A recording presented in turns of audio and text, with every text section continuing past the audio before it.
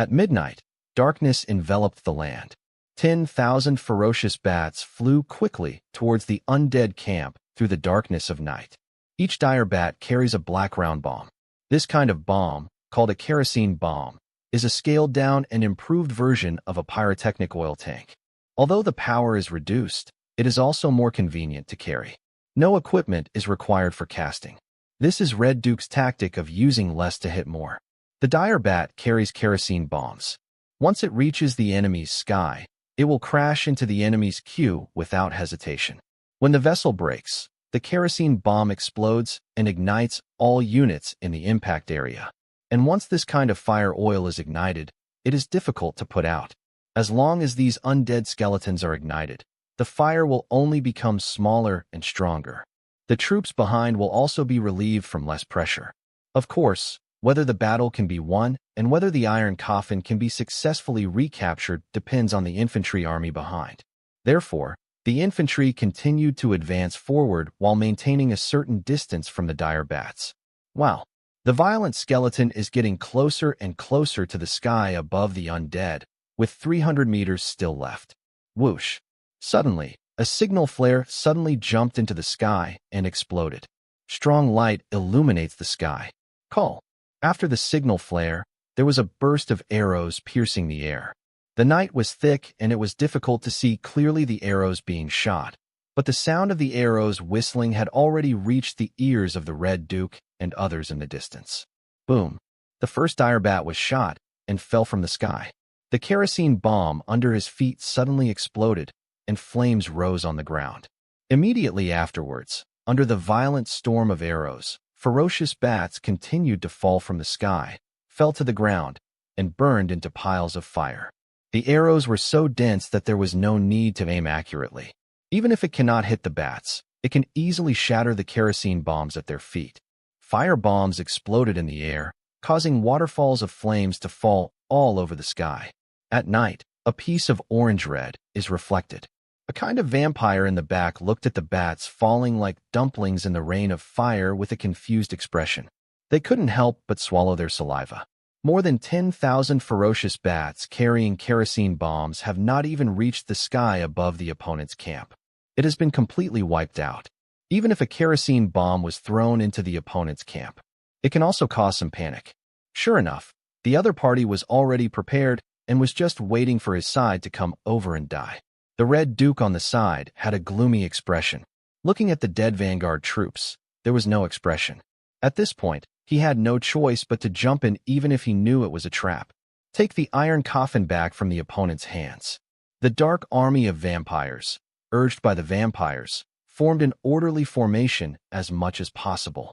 Along the way, there were villagers whose legs became weak and they returned to their own ranks under the whips and sticks. 400 meters from the campsite. The vampire frowned. What's going on? This distance is the effective distance between archers and mages. Why didn't the other party conduct a long-range attack? Your Majesty the Duke, may the other party have insufficient arrows. A vampire stepped forward and expressed his guess. The Red Duke glanced at him and secretly cursed his lack of heart.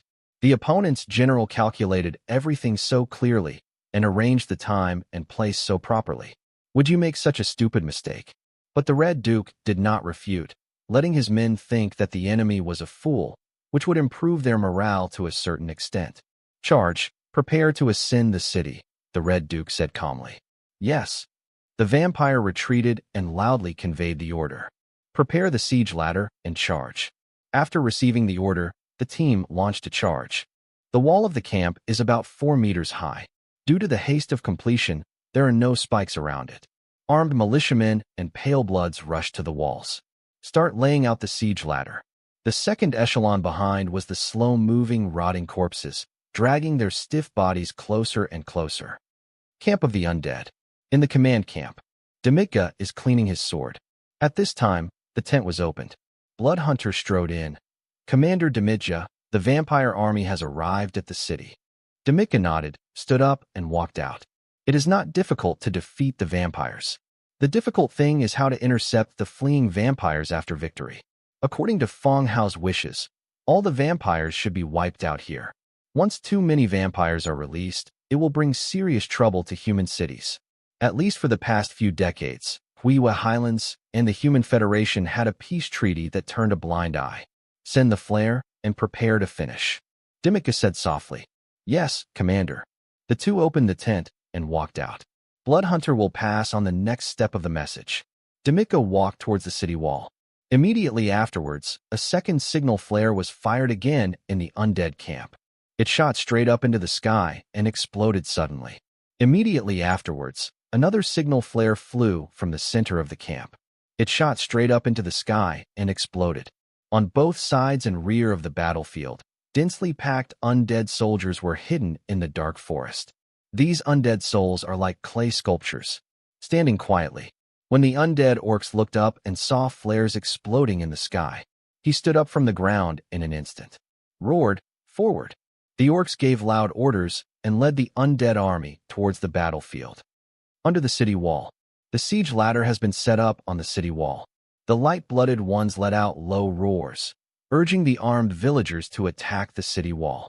Sudden, a signal bomb exploded in the air.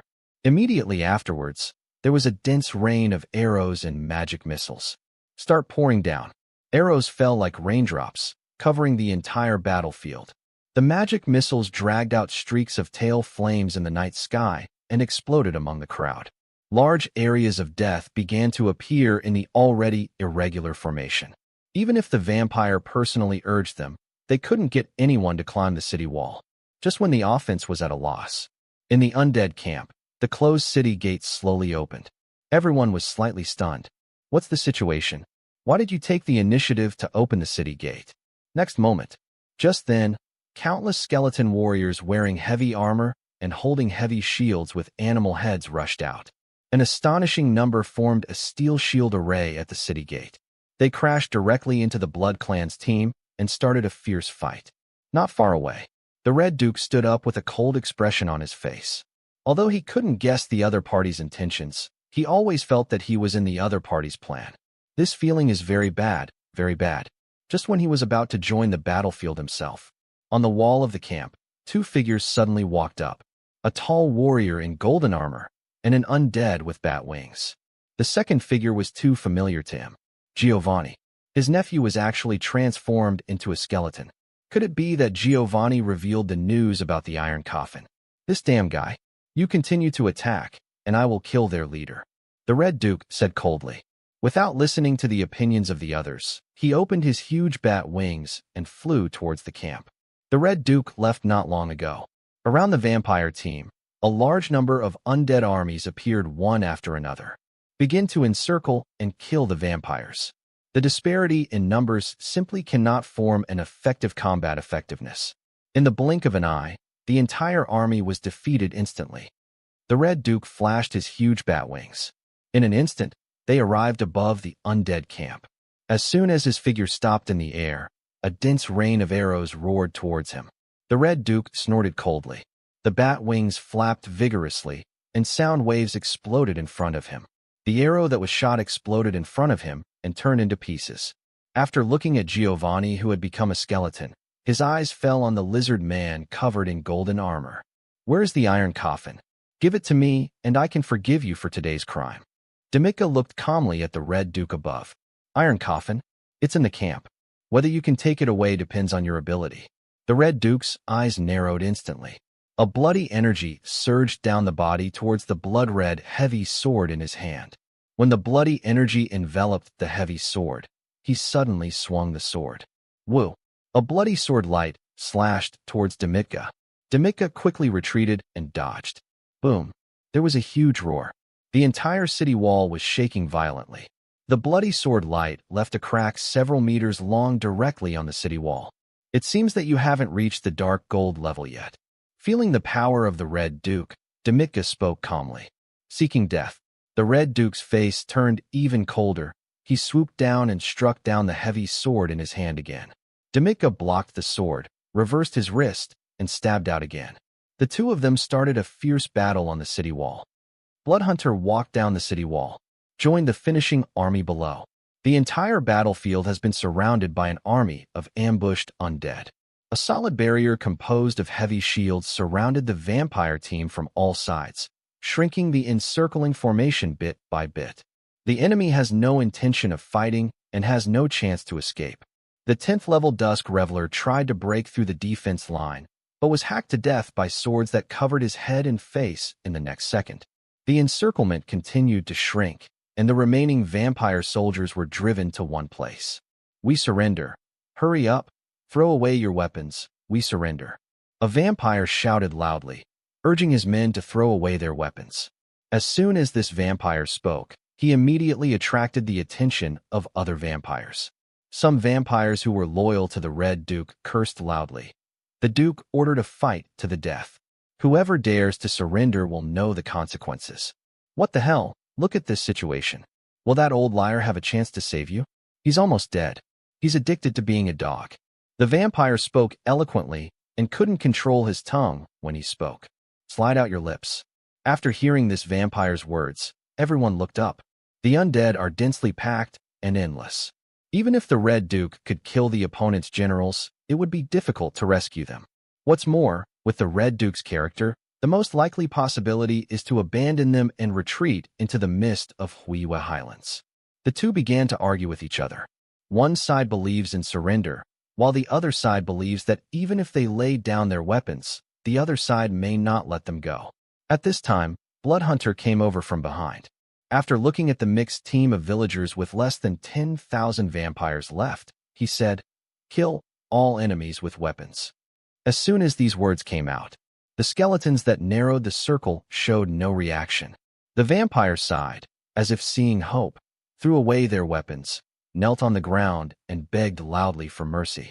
The undead began to move over the surrendering enemy. People from the rear immediately came up and tied up all those who surrendered. The sun gradually rises. The two orange heroes on the city wall still have no winner.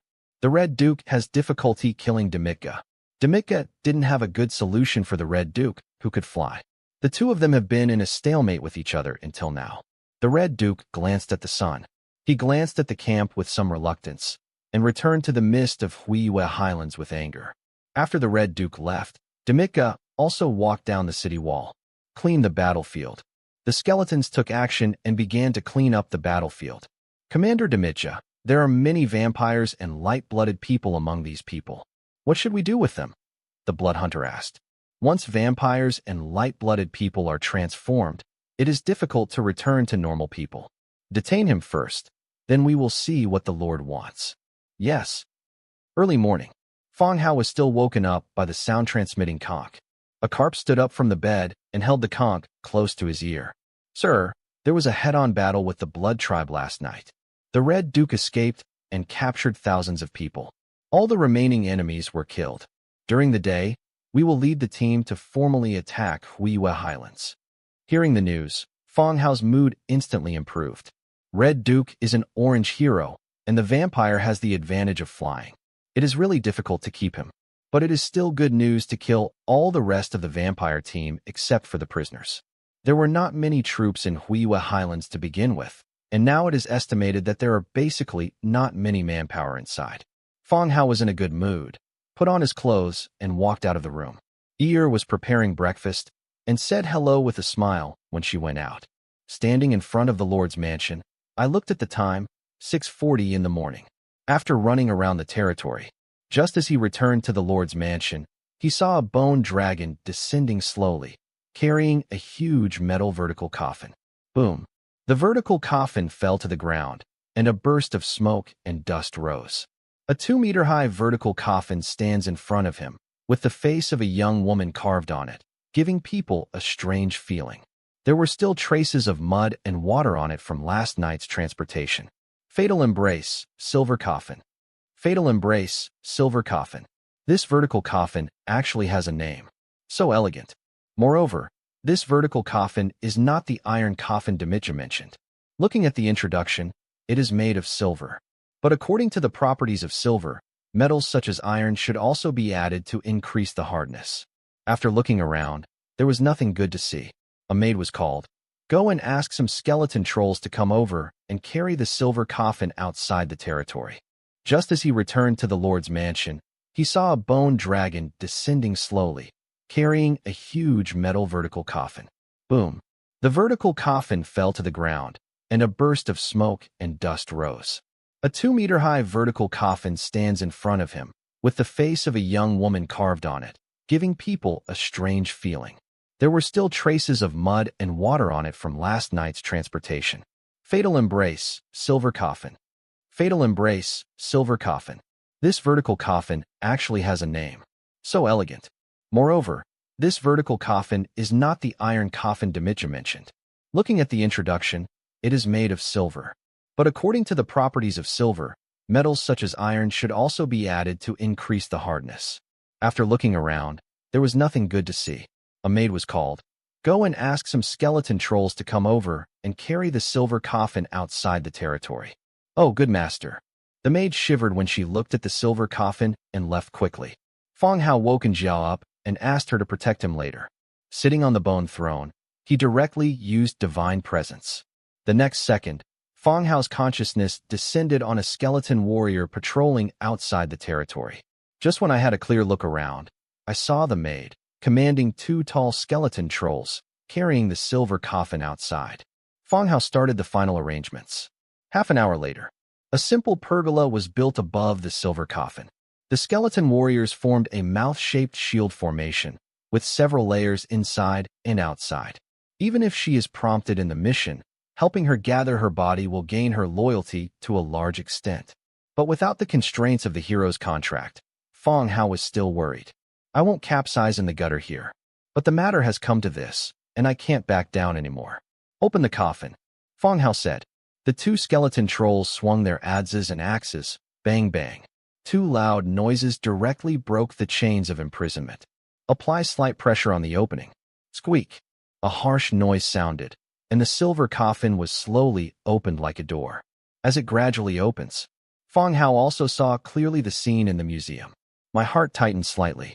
The inner wall of the coffin is made of long silver nails that protrude one after another.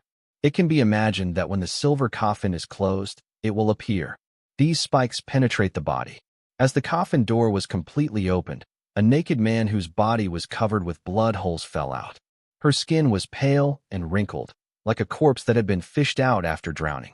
The woman looks very young. He looks to be in his early 20s.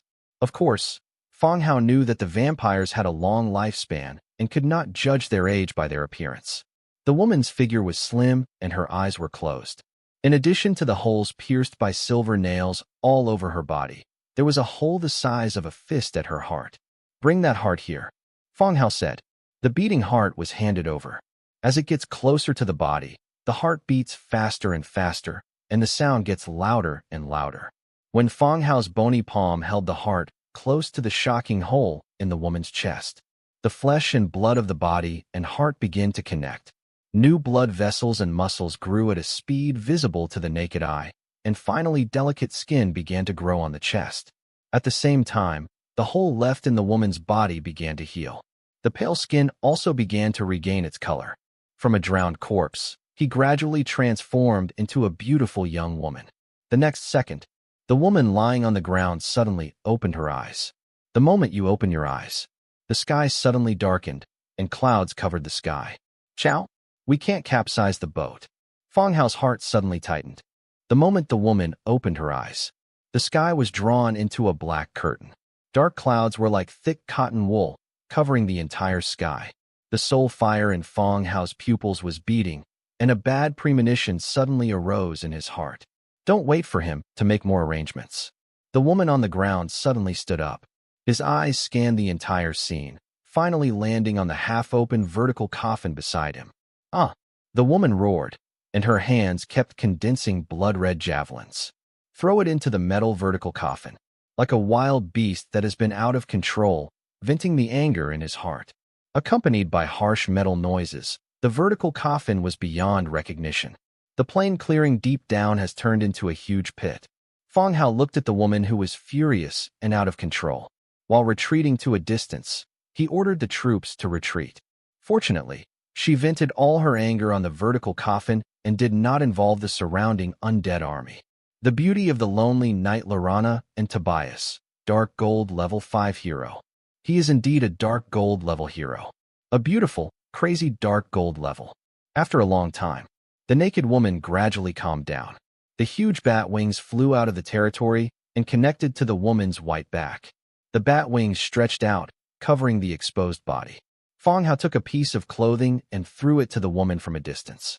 You can vent for a while, there's still plenty of time. The woman put her clothes on her body and folded her bat wings, staring coldly at the low-level skeleton with soul fire rising in front of him. Where is that human? The woman's voice was nice and cold. Fong Hao was stunned. He lowered his head to confirm his current appearance. How does she know about humans? You mean humans? A human being. I can always feel his presence. The woman looked at the skeleton in front of her again. So, he was killed by you? Fong Hao looked at the woman and did not answer immediately. The only thing left in the territory is the beating heart. He kept the heart in the organ museum. I would go and check on him often to avoid changes in my heart that would bring danger to the territory. Could it be that this person can also sense himself? I must have heard what I said about turning her heart into an organ jar. This woman doesn't have a very good temper. What difference does it make whether to kill or not? It's just a human being. There really is no difference.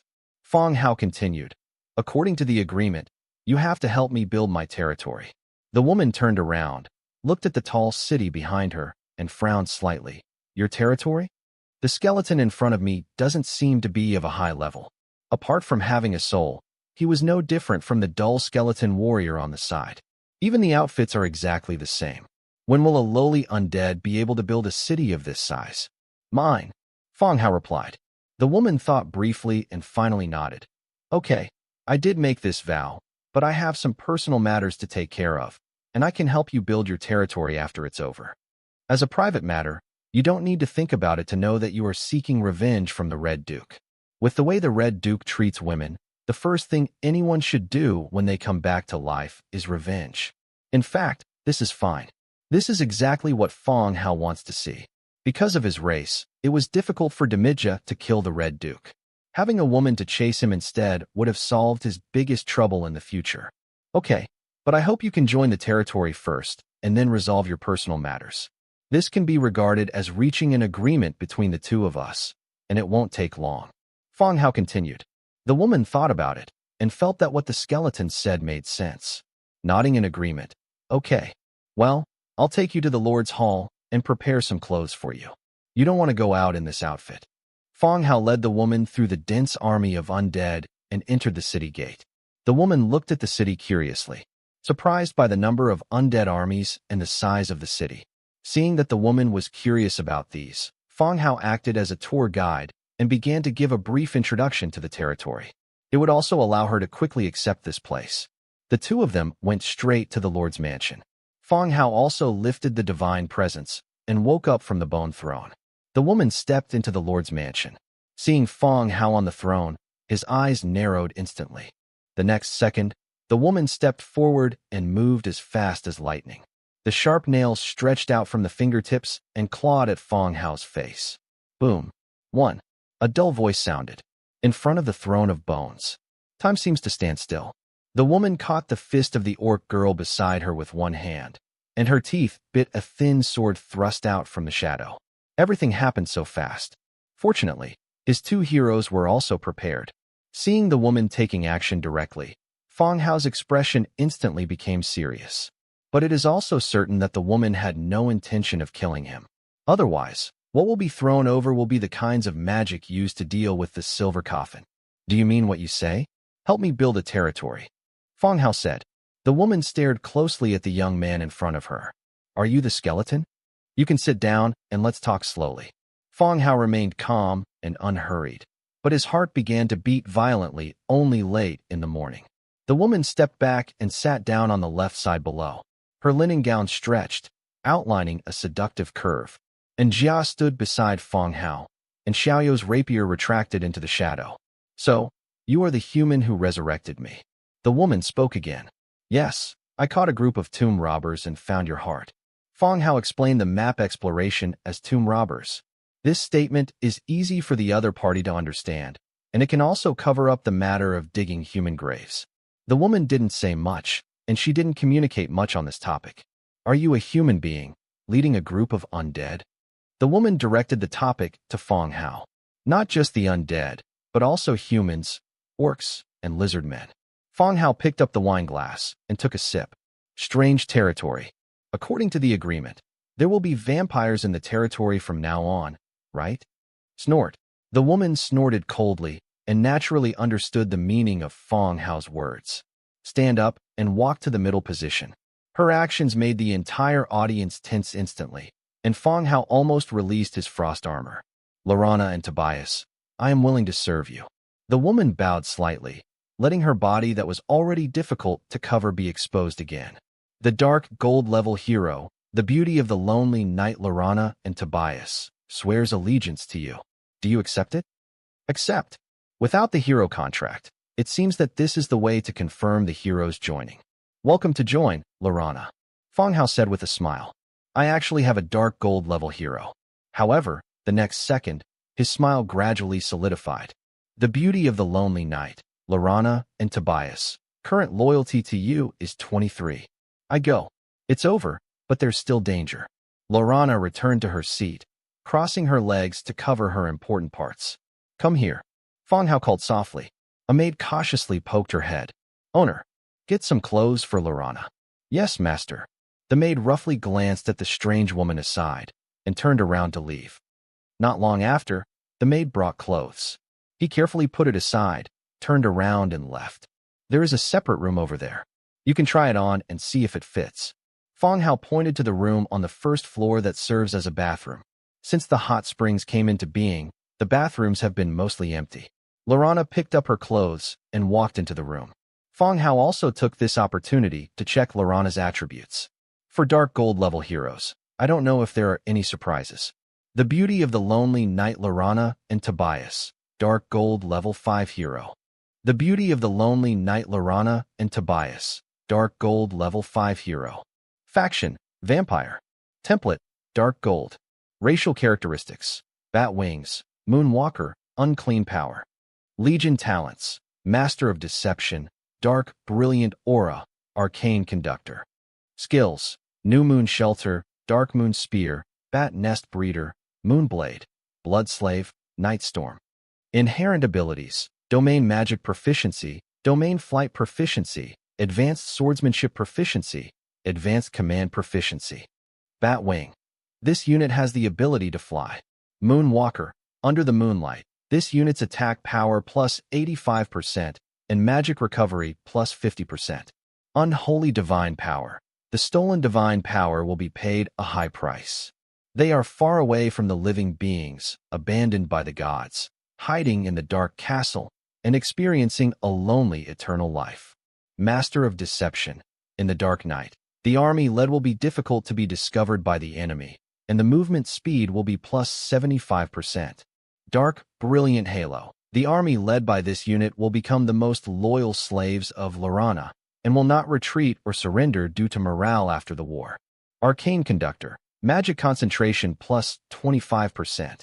New moon sanctuary. The new moon will protect it and put the area in the moonlight state. Dark moon spear. A magic spear that condenses dark energy and throws it at the target. After hitting, it will cause 200% magic attack. The weapon will have negative status effects such as darkness and corrosion. Bat nest breeder. Comes with the building blueprints of the collapsed bat nest. Recruiting heroes will automatically unlock the building blueprints. Moonblade.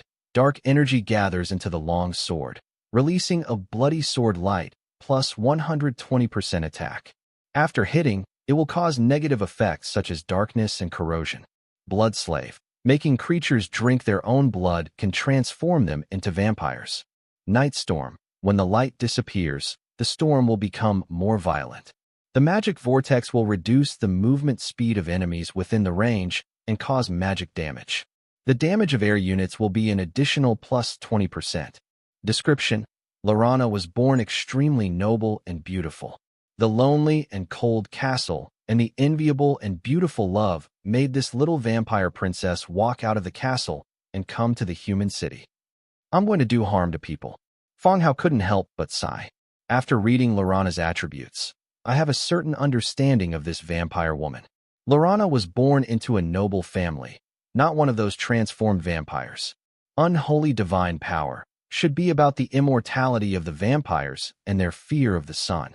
Obtaining the eternal life that everyone longs for also paid a high price. The skills of Moonwalker are also very powerful, with attack power plus 85% and magic recovery plus 50%. Under Moonlight, attack power directly increases by 85%. This is not the most perverted thing. The most perverted thing is that there is also the Crescent Asylum skill. After casting it, the entire area will enter the Moonlight state, which means that the day will also turn into black sky for you. Isn't this a joke? Among the Legion skills, Dark Brilliance Aura is also very powerful. The troops he leads will not flee due to low morale, which is no different from enslaving the undead. The latter skills are also very powerful. No wonder the Red Duke wanted to divide her body into so many parts. Once you come back to life, if you want to kill someone, no one can stop you. Not long after, Laurana walked out of the room on one side. A maid outfit top and trousers. Laurana's figure is quite tall, and her round and slender legs make her whole person quite elegant. Walking out slowly, it feels like you are wearing workplace attire. Aristocratic temperament, beautiful face. No wonder. That notebook records the day the woman went to the human city. All the men in the city have become love rivals with each other. It looks like it fits quite well. Feng Hao praised. It's not flattery. I'm just looking for opportunities to try to increase loyalty. I can't beat him, but I don't want to let go of this dark gold level in vain. Why? It's so hard to be a lord. Okay, give me a long sword. I still have my own things to do. Laurana said calmly. This is a certain distance from Huiwa Highlands. I will prepare bone dragons and equipment for you. Feng Hao said directly. Do you still have a bone dragon? What do you mean there are still more? There are many in the territory. I can give you one when the time comes. Feng Hao continued. The army in the territory has built a camp on the border of Huiwa Highlands. When you go, find Dimitka. Let him provide you with support and supplies. Feng Hao briefly told the story of the battle. At the same time, he did not forget to add fuel to the fire and describe some of the things the Red Duke did to prevent her from being resurrected, so as to remind this woman not to be deceived by the other party's sweet words. So, you are at war with Huiwa Highlands. Laurana picked up the wine glass and tasted the fruit wine with a relaxed expression on her face. Well, otherwise, how do you think I revived you? How many people have been arranged? 700,000. As we speak, the army has begun its final attack, so if you go to Dimitka, you will get some useful information. Feng Hao continued to explain. Is there anything else you want to say? Laurana remained indifferent. Gone. Outside the Lord's mansion, Laurana wore a close-fitting leather armor. A hard silver one-handed sword hung from his waist. Sitting on the bone dragon, we are about to set off. How about I arrange some manpower for you, so there won't be any problems? Feng Hao suddenly lost much confidence in the equipment he provided. It is difficult for a powerful hero to show his fighting power even with scraps of metal. Laurana said, Did you give this bone dragon to me? Oh, don't you tell me. Give me a bone dragon. Damn it, did I say give it? I was being polite. Well, if you want it, then this one is yours. Feng Hao patted the bone dragon's body. Okay, thank you. The beauty of the lonely night. Laurana and Tobias's loyalty to you increases by 1 point, and her current loyalty is 25. Damn it, my bone dragon only went up by 2 points. Okay, pay attention to safety. Come back early when you're done. And don't forget to bring back the body of the Red Duke after you kill him. The territory can make him into a skeleton hero. Feng Hao instructed. Laurana glanced down and didn't say much. Pat the bone dragon on its back. The bone dragon flapped its wings and flew into the sky, heading towards the Huiwa Highlands. Huiwa Highlands. Early this morning, in addition to the 100,000 troops stationed in the camp, the remaining 600,000 troops, led by Dimitka, entered the fog again. After last night's battle, Huiwa Highlands has basically no troops. The undead began to sweep the castle one by one and took out all the valuable items that could be taken away. Move toward the outside of the fog. The life of the vampires has always been luxurious, and there are many good things in it. The army swept all the way, clearing out the remaining vampires along the way. Towards dusk, the army arrived at the residence of the Red Duke. Blood Castle. There were not many obstacles. The army entered and directly attacked the castle, but the Red Duke was nowhere to be seen.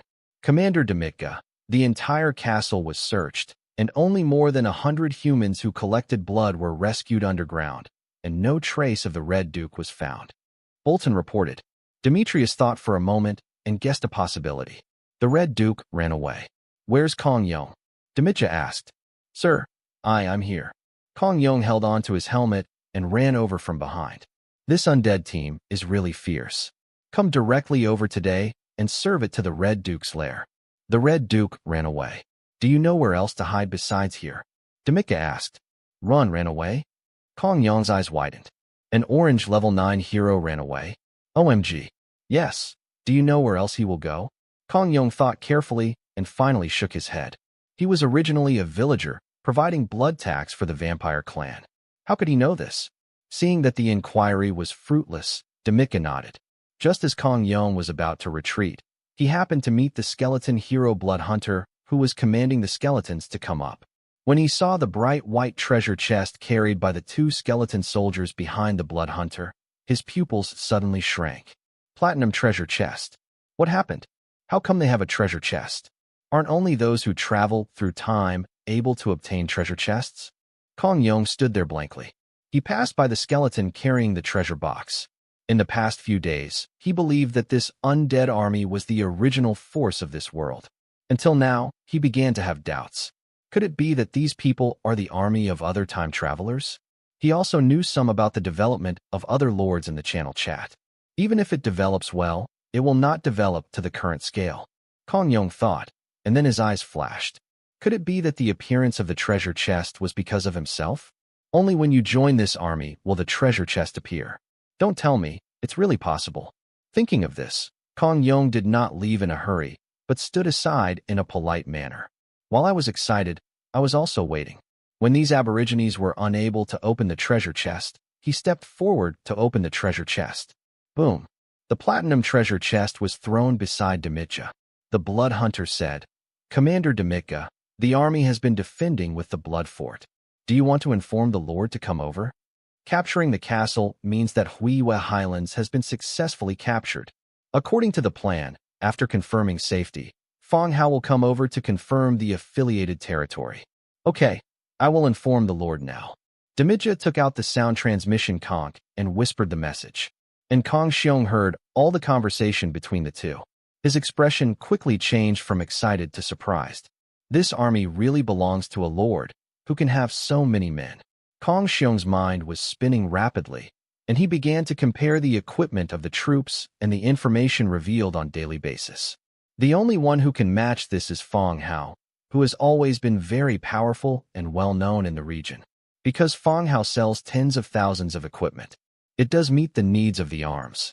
However, most of the equipment sold by Fong Hao is green and white, while the equipment of the undead soldiers below has reached the blue level. Moreover, who can recruit the Lizard Man, a powerful orange hero? It's simply unimaginable. If everyone in the group channel knew the news about the orange hero, they would definitely explode. Call.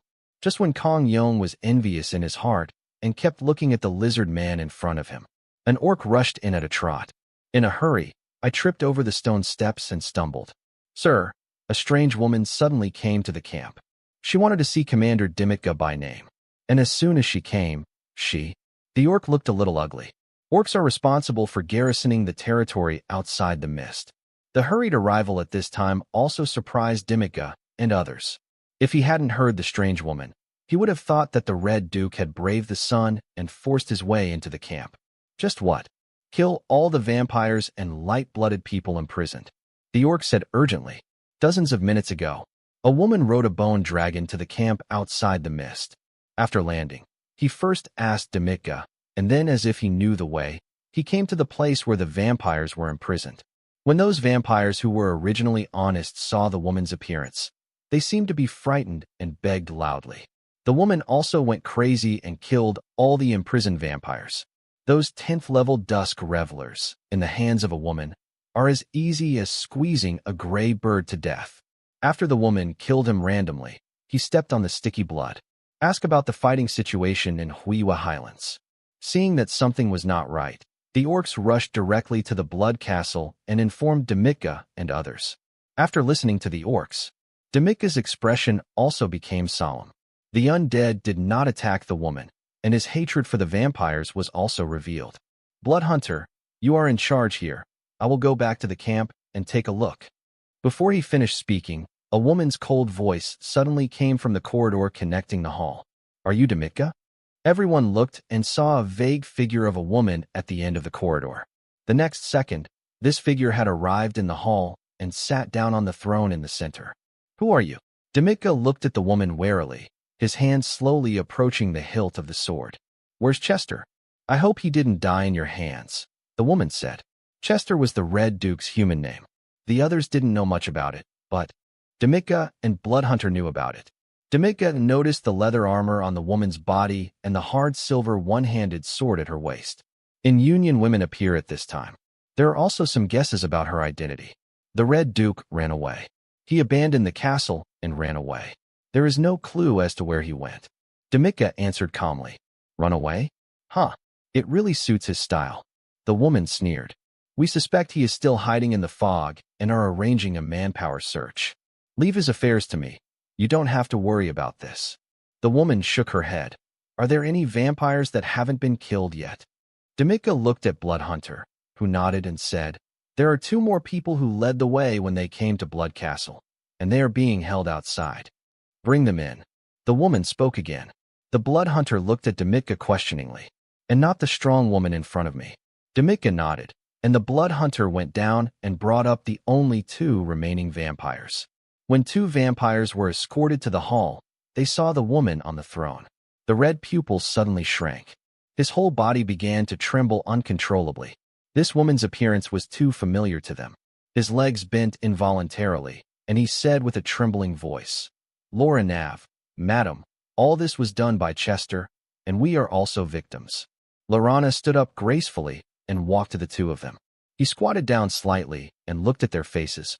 The small town we once had is really nostalgic. You have lived long enough, and you should die. As they got closer, a sword light flashed across their necks.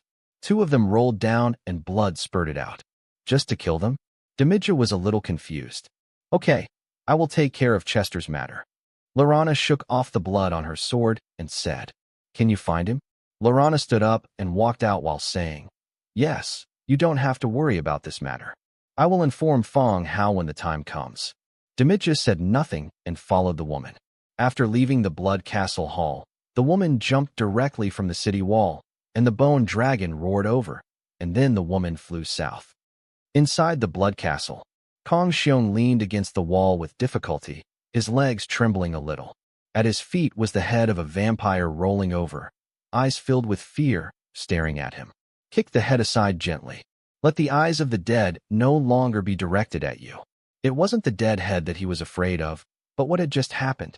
When I was still extremely envious of the orange lizard man hero, another dark gold-level hero actually appeared.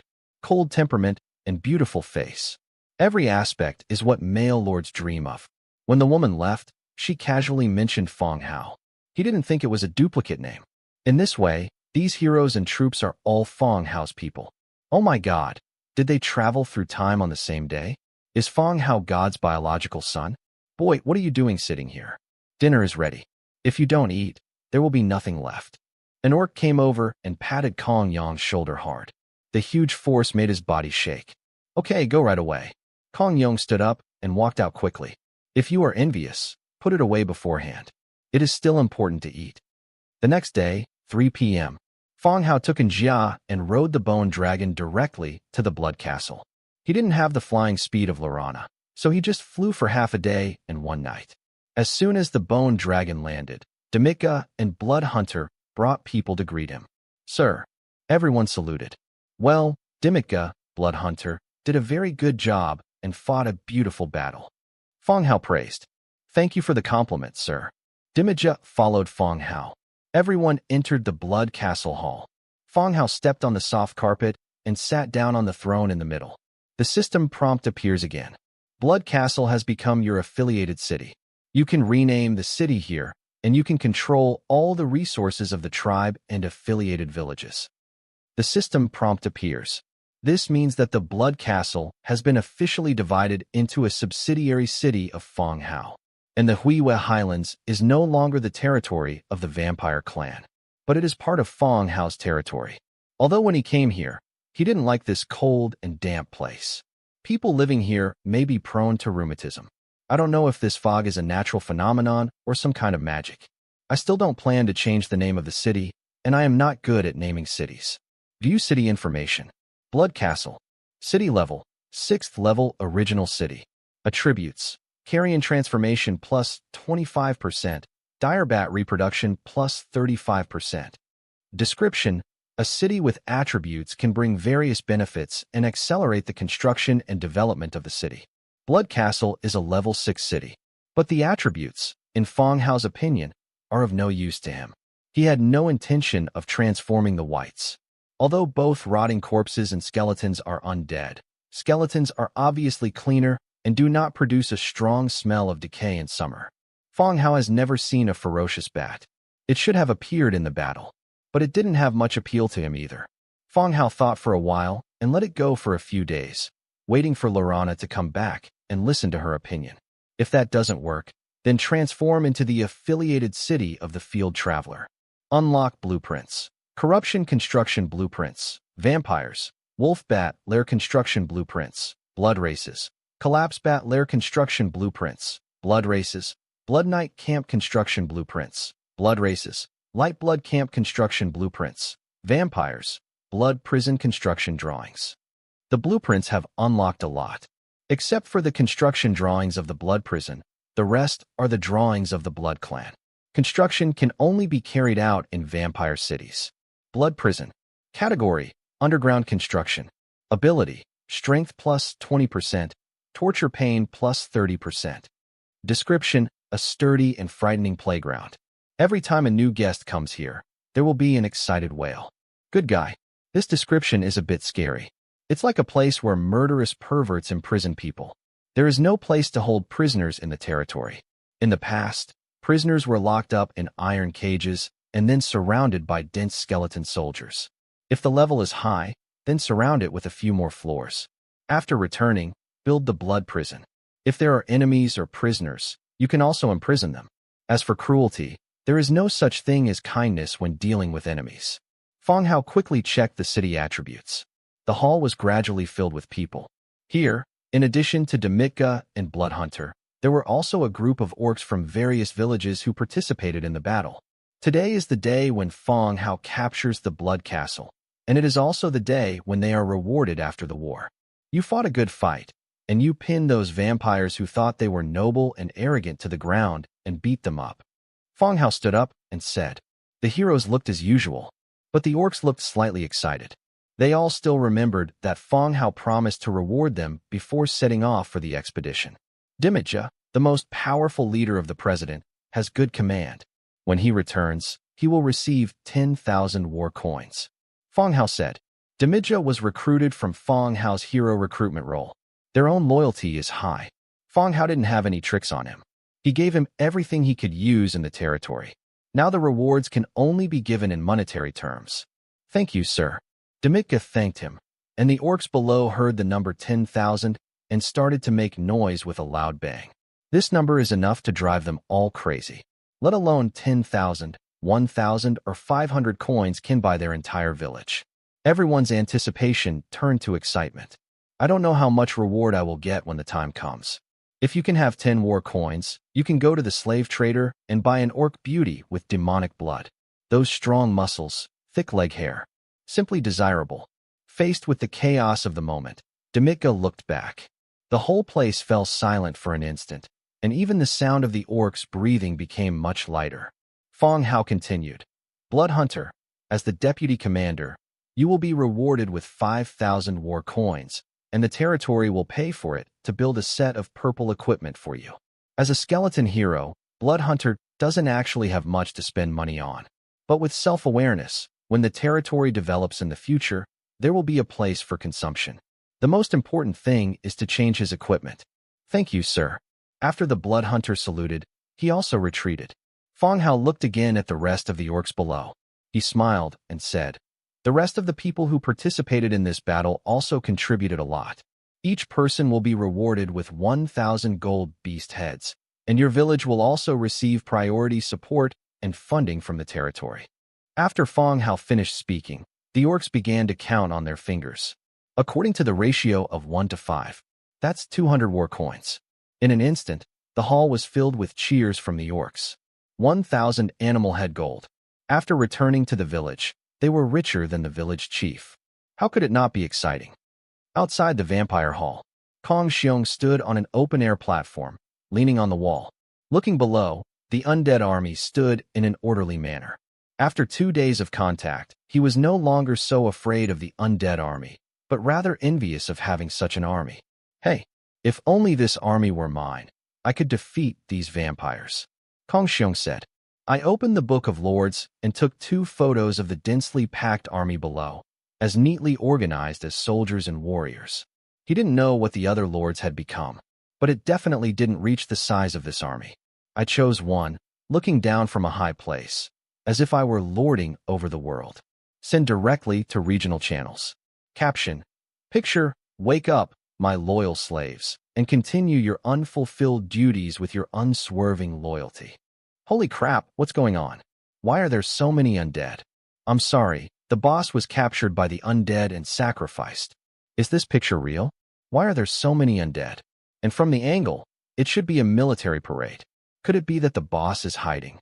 It must be, Brother Kong Yong. We are all our own people. When we encounter my territory, please don't attack. Yes, boss, you will be here at that time. Tell me what you want and don't hurt the peace. Kong Yong looked at the scrolling messages and with a smile on his lips. It feels really good to be called boss. Just when Kong Yong's face was filled with joy, he was patted hard on the shoulder. Why? Kong Yong was frightened and trembled. Turning around, he saw an orc. Sir, what's the matter? Kong Yong asked with a smile. The Lord lets you go. There should be a reward. Oh, thank you, I'll go now. Kong Yong answered and ran towards the hall quickly. Besides the excitement of getting rewarded, he was also looking forward to meeting the #1 player in the region. Kong Yong followed closely behind the orc. As he approached the hall, his heart began to beat violently. Fong Hao has a high reputation in the regional channel, but he also has a bad reputation. The man named Li Tung had his head chopped off by Fong Hao and posted it on the channel. He still had territory at that time, and he was quite frightened. Passing through the corridor is the spacious and bright hall.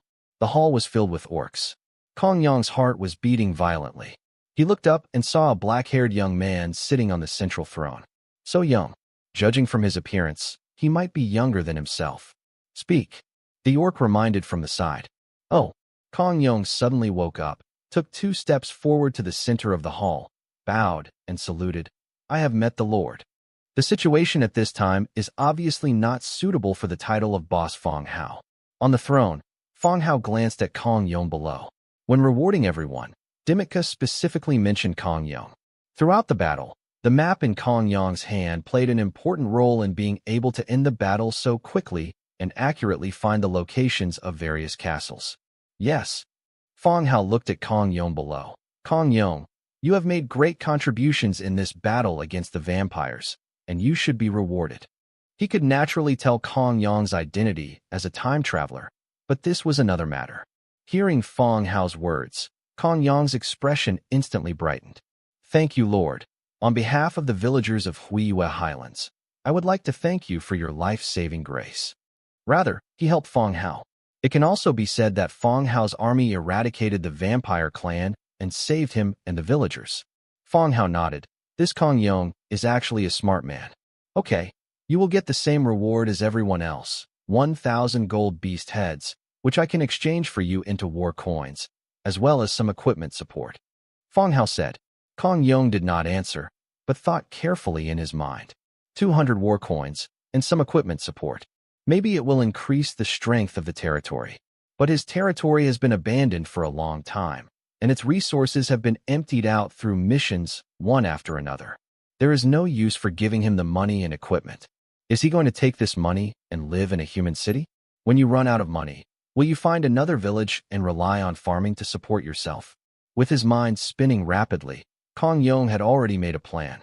Lord, I don't need this money very much. I have a small territory, and I want to rely on your protection. Kong Yong said. Gathering wool once is better than hugging this thigh tightly. Who can resist an army of hundreds of thousands? If Fong Hao can support his territory, it can continue to develop. Fong Hao was not surprised. As long as Kong Yong was not stupid, he would probably choose this way. Okay, I promise you. Fong Hao nodded and said. Kong Yong looked happy and said, Thank you, sir. He took the initiative to raise the Book of Lords with both hands and presented it to him. And Jia took it and delivered it to Fong Hao. Can swallow the Lord's book, level 1. Kong Yong's Book of Lords turned into a ray of light and merged into Fong Hao's Book of Lords. Successfully swallowed, your Book of Lords is currently level 5, and it requires 2/10 to upgrade. The last time I devoured Fu Lei's Book of Lords, the level was already level 5, 1/10. Now it's 2 out of 10. The 5th level privileges of the Book of Lords have not undergone any changes. No blueprints are unlocked. You gain the decision-making power of Kong Yong's territory. Occupied/abandoned. Occupy. It will become your subsidiary territory and can continue to develop. Abandoned. 50% to 80% of the territory resources of this territory will be obtained, and this territory will be abandoned. Occupied. When you occupy this territory, it automatically becomes a subsidiary city. You can set an acting console in the Book of Lords. After choosing to occupy, the location of Kong Yong's territory is also shown on the large map of the Book of Lords. It is indeed in the center of Huiyue Highlands. Check the building level, level 3 Lord Cabin. Just level 3. Needless to say, this territory definitely has few resources. Fill in the position of acting console with Kong Yong's name, and a city lord's book will be directly split. Return to Kong Yong. How many villagers were rescued? Fong Hao looked at Dimitka. Dimitka replied, Sir, there were more than 2,000 people in total. When the vampires counterattacked, they drove the villagers onto the battlefield. In such a large area, there are only more than 2,000 people left. But Fong Hao didn't say much. The battlefield is where life and death are decided. Kong Yong, I leave these 2,000 villagers to you and arrange for all villages to resume production. Can you do it? Fong Hao asked. Yes, I can do it. Okay, then I'll leave these 2,000 people to you. Don't disappoint me. I understand, sir. I will definitely live up to your respect. Kong Yong said firmly. He also had his own ambitions, but unfortunately he was captured by the vampires as soon as his territory reached the 3rd level. Now is your chance to get back on your feet, not only to live up to Fong Hao, but also to live a better life for myself. Okay, you can go back. I will arrange for people to help defend your territory. Thank you, sir. Kong Yong thanked him and stepped back little by little. Before leaving, Fong Hao spoke again. By the way, don't talk nonsense about the territory outside. If some things are revealed, it will not be good for you or me. Kong Yong's heart tightened as he recalled the photos he showed off just now. Cold sweat gradually appeared on his forehead. Yes, I understand. Go ahead. Kong Yong saluted again and retreated. According to the plan, he went to find those villagers. He knew many of the villagers in Huiyue Highlands, and he was confident in leading them to rebuild their homes this time. I can finally be a lord again. No, he is the city lord now. Kong Yong left, and the commendation meeting ended. The orcs returned to their posts, with excitement still on their faces, discussing how to spend the money. The hall also became quiet. With the sound of rolling wooden wheels, a sand table was pushed to the center of the hall. This is the sand table of Huiyue Highlands. There is a layer of fog covering the sand table, but looking here, the fog is not thick. You can clearly see the forest lakes recorded above, as well as the locations of various vampire castles. Find sand table, Huiyue Highland. The Huiyue Highlands sandbox has been included. You can view the overall map of Huiyue Highlands on the Book of Lords to view the overall map of Huiyue Highlands. And it's also a high-definition version without fog. Sir, please see if this is useful. Bloodhunter said, bringing over a beautifully carved wooden box. The wooden box is of fine workmanship, and the body of the box is engraved with exquisite gold filigree patterns. Sky curtain box, purple. Category, sand table props. Ability, mist sky curtain. Misty sky curtain, with the sand table as the center, release the foggy sky curtain, shrouding the surrounding area in fog. Description, a magical treasure box, but it is sought after by those who hate sunlight. Fong Hao saw the attributes of the sky curtain box with some vague understanding. Opened the lid of the box easily. The mist in the sand table was all put into the wooden box, as if it was swept by the air current. At the same time, the fog in the entire Huiwa Highlands also quickly dissipated. The dazzling sunlight enveloped the entire land. It turns out it can still be used like this. When all the clouds and mist were gone, Fong Hao closed the wooden box. This kind of operation was really beyond Fong Hao's expectations. There are actually magic props for the sand table. This is much easier to use than my own Misty Sky and Demitka's Misty Sky. The entire area is covered and continues to do so year-round. Fong Hao didn't believe it if he said it wasn't a treasure. Throw it into the storage space and continue to the treasure chest not far away. Platinum treasure chest. Open. Obtain. The blueprint for making the Nightwalker breastplate, blue. The blueprint for making the Nightwalker gloves, blue. The blueprint for making the Nightwalker hood, blue. The blueprint for making the Nightwalker boots, blue. And the strong and tough leather horse face, blue. Solid white steel vest, blue. Bloodthirsty sword, purple. Unclean magnet amulet, orange. Bloodstone 255. War coin 742. Large swaths of light flashed. Almost blinded. There is more equipment this time, but the only pity is that the orange recruitment scroll from last time does not appear. An orange hero can greatly improve the strength of the territory, but it's not bad. The quality of the platinum treasure chest is guaranteed. View the blueprints and equipment obtained. Nightcrawler breastplate, blue. Category, breastplate. Defense, level 3 defense. Set effect, attack power plus 2%, skill success rate plus 10%, movement speed in the dark plus 20%, hidden and difficult to be discovered by enemies. Description, those guys hiding in the darkness have revealed their sharp fangs. The Nightcrawler's suit, judging from its properties, is suitable for vampires. But Fong Hao didn't have any vampire troops in his hands. The only Lorana is still a dark gold hero, so it's hard to say whether she will choose this costume. Anyway, let's collect it first. If there will be units for night operations in the future, they can be equipped. High Wind Thick Leather Horse Face, Leather 3, Thick Leather 2, Linen 2, Spinning Thread 5, Metal Parts 3, Traces of the Wind 1. Description, head armor made of thick and tough leather, stronger than ordinary horse masks, and can draw on the power of wind. Horse mask is a type of horse armor. Horses are not used much when traveling with heroes in the territory. Basically, they use bone dragons to travel. But the common arms are still dominated by horses, and horse faces still have a role. It will come into play when cavalry is deployed on a large scale. The skeleton cavalry in the territory now serve as patrols. Continuing to look down, it is still the horse's armor. Sturdy white steel vest, leather 12, thick leather 8, linen 15, cast iron block 8, white steel ingot 12, metal parts 10. Description, a white steel vest made to improve defense. While it plays a role in defense, the disadvantage is that it is too heavy. There is nothing much to introduce about the vest. It is also a preparation for future cavalry. It's just that the consumables for this vest are a bit big. Enough to make many white steel two-handed swords. After reading the above drawings, the following items are the finished equipment. The Bloodthirsty Long Sword, purple. Category, one-handed sword. Damage, level 5 damage. Effect, each time an enemy is killed, the attack speed is plus 1% and can be stacked up to 10 times. Description, you are not moved at all, but you have not yet tasted the sweetness of the blood of living beings. Very nice. In Fong Hao's opinion, this kind of weapon that kills enemies and has superimposed status is very good. As long as it is used well, it can play a very important role. It just so happens that Blood Hunter uses a long sword, and he also promised to make him a set of equipment. Isn't this weapon coming? Blood Hunter, is this sword suitable for use? Fong Hao handed the bloodthirsty sword to Blood Hunter. The latter took it respectfully and waved it twice in his hand. There was the sound of a sharp blade cutting through the air. Very good, sir. Blood Hunter replied. Then this weapon is yours. Fong Hao said. Blood Hunter directly replaced the one-handed sword on his waist. Thank you, sir. Well, you deserve it.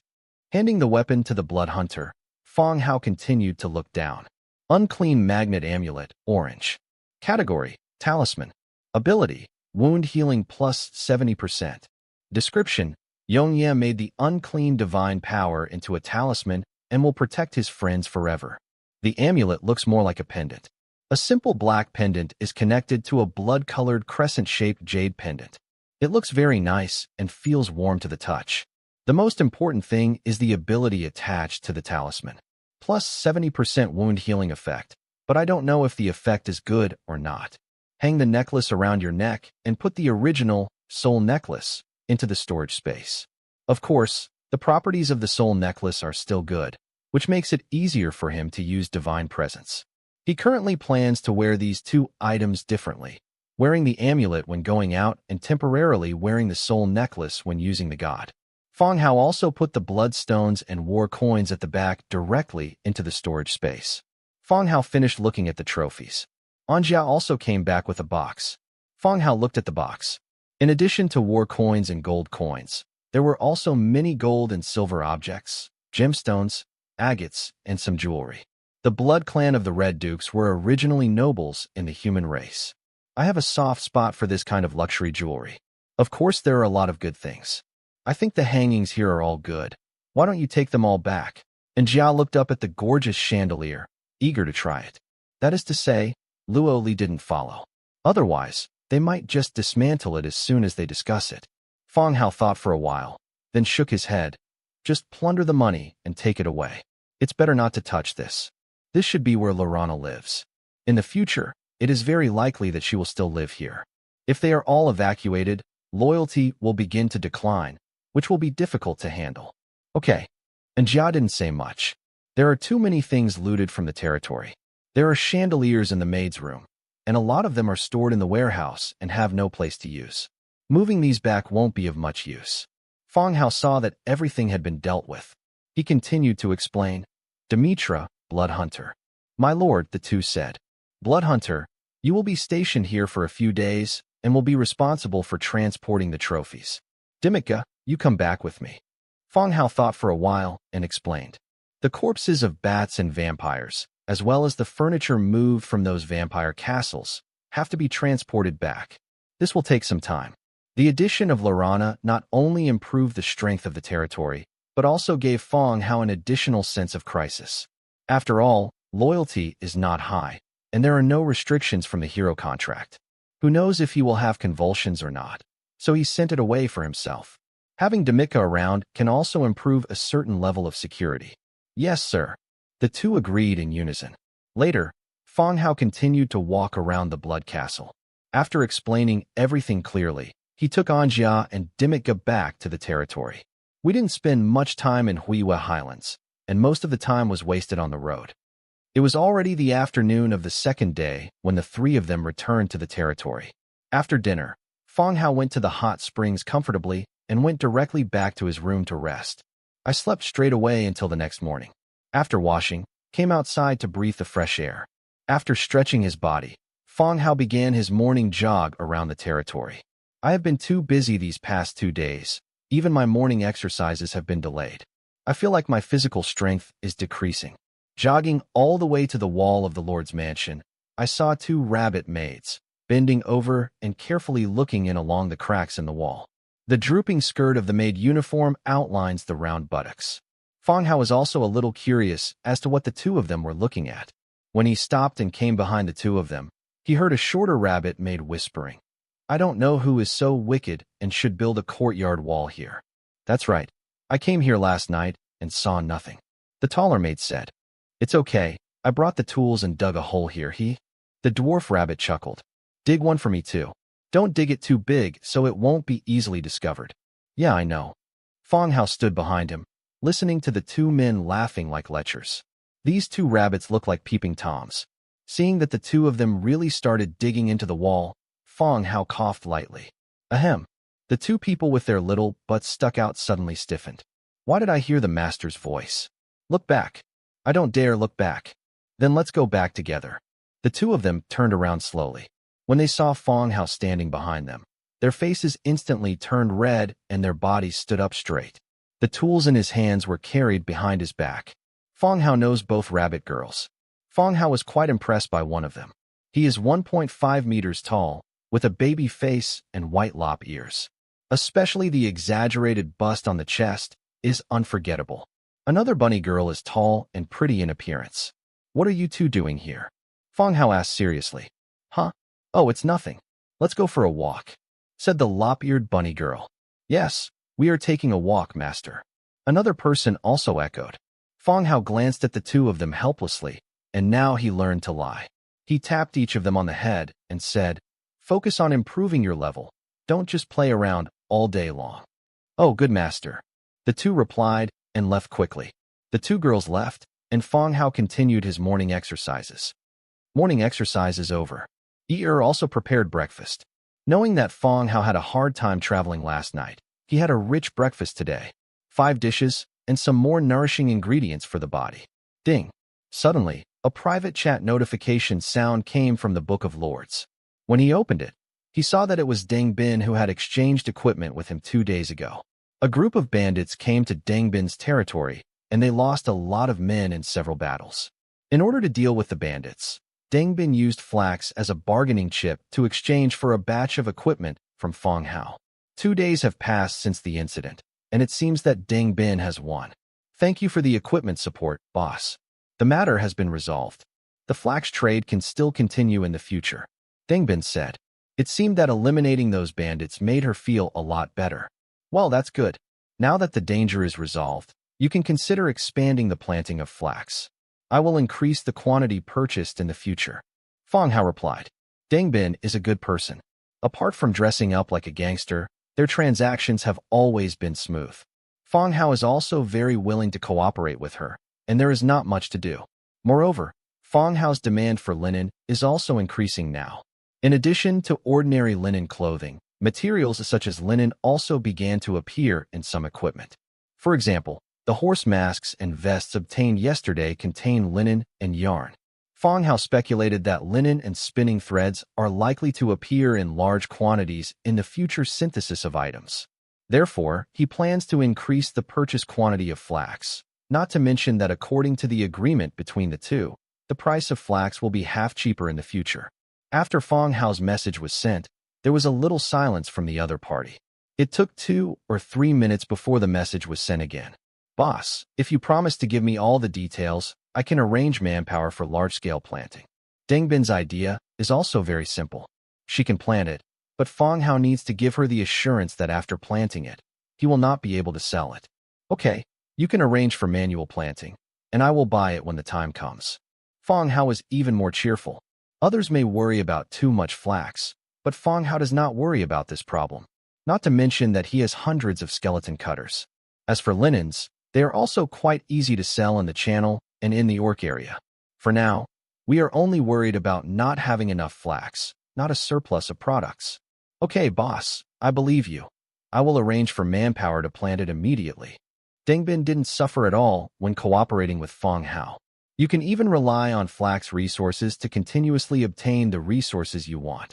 Well, don't worry about planting, and don't forget to develop your troops. Fang Hao said. Okay, thank you, boss. Deng Bin thanked him seriously. At the same time, the villagers and soldiers around Deng Bin burst into cheers because of this cooperation. In the future, flax will bring them a more prosperous life. After hanging up the chat between the two, Fang Hao glanced at the regional channels while eating. The atmosphere in the channel today is a bit depressing. After watching it for a while, I finally understood what everyone was discussing. It turns out that a lord said on the channel last night that his militia loyalty had dropped to 32 points. He said that the atmosphere in the entire territory was a bit weird, and he felt like his soldiers would kill him. This morning, it was discovered that the lord did not appear. Someone added this lord as a friend and confirmed that the other party's private chat had disappeared. Searching for the user also shows that this person does not exist. It was basically certain that the lord last night was dead. This incident caused quite a stir. Everyone knows that when loyalty is reduced, citizens will become passive and defect. But this is the first time that the murder of the lord has been confirmed to have really happened. It doesn't matter what the lord did to reduce loyalty to 32 points, because he is already dead. He also successfully served as a negative example to everyone, proving the importance of loyalty. In other words, if your loyalty is too low, you have to take precautions. Watch everyone's discussion on the regional channel. Fong Hao's hand holding the wine glass was trembling slightly. Quickly turned to the page to check loyalty.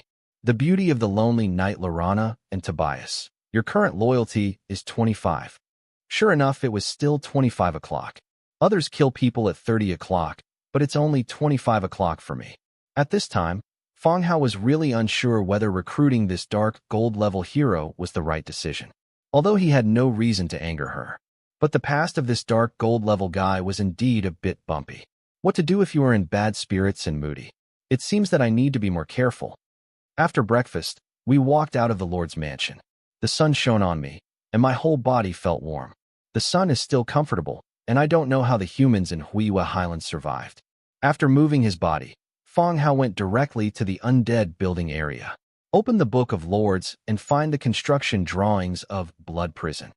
The Blood Prison is a blueprint that is unlocked after capturing the Blood Castle. There happened to be no place to hold prisoners in the territory, so it happened to be built. A suitable location was chosen in the open space on the east side. When holding prisoners, location is very important. As soon as you come out of the Blood Prison, you will be in the undead area. Even if a prisoner escapes, he will still face the siege of the undead army. Level 1 Blood Prison. Wood 2,500, stone 3,000, iron 350, cast iron block 200, metal parts 150, traces of violence 1. Description: a sturdy and frightening playground. Every time a new guest comes here, there will be an excited wail. Confirm build. The light rose instantly. 10 minutes later, the light dissipated, and a semi-underground dungeon appeared in front of Fong Hao. The building itself is built underground. The top is 10 centimeters above the ground, with 2 narrow windows at the front and back. Ventilation can also allow sunlight to enter for a short period of time. Construction completed. Fong Hao walked down the steps. The dark corridor is flanked by separate cells, for in total. The stone walls and metal iron bars look very solid. In addition, it is very difficult to escape when someone is guarding you.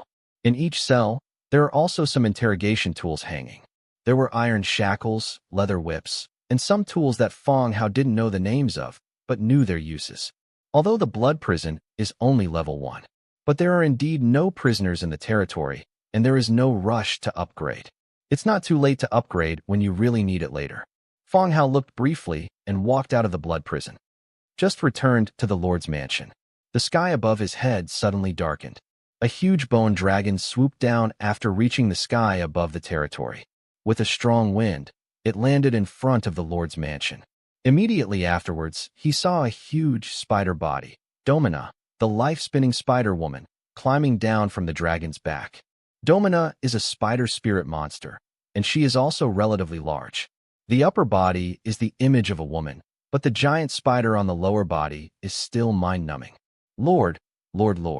Domina shook her body and staggered. The sharp spider feet stepped on the stone slabs. The originally flat and solid stone slabs were made to appear with dents and cracks, like dents and cracks penetrated by a sharp sword. Domina, have you been drinking? Fong Hao asked curiously. No, it's my first time riding a bone dragon, so I'm a little uncomfortable. Domina replied, her huge body lying directly on the ground. Oh, it turns out to be the sequelae of Bone Dragon. When I and my maids rode the Bone Dragon for the first time, our legs and feet also felt weak. Then relax. After relaxing for a while, Domina returned to normal. Standing up again, he kicked and walked around, controlling the force with his steps, but not using too much force to crack the stone slab. As if wearing high heels, stepping on the floor. Sir, this is a gift for you. Domina took down a huge white silkworm cocoon from the back of the bone dragon. The white cocoon is oval and slender, wrapped in spider silk. Fong Hao looked at the cocoon and frowned slightly. Wouldn't this mean that he caught someone on the way and brought him here in this form? Everyone is bored to death. Without waiting for Fong Hao to ask, Domina's sharp forelimbs were not enough to cut through the spider silk. Blah blah blah. As the spider silk broke open, large pieces of coins and gems fell to the ground. This is... Fong Hao breathed a sigh of relief when he found that there was no one inside. Unexpectedly, Domina and the others used this method to transport money. Sir, we have also had transactions with nearby villages and saved some gold coins. Domina said. Fong Hao looked at the coins on the ground, and then at Domina. whose face was full of expectation. I also understood what the other person was thinking. He nodded. Okay, I'll accept it. You don't have to worry about the hero assessment. I've already arranged it. Turning his head, he looked not far away. The maids are hiding behind the door, looking here, full of curiosity and wariness about a giant spider woman. Carry the money into the Lord's mansion. Feng Hao greeted. Oh, okay. The maid agreed, and worked together to move the cocoon money bag away. Feng Hao continued to look at Domina and asked, take a rest or proceed directly to the hero assessment? If possible, I would like to conduct a hero assessment. Okay, come with me. Feng Hao took Domina to the meritorious trial field. As the two walked, Feng Hao casually explained to her the architecture and regional characteristics of the territory. It was similar to the first time Feng Hao saw a web-weaving nest built by a spider. Domina's eyes widened at the buildings here, marveling at the grandeur and neatness of the scale. Pass through the building and come to the most central area of the city. Various statues of gods, merit trial grounds, and hero altars are built here. The two stood directly in front of the meritorious trial field. Domina is already at level 10. If she can pass the hero assessment, she will officially become a hero. Are you ready? Feng Hao took out the hero's heart and 100 war coins from the storage space. The meritorious trial field is a building for hero assessment and promotion. Since its establishment, Feng Hao has also known a little bit about it. The trial ground is only for heroes, and weapons and equipment cannot be brought in. It also eliminates the idea of taking shortcuts by relying on equipment. Domina's face was a little red, and she didn't know whether she was nervous or excited. Ready, my lord. Then let's get started. Calm down. Feng Hao ordered and took 2 steps back. It's my lord. Domina stepped into the merit trial area. A faint light enveloped her whole body, and the next second her entire body disappeared from sight. At the same time, Feng Hao also received a system prompt. The main territory's trial of merit is conducting a hero assessment. There are also tips, but no options or next step prompts appear. It seems that it is just a notification. Time passed little by little. Feng Hao glanced at his watch. 12 minutes had passed. I started to feel worried. Can't fail? According to Domina herself, she had been at level 10 for a while and had several battles with kobolds. It shouldn't fail. Another 5 or 6 minutes passed. The prompt sounded again. The territorial unit life-spinning spider girl successfully passed the hero assessment and transferred to the heroic unit life weaver Domina. Slave contract, automatically upgraded to a hero contract. Seeing this prompt, Feng Hao also breathed a sigh of relief. Domina was successful. A green light reappeared from the altar. Domina's figure appeared in front of Feng Hao again. However, this time, Domina is no longer a giant spider. It is a tall female figure 2 meters tall. The black armor, which resembles an insect shell, covers her slender legs and hips, and her extended upper body, covering most of her plump breasts. For pairs of black spider legs grow on its smooth back. Slender, black and shiny, the end is like a sharp sword blade. Sir, I have successfully been promoted to a hero and have lived up to your expectations. Domina knelt down on one knee, her face full of joy. This not only lived up to Feng Hao's expectations, it also fulfilled her long-held wish. Destiny Domina's loyalty to you increases by 5 points, and the current loyalty is 78. After successfully becoming a hero, your loyalty will also increase by 5 points. This loyalty is very important, even if a hero contract has been signed. Destiny Domina, green level 7 hero. Destiny Domina, green level 7 hero. Faction, Spider Spirit Monster. Racial characteristics, creature, sensitive to sunlight, spider monster casting, insect armor, dual form. Legion talent, Spirit Commander, Spider God Follower. Skills, multiple attacks, long sword on foot, deadly poison, web formation, venom splash, disaster spell. Inherent skills, advanced combat mastery, advanced stealth mastery, advanced magic mastery, advanced action mastery. Sunlight sensitive. Under sunlight, the unit's attack is at a disadvantage and all attributes are reduced. Spider monster spellcasting. This unit is a natural spellcaster. It can cast spells such as venom spray and disaster without learning and proficiency. It also has strong magic learning ability. Insect armor. This unit is born with insect armor which accelerates the dispelling of debuff effects and enhances its own magic resistance. Dual form. This unit can freely change between humanoid and arthropod forms. Spirit Commander. This unit leads the Spirit Army, with all attributes plus 15% and magic resistance plus 5%. Spider God Follower. This unit leads the army. When each unit dies, it will automatically transform into 2 giant spider babies, which will continue to fight. Multiple attacks. The human form causes multiple physical damage, and the spirit form causes multiple physical damage, with additional poison damage. Stepping Long Sword. Tough walking feet, comparable to a sharp long sword, causing piercing damage to the target unit. Deadly Toxin. The damage caused by the attack of Spirit State cannot be cured by using potions and healing spells for a certain period of time. Webmaking. The Spirit State can release magical spider webs, causing restraint and slowing effects on units along the way.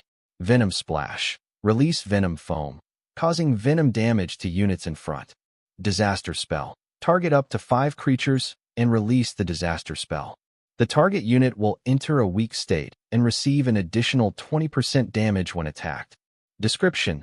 They were rejected by creatures and were driven into the depths of the dark areas, becoming hermits and hunters, wandering alone or leading giant spiders to stay near their nests. Domina's attributes haven't changed much. The biggest feature is the addition of Legion skills and dual status. From a spider to a spirit monster, it can transform into a human form. The effects of skills are still different when they are humans and spider monsters. From the current point of view, the skills are stronger when in the spider form. Then we'll see how Domina uses it. How do you feel? Feng Hao asked with a smile. Not bad. I feel stronger than before. Domina also smiled. It seems that, except for skills, the most significant thing is the improvement in attributes. A 10th level soldier cannot be compared with a hero. Let's go and have a rest at the Lord's mansion. I'll have someone prepare some clothes for you. Feng Hao continued. Domina nodded at the beautiful clothes the maids were wearing. She also likes it better. Now that Feng Hao said he wanted to give it to her, he was naturally willing to accept it. Return to the Lord's hall with Domina. Immediately, a maid brought fruit wine. Feng Hao said to the maid, "Prepare 2 clothes for her to wear." "Yes, master." The maid looked at Domina and left quickly. The territory has been getting weirder and weirder lately. The day before yesterday, a woman came with dark clouds hanging over her head wherever she went. Today, another Spider-Man came. The maid withdrew and Feng Hao continued to speak. "How are the mines? Are those kobolds honest?" Domina was holding the fruit wine, and the 2 legs behind her gently knocked on the rough pottery cup. "I don't understand how it was made and why it can still hold water. Oh, I wasn't very obedient before. After I made some of the troublemakers serve as food for the giant queen spider, they are now much more obedient." Domina said casually, "Good guy. Just feed the kobolds to the spiders." "What about the kobold leader? Didn't he sign a slave contract with you?" Feng Hao continued to ask. At that time, she was asked to sign a contract directly with the kobold leader. They should be able to control those kobolds. After signing the contract, that guy's prestige has dropped a lot, and now he only acts as a regulator. Domina answered softly. That is to say, the leader of the kobolds, his prestige declined after signing a slave contract. He is no longer recognized as the leader of the kobolds. His current identity is more like that of a contractor or supervisor. Supervise the kobolds to mine or... Is mining stable now? Domina nodded. It has stabilized, sir. Well, that's good. The mines near the webweaver's camp are very important to Feng Hao. The mithril that can be mined there is a very scarce material.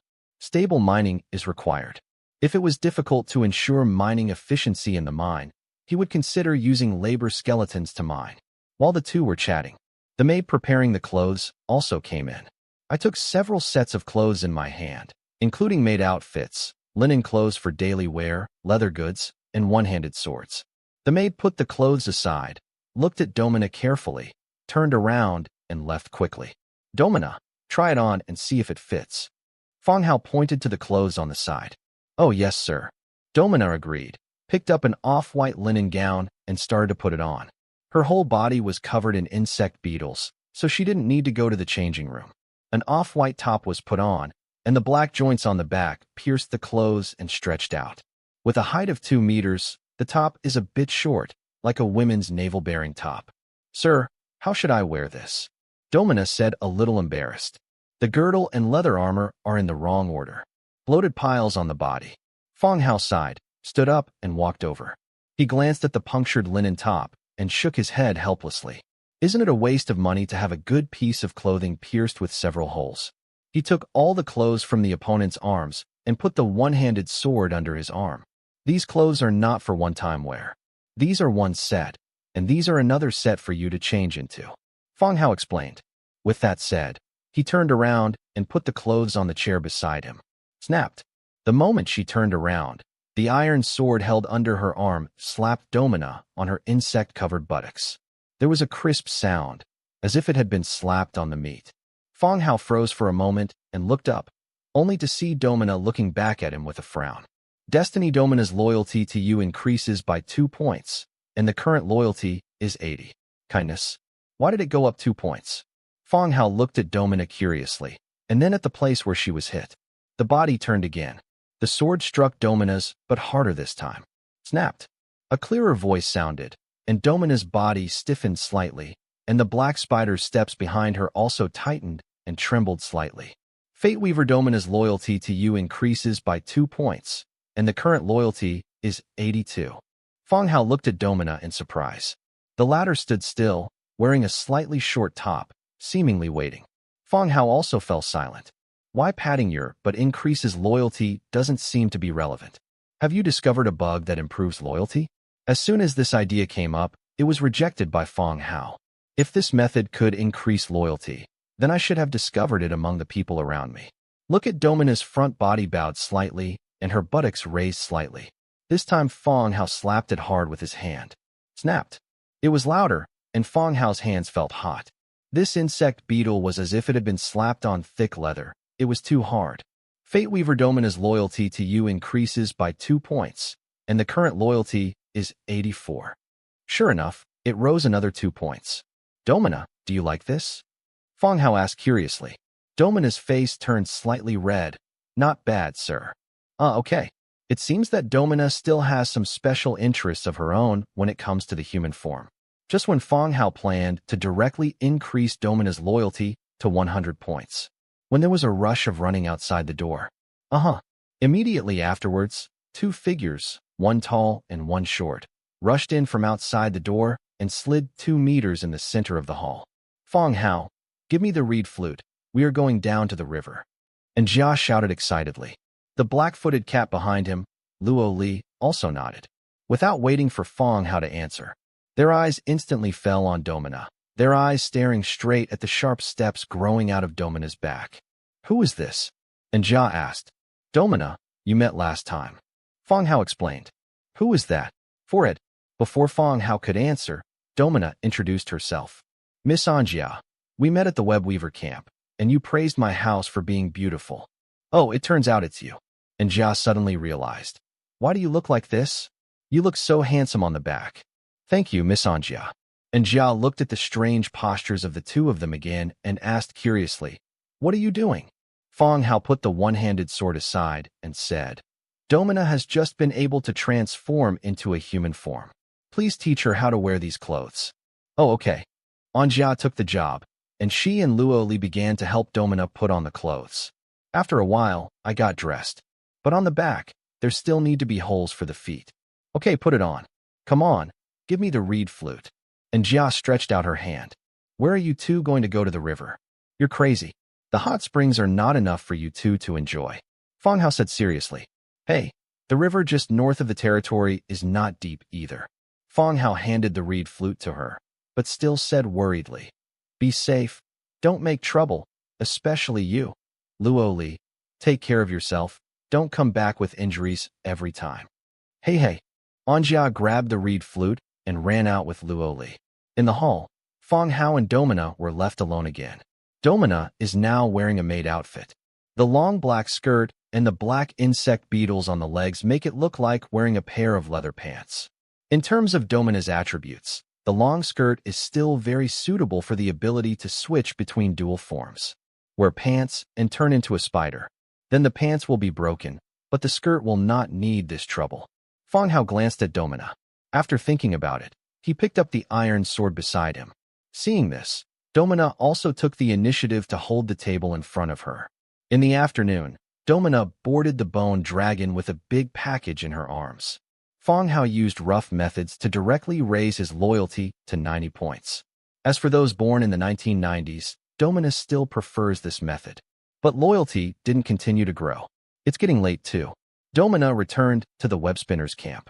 There were still a few hours to go before the game ended. As for whether Domina has any other quick ways to increase loyalty, we can only wait until next time to continue research. After Domina left, the maids were still talking about Spider-Woman. I am very curious about this spider form and suddenly turning into a human. Had dinner.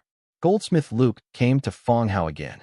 He held several accessories in his hand, all of which were previously made for Rebecca, the wife of the Lord of Lysis.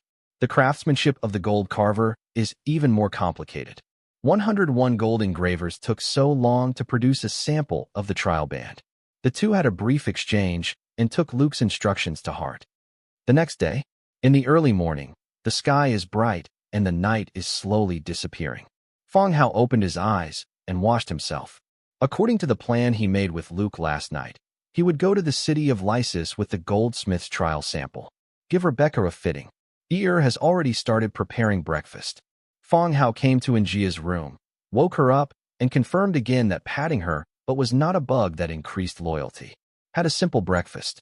Fong Hao took Anjia and Dimitja and boarded the bone dragon. The bone dragon used its feet to move towards the grizzly bear village. At 10 o'clock in the morning, the three of them arrived at Grizzly Bear Village. Transferring to the swift purple-scaled horse, we arrived at the city of Lysis before dusk. Lizi City, Laoshuang Hot Pot Restaurant. Sir. The proprietress Vanessa and the bandit Grizzly saluted in unison. I was also a little surprised by Fong Hao's sudden arrival. Well, when can we open for business? Fong Hao sat down on a chair nearby. This house was originally a tavern. After being bought by Fong Hao, he planned to open it as a hot pot restaurant. Vanessa has been renovating it for a few days, and according to the time she promised, it's time to open it. The sign can be put up tomorrow, and as long as the ingredients and personnel are in place, it can be opened. Vanessa replied, Okay, make arrangements as soon as possible, and I will notify others to cooperate with you. Fong Hao nodded. I understand, sir. Vanessa also smiled. This shop is much larger than my tavern. Moreover, the city of Lysis was larger and more populous. Enough for her to play. After dinner, Fong Hao freshened up and put on a prepared dress. Went directly to the Lord's mansion. This time, Rebecca did not attend any dance. Following the maid, they stopped in front of a room. The maid lightly knocked on the door and said, Madam, Mr. Fong Hao is here. Let him in. The door opened, and Fong Hao walked in. This is a study room, with a desk in the middle of the room and 4 bookcases against the wall, filled with all kinds of books. On the side, there are still several exquisite paintings. Rebecca, wearing a light blue casual dress, was writing something on the desk with her head down. When Fong Hao came in, he looked up slightly. Do you always like to visit other people's homes at night? Rebecca's tone was slightly complaining, with a slightly tired look on her face. Fong Hao didn't care about this kind of blame. Hey, I can't help it. The client doesn't provide room and board. I have to rush back early tomorrow morning, and I still have 1 day's room and board left over. Rebecca smiled slightly at his amusement. She rolled her eyes at him angrily.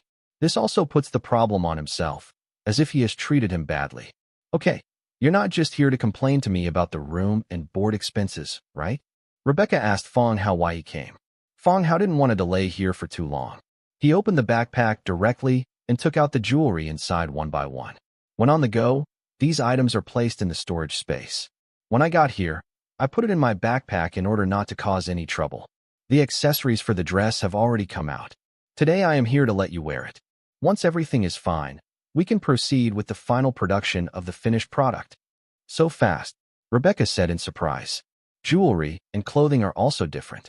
The making of jewelry, the smelting and carving of metal, are all time-consuming tasks.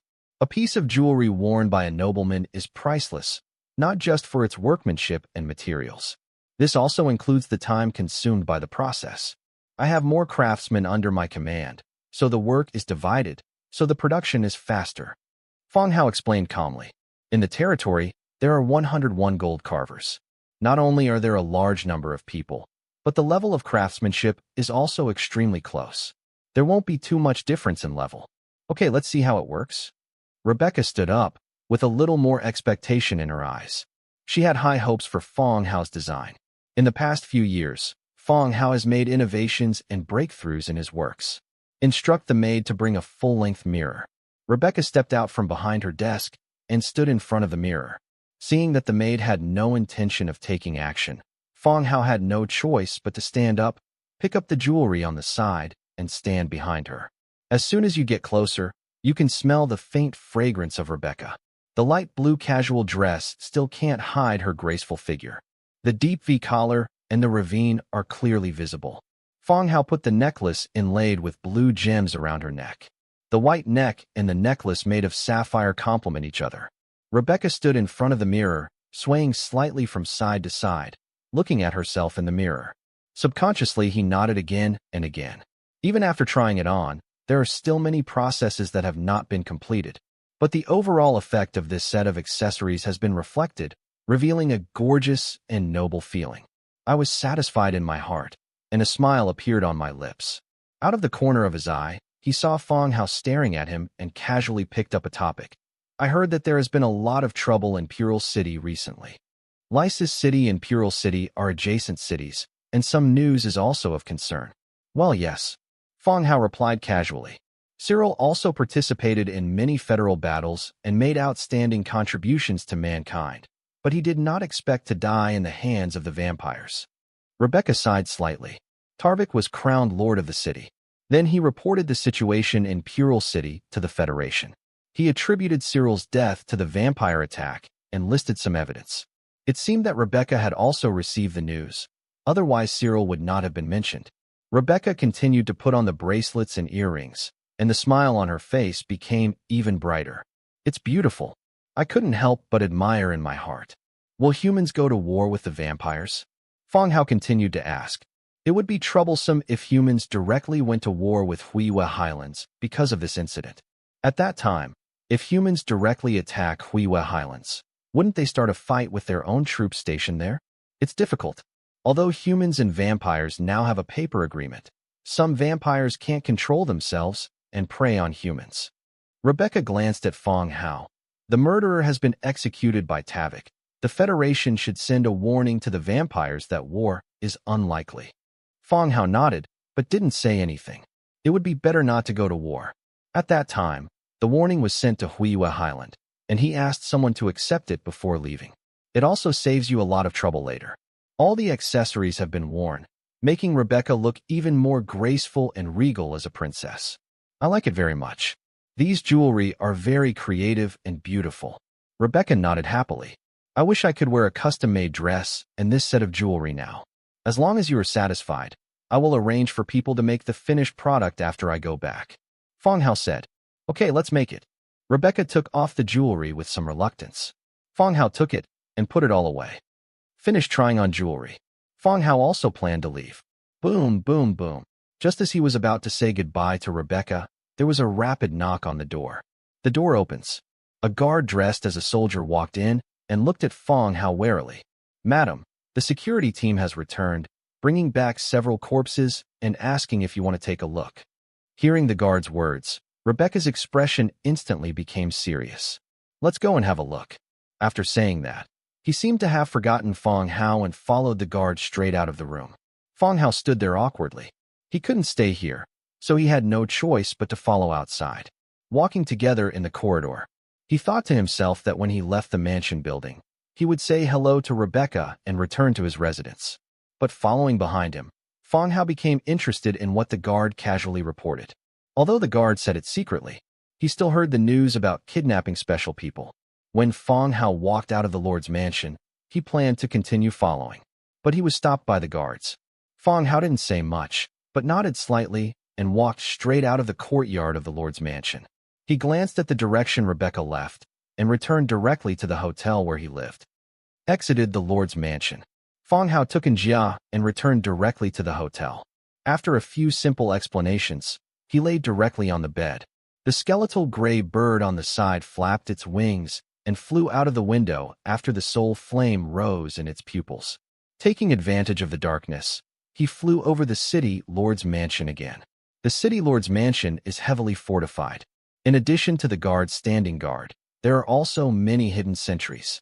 Fang Hao started searching based on the direction Rebecca left, and found a tall building with bright lights. Entering through the narrow vertical window at the top, you will find Rebecca. Rebecca stood below, surrounded by guards. When Fang Hao's eyes saw the 5 corpses placed on the ground, his heart beat suddenly. The gray-brown shroud has been lifted, revealing the body underneath that had been dead for a long time. The dense scars on the body were covered with blood scabs.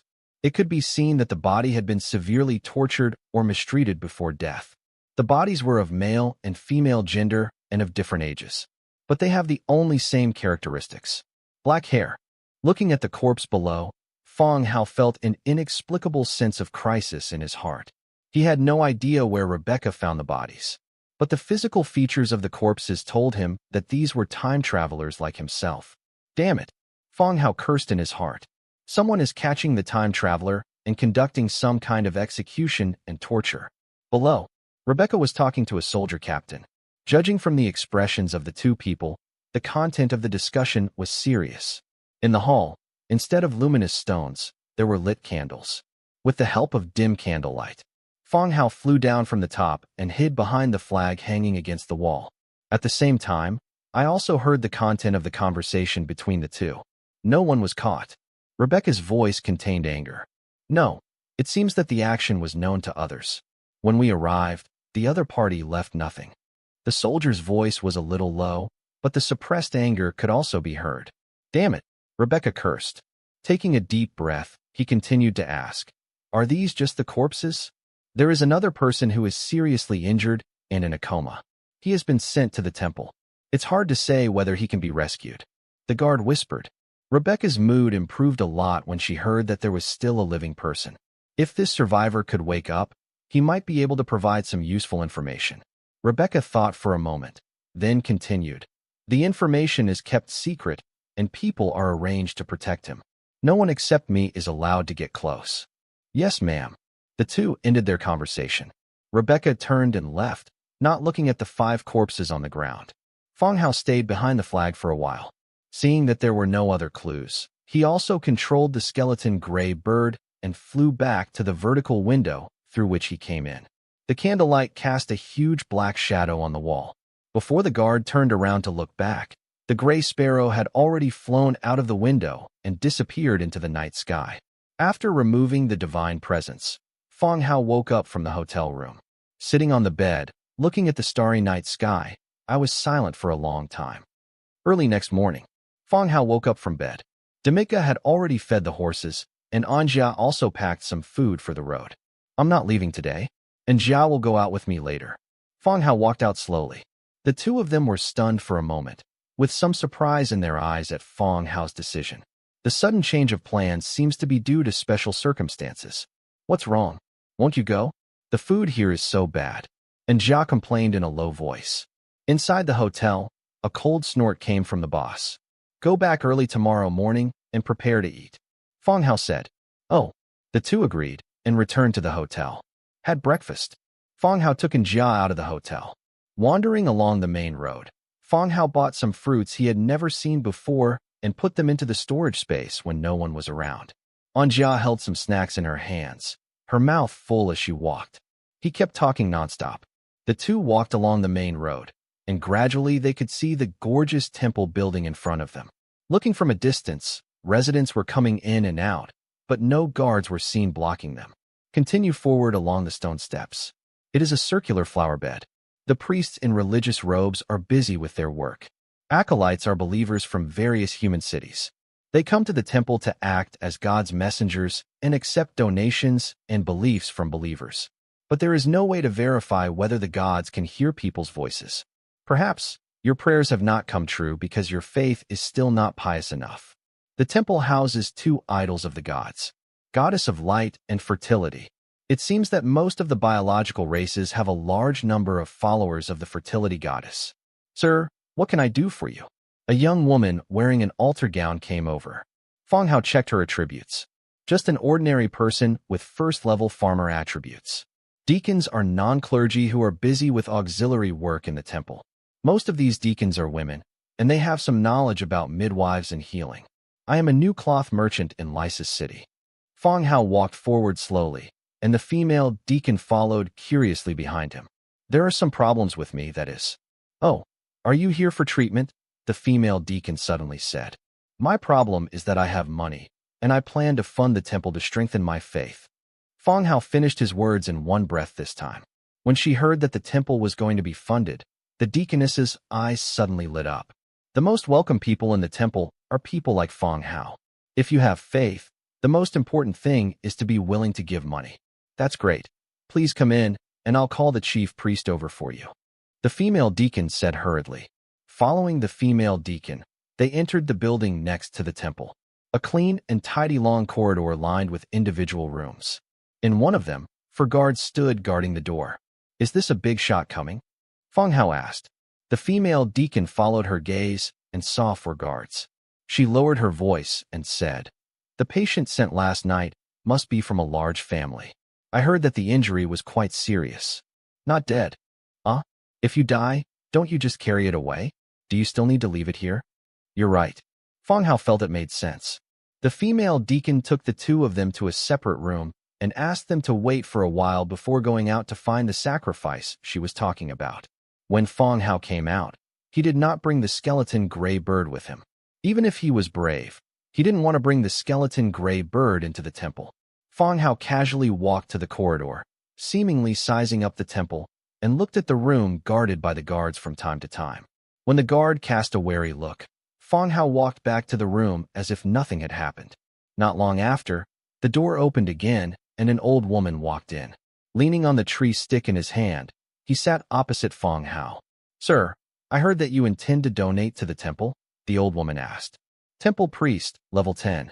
Fang Hao's eyes narrowed slightly. It turned out to be the 10th level. You always have the final say? Fang Hao asked curiously. I have always been in charge here, and I naturally have the final say. The old woman nodded, her voice old, but without any fluctuation. Fang Hao nodded. It seemed that the 10th level priests were the most powerful troops in this temple. There shouldn't be any lies. There is no temple in the city of Pural.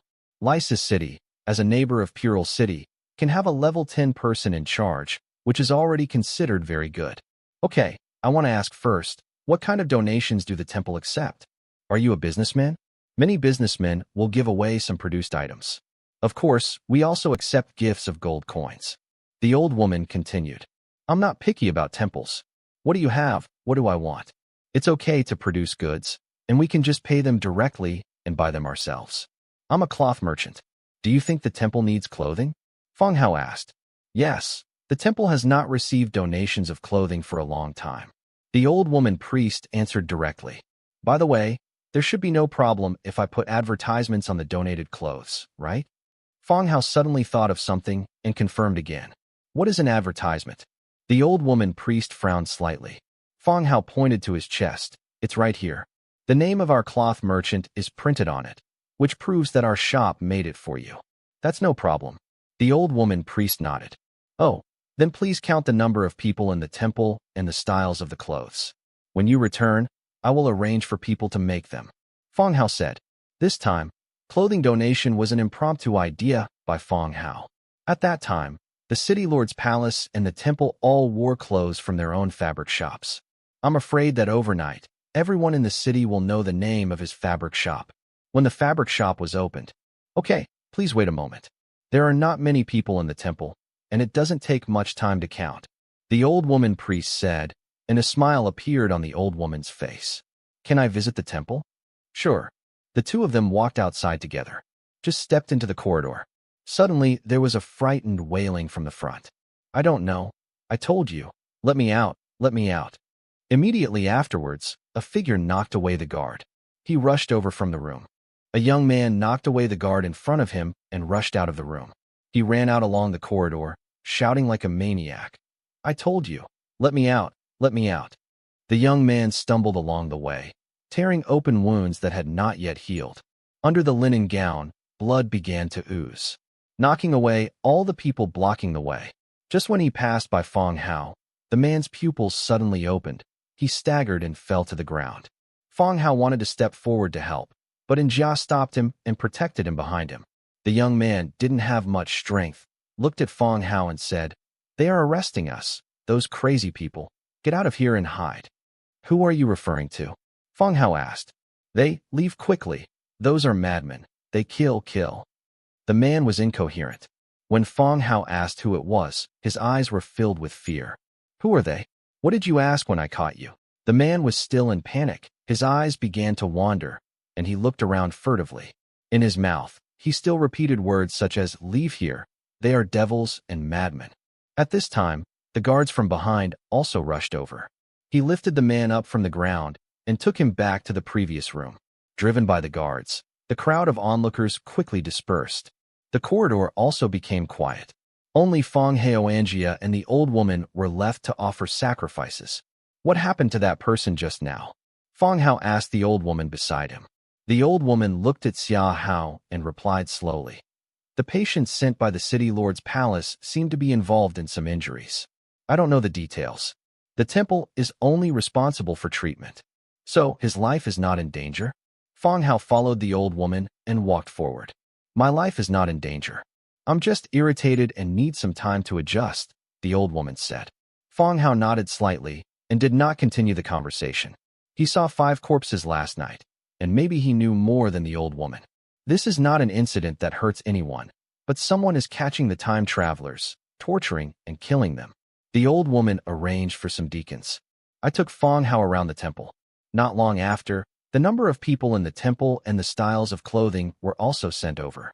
The temple's costumes all have fixed religious patterns, but they do not fall into the category of equipment drawings.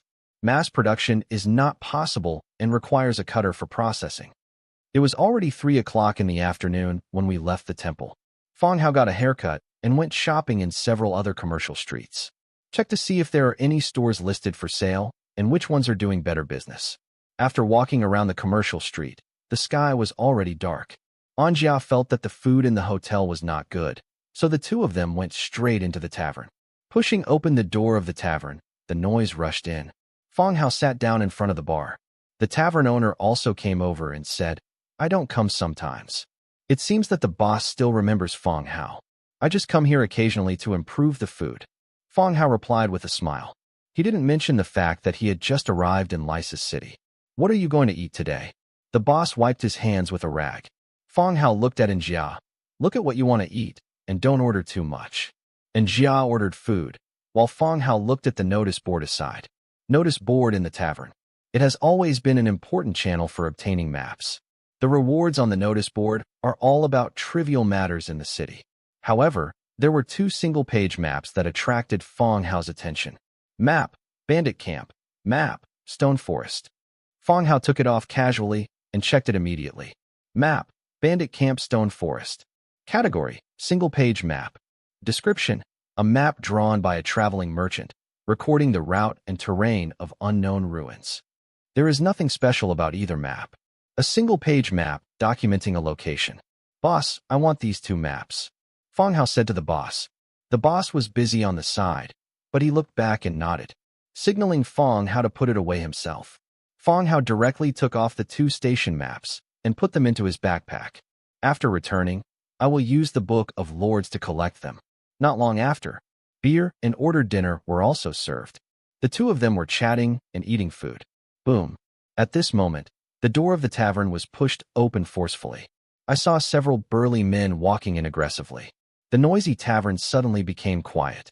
Several strong men stood at the door, looking around. Finally, his eyes fell on the corner of the tavern. Strode forward. A thin, dark man was pulled out from under the table. Lie go, boss. Why are you guys here?" The thin black man smiled flatteringly, his eyes evasive. Snapped. The strong man known as the lazy boss slapped him in the face and said, "Stop talking nonsense. The boss asked you when to pay back the money. Just a few more days of grace. As long as you give me a few more days of grace, I'll have money soon." The thin black man said, covering his face. "I've given you enough time. The boss has already said that if you don't pay back today, I'll break your legs as interest. Ligo said coldly. No, boss. Give me 2 more days and I will definitely get the money. The man knelt on the ground and begged loudly. Ligo obviously listened to his excuse, picked it up, and walked out. There was silence in the tavern. There were only sounds of begging for mercy and the sound of dragging the ground and knocking over tables and chairs. When the strong men left with the thin black man in their arms, the tavern resumed its bustle. Everyone seemed to be fine, drinking and bragging. The boss wiped his hands and walked back to the counter. What happened just now? Fong Hao asked the boss in a low voice. The boss' eyes were still looking at the door. This guy likes gambling, but he is also very lucky. Every time he comes back from the city, he can pick up a large gemstone, sell it to a jewelry store, and then use the money to gamble.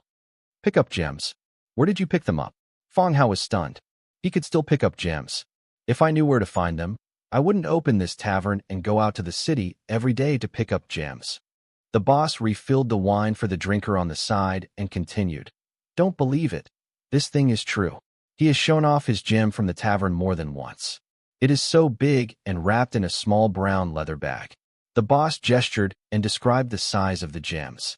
Hearing the boss's description, Fong Hao's eyes instantly narrowed as he thought of something. So, since he can't get gems recently, he can't pay off his gambling debts, right? Fong Hao verified again.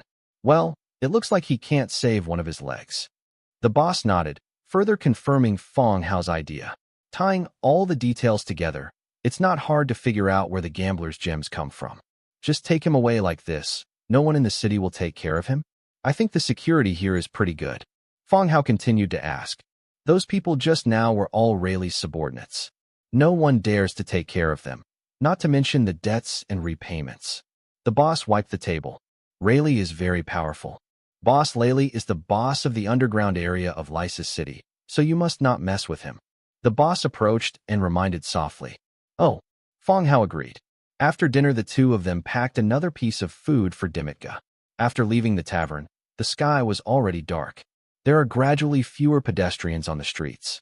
Follow the road to the hotel. A carriage drove slowly past. The moment he passed by, the appearance of the coachman made Fong Hao frown slightly. The captain of the guard of the city lord's palace. It was him who took Rebecca to check on the body last night. Follow the carriage and see where it's going. And Jia nodded and rushed towards the carriage. This is a street in the city. The carriage is not very fast, and it is not difficult to follow. The night is silent. In a 2-story building near a residential area, the room is still brightly lit. Lying on the bed was a haggard young man, repeating from time to time, "Let me go, let me go." Squeak. The door was opened, and Rebecca walked in surrounded by guards. Xiaomei frowned slightly and looked at the man in front of her. He said as softly as possible, "You are safe now. Tell me who captured you." Hearing Rebecca's voice, the man on the hospital bed suddenly stopped repeating his words. Staring at the people present, he roared, "What on earth do you lunatics want to know? We are human beings too. Why should we be treated like this?" Faced with the man's roar, Rebecca frowned and looked at the guard aside. The latter shook his head slightly, indicating that he had not done anything to this man. "I saved you, and now I need you to tell me what happened so that those people can be caught." Rebecca continued. Perhaps Rebecca's words had an effect. The man's mood gradually stabilized. "You saved me." "Yes, I am Rebecca, the Lord of Lysis City. I will arrange for someone to ensure your safety, so you don't have to worry." Rebecca took 2 steps forward and sat down on a chair nearby. "I need you to tell us more." The man was silent for a while before slowly speaking. "Someone's out to get us." "You? You mean your team?" "Yes, we come from the same place. Those people caught us and asked us everything we knew." The man lowered his head and said, "Everything? Like, how did we come here? Why did we come here? Our past jobs, etc. They are interested in everything."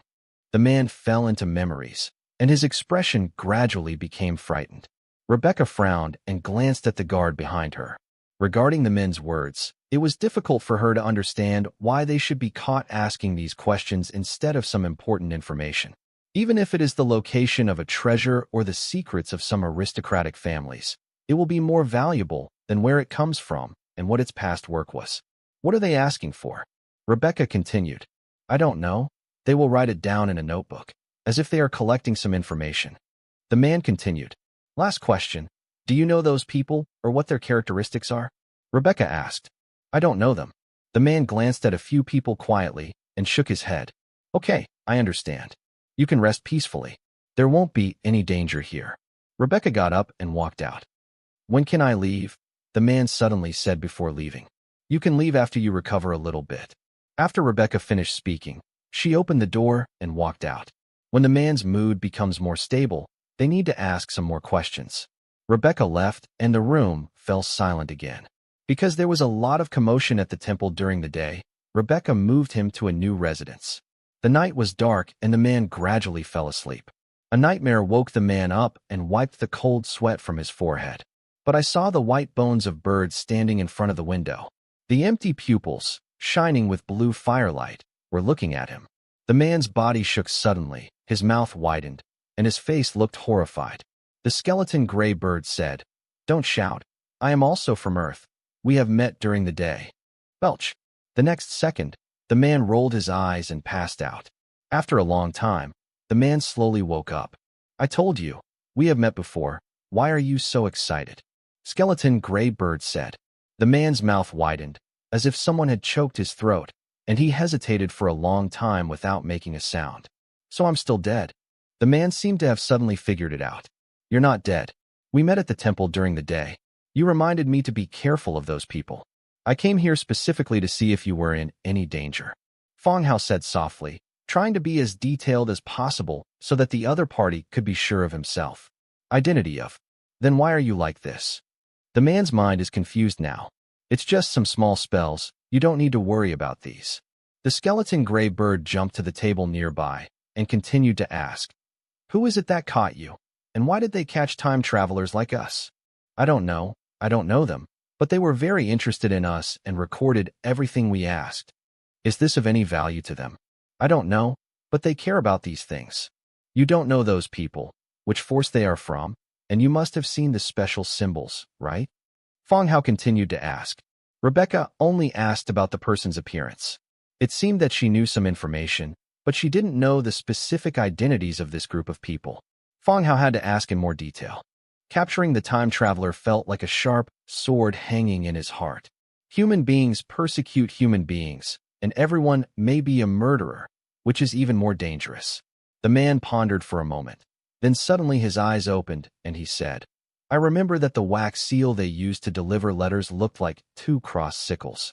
I remember it very clearly, and it looked very much like the icon on a game I once played. Fong Hao was stunned, but he was slightly surprised. The 2 crossed sickles look like a hood from the front, right? The faceless man's hut. This symbol is the symbol of the faceless ones. Since it is a faceless person, there are 2 inferences. Someone posted a mission through the faceless man's hut to collect information about the time travelers. The second type is that the faceless man himself believes that the time traveler has information that can be mined and is collecting it. Yes, do you know them? The man was a little excited. I don't know them, but I've heard of them. Fong Hao took 2 steps back and forth. Aren't there any clues to find those people? I used the Book of Lords to ask for help from my friends before, and through the 2 photos, I might be able to get some clues. The man suddenly thought of it. Where is your Lord's book? It was taken away by those people a long time ago, but I sent it to my friend. His name is Gao Lin.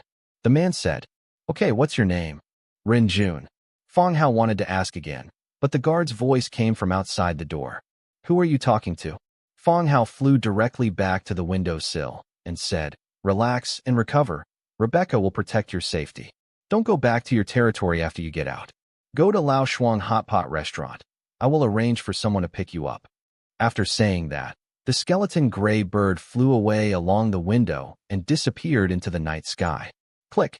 The door was slightly opened, and 2 guards poked their heads in and looked inside. Who are you talking to? The guard came in and lit the candle on the side. The man sat on the bedside and looked out the window blankly. He was silent for a while and said, I didn't speak. Why did you hear me? Did I talk in my sleep? The guard checked around the room and found no one else. He muttered to himself, Damn it. They locked them up and left. The room fell back into darkness. The man looked out the window in the direction where the skeleton gray bird had left. In the regional channel, there is only one person who can open a hot pot restaurant. Early next morning, Fong Hao and others woke up early. After the city gate opened, Bai rode out of Lysa's city on his swift purple-scaled horse. Continued to transfer to Bone Dragon at Grizzly Bear's village. At 5 o'clock in the afternoon, the three returned to the territory. In front of the Lord's mansion, Fong Hao saw a skeleton hero sitting upright on a bench, waiting silently. Black Sword, I have met the Lord. The skeleton hero knelt on one knee and said, Black Sword, Blue Level 7 hero. After the battle between the Cold Wind Mountains and the Bloody Mountains, the last of the three heroic bones was found. In the battle against the Cold Wind tribe and the Troll tribe, Fong Hao obtained a total of 3 hero corpses. Nelson produced the Orc skeleton hero, Skull Crusher, Purple Level 9 hero, and the Troll skeleton hero, Giant Wall, Blue Level 7 hero. What appeared in front of him at this time was the last of the 3 heroes. Black Sword, Blue Level 7 hero. Welcome to join, Black Sword, Fong Hao said with a smile. Blackthorn and Black Sword were the 2 generals beside Broken Skull before. Thank you, sir. Heijian stood up with a calm tone.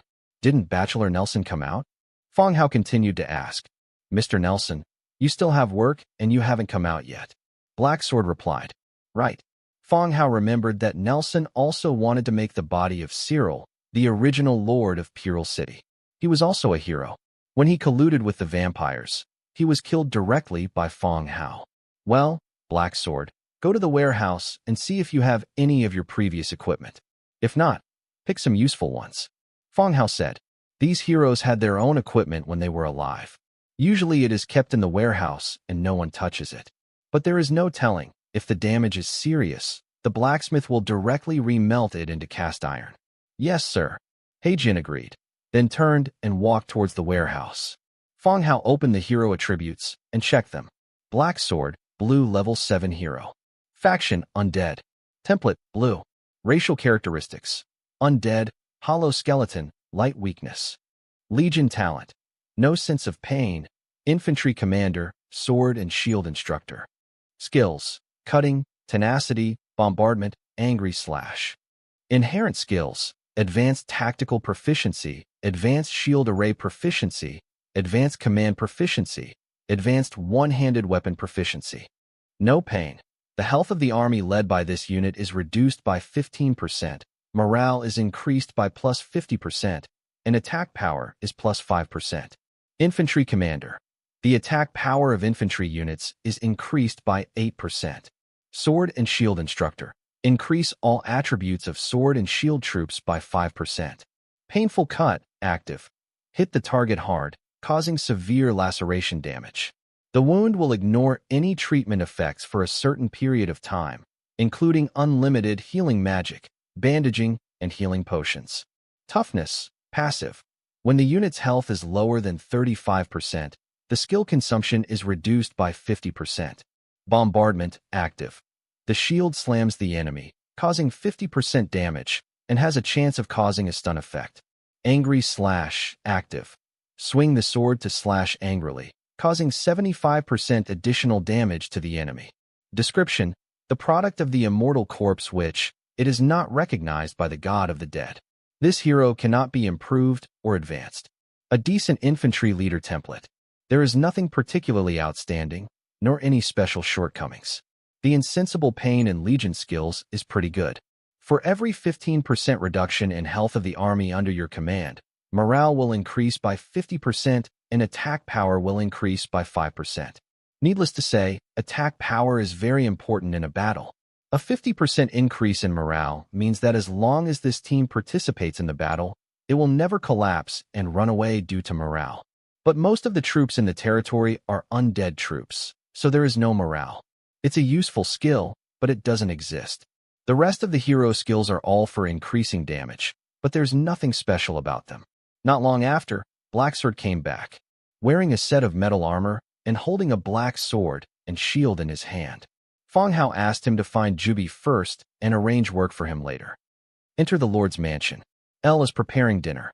Fong Hao sat down, and a maid brought fruit wine. After resting for a while, he directly opened the Book of Lords and wrote Gao Lin in the name search bar. Survivor Rin Jun used the Book of Lords to secretly take photos and sent the photos to his friend, named Gao Lin. Confirm search. The next second, more than 100 people appeared directly, a man named Gao Lin. This time Fong Hao was a little dumbfounded. The issue of duplicate names was ignored by him. It's not easy to ask about this kind of thing one by one, and the number of times I can chat is also limited. I simply made a note under the exchange column. Rin Jun's friend Gao Lin, please contact me. This is a relatively stupid, but simple and effective method. Rested for a while. Yi also brought dinner. Luo Li ran in from the door and sat quietly aside. He said nothing and waited obediently for the meal. Next is Anjia's performance time. He began to tell Yi and Luo Li what he had encountered in Lysis City. From the gambler who owed money in the tavern to the madman who rushed out of the temple, he told them all. The two of them also listened with great interest. Had dinner. Sawyer, the skeleton cutter, and Luke, the gold engraver, walked into the hall one after another. Fong Hao briefly told the two of them about his trip to Lysis City and handed over the tasks respectively. Luke, the goldsmith, will put the final touches on Rebecca's jewelry. Sawyer will also arrange manpower to rush the temple's costumes. And he ordered that the brand name and logo of the bone fabric store must be added. When I think about it, the temple's costumes, wearing brand names with bones, will definitely have an explosive effect.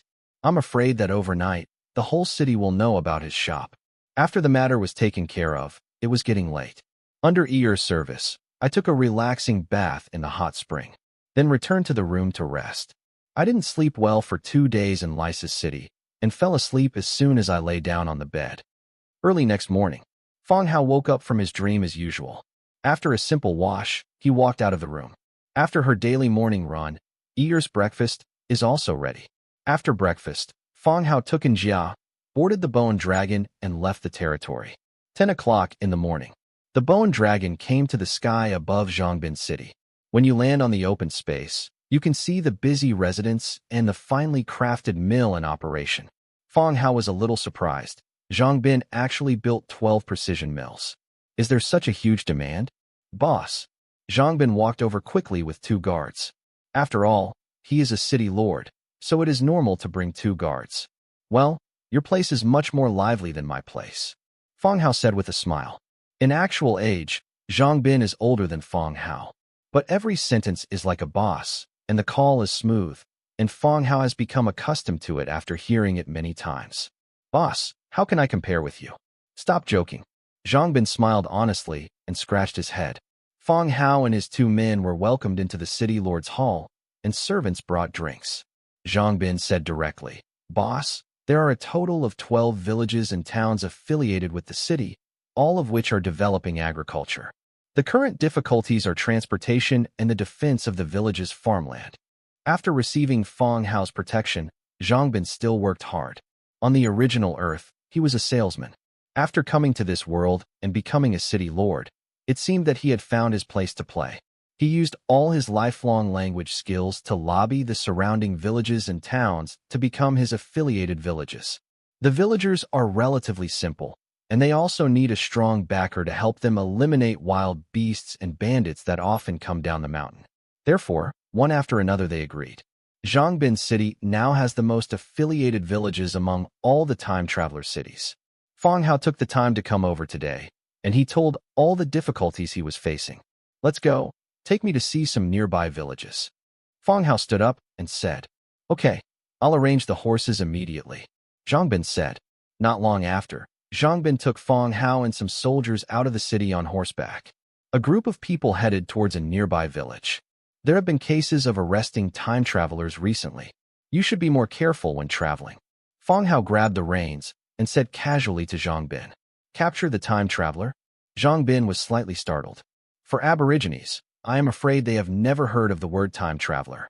Well, in Lysis City, I saw a man named Rin Jun. He was one of the survivors. Fong Hao gave a general introduction to Rin Jun and the Faceless Man's cabin.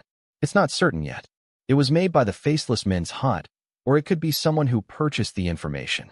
This led to the Faceless Man's hut, where the time traveler was being captured and tortured. But anyway, it's better to be careful. When he heard that the person was dead, Zhongbin's face instantly turned ugly. In this world, life is not easy for everyone, and now another intelligence organization has come out to dig up the secrets of the time travelers. It made him feel nervous. Even humans are rejecting people like them. After walking for more than an hour, everyone arrived at a village. This is also the closest to Zhongbin City.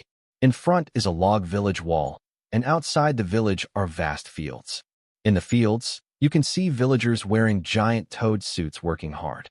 "Lord City Lord, why are you here?" In the village, an old man walked out quickly, his face full of enthusiasm. "Come and see. Is there anything missing in the village? How is everyone's life?" Zhongbin also smiled. Zhongbin asked with a smile, but did not mention Feng Hao. This was also agreed upon by several people. No need to reveal him, just follow along and take a look. There is nothing missing, everything is good. The village chief welcomed several people into the village. The village chief said to Zhongbin, "My little daughter is not young anymore. Recently, she has been saying that you never come over. She has been depressed these days." Well, I've been a little busy recently." Zhongbin's face suddenly turned red. He glanced at Feng Hao secretly and smiled awkwardly. After staying in the village for a while, the group set off again. We visited 3 other villages respectively, and it was also afternoon. Returned to the city. Feng Hao went directly to the Apei Infantry Training Ground for recruitment. Apei Infantry, Soul Crystal 4, Food 20. Recruitment Quantity 20. 100-fold increase triggers. Recruiting Heavy Sword Infantry 2020. Light appeared, and 2,000 burly Apei infantry stood in front of Feng Hao. "I have met you, sir." The Heavy Sword infantrymen all saluted. "Well, you will follow the instructions of City Lord Zhongbin from now on," Feng Hao said. The Apei infantrymen immediately looked at Zhongbin and saluted again, "Lord of the city." "Well, you go to the warehouse to get the equipment, and I will assign tasks to you then." "Yes, sir." The Apei infantry left, and Feng Hao continued to the firing range to recruit archers. Militia Archer, Soul Crystal 2, Food 10. Recruitment Quantity 20. Triggered by 100-fold increase. Recruit Militia Archers 2020. Immediately afterwards, another 2,000 archers appeared in front of Feng Hao. It was still left to Zhongbin to make arrangements. After finishing everything, they returned to the city main hall. "At that time, I will arrange for the orcs to come over and pave the road for you. You don't have to worry about this," Feng Hao said. Zhongbin looked happy and said, "Thank you, boss." "Well, you can also arrange manpower to send the prepared food directly to the Cold Wind Mountains. The demand there is still quite large. In the past, the Cold Wind Mountains used mined or to exchange food and daily necessities with foreign countries. Feng Hao has occupied the Hanfeng Mountains for a month. In the beginning, they were all purchased from grain merchants in Pural City and transported to the Cold Wind Mountains. Now that Zhongbin has begun to stabilize production, Tavik has also become the city lord of Pural City. Gradually, they began to use their own production to fill the food needs of the Cold Wind Mountains. But the grain merchants are still cooperating. "I understand, boss." Zhongbin was full of confidence. "By the way, you should also think of a way to make the village accept the undead, which can also help with development." "Oh, okay. I'll think of a way." I chatted with Zhongbin for a while and finished all the matters. Feng Hao took in Jia on the bone dragon and returned to his territory. After dinner, it was getting late. Under the service of ear, soak in the hot spring and enjoy the warmth of the package. Ding. At this moment, the private chat notification sound came from the Book of Lords. When I opened it, I found a message from Gao Lin. This is already the 5th person named Gao Lin to contact me today. The previous ones were all scammers. "Brother Feng Hao, I know Rinjun. Did something happen?" Rinjun said he had sent you photos before. "Please send them to me." Feng Hao asked tentatively. It was hard to tell whether the other party was the Gao Lin he was looking for. "Yes, picture. Picture. Picture. Is the boss Rinjun still alive now?" Gao Lin asked after directly sending the picture. Feng Hao opened the doors one by one and could see people wearing hooded masks in a dim room. The photos are real, but everyone has their faces covered and their faces cannot be determined. It seems this person is real. "Alive, his lord's book was robbed, he is fine," Feng Hao replied. "Oh, thank you, boss. Kindness." The two exchanged a few simple words and did not continue chatting after that. Feng Hao enlarged the 3 pictures one by one and looked at the details carefully. "Hopefully, we can get a breakthrough from this. Even if you know, which direction to check next. Sudden, Fong Hao's eyes suddenly opened, and he quickly zoomed in on the picture in Chapter 2. The pixelation of Book of Lords is very good. Even if it is magnified dozens of times, it is still clear. In the lower right corner of the picture, there is a man carrying items, wearing a black robe and mask. What Fong Hao paid attention to was the gap between his collar and mask and the exposed skin when he bent down to move things. There is a ball of twisted skin, probably from injury. This reminded Fong Hao of someone. Ligo. In the city of Lysis, the strong man who rushed into the tavern and beat up the gamblers had this kind of scar on the skin of his left face and neck. Fong Hao thought for a while and said to Ear, "Go and call Xiaoyu." "Oh, I'm looking for the good master," Ear replied and walked out. Not long after, the shadow on the side began to squirm, and Xiaoyu's figure slowly emerged. "Sir, are you looking for me?" "I am Xiao." Fong Hao's body trembled with fright. He rolled his eyes at Xiaoyu angrily and said, "Xiaoyu, can you walk through the door next time?" "Oh, okay, sir," Xiaoyu replied softly, but she didn't seem to take it too seriously. "Xiaoyu, I'm calling you here this time. I plan to arrange a task for you." Xiaoyu's eyes lit up. "Oh, sir, please give me your orders. Go to Lysis City and capture someone. I want to live." Fong Hao first told Xiaoyu about the matter of Lysis City. Then he opened the Book of Lords and showed the pictures to her. "It's just that I can't print the photos now. Otherwise, I would print a copy for Xiaoyu and take it away." "Sir, you want me to bring this person back, right?" Xiaoyu pointed to the person in the lower right corner of the photo.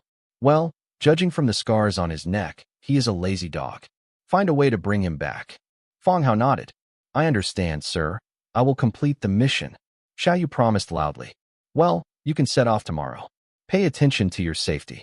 "Okay, sir." After Xiaoyu finished speaking, he hid in the shadows again. Xiaoyu left, and Ear came back again. Kneeling and sitting aside, his soft little hands massaged Fong Hao. "Master, Millie has reached the 4th level." Ear suddenly spoke. Millie is the short rabbit made with white lop ears. Standing 1.5 meters tall, after taking the stamina potion, he showed fighting talent contrary to his height. It actually reached the 4th level in such a short period of time. Fong Hao had a deep impression of her. 2 days ago, he caught her digging holes in the wall behind the hot spring.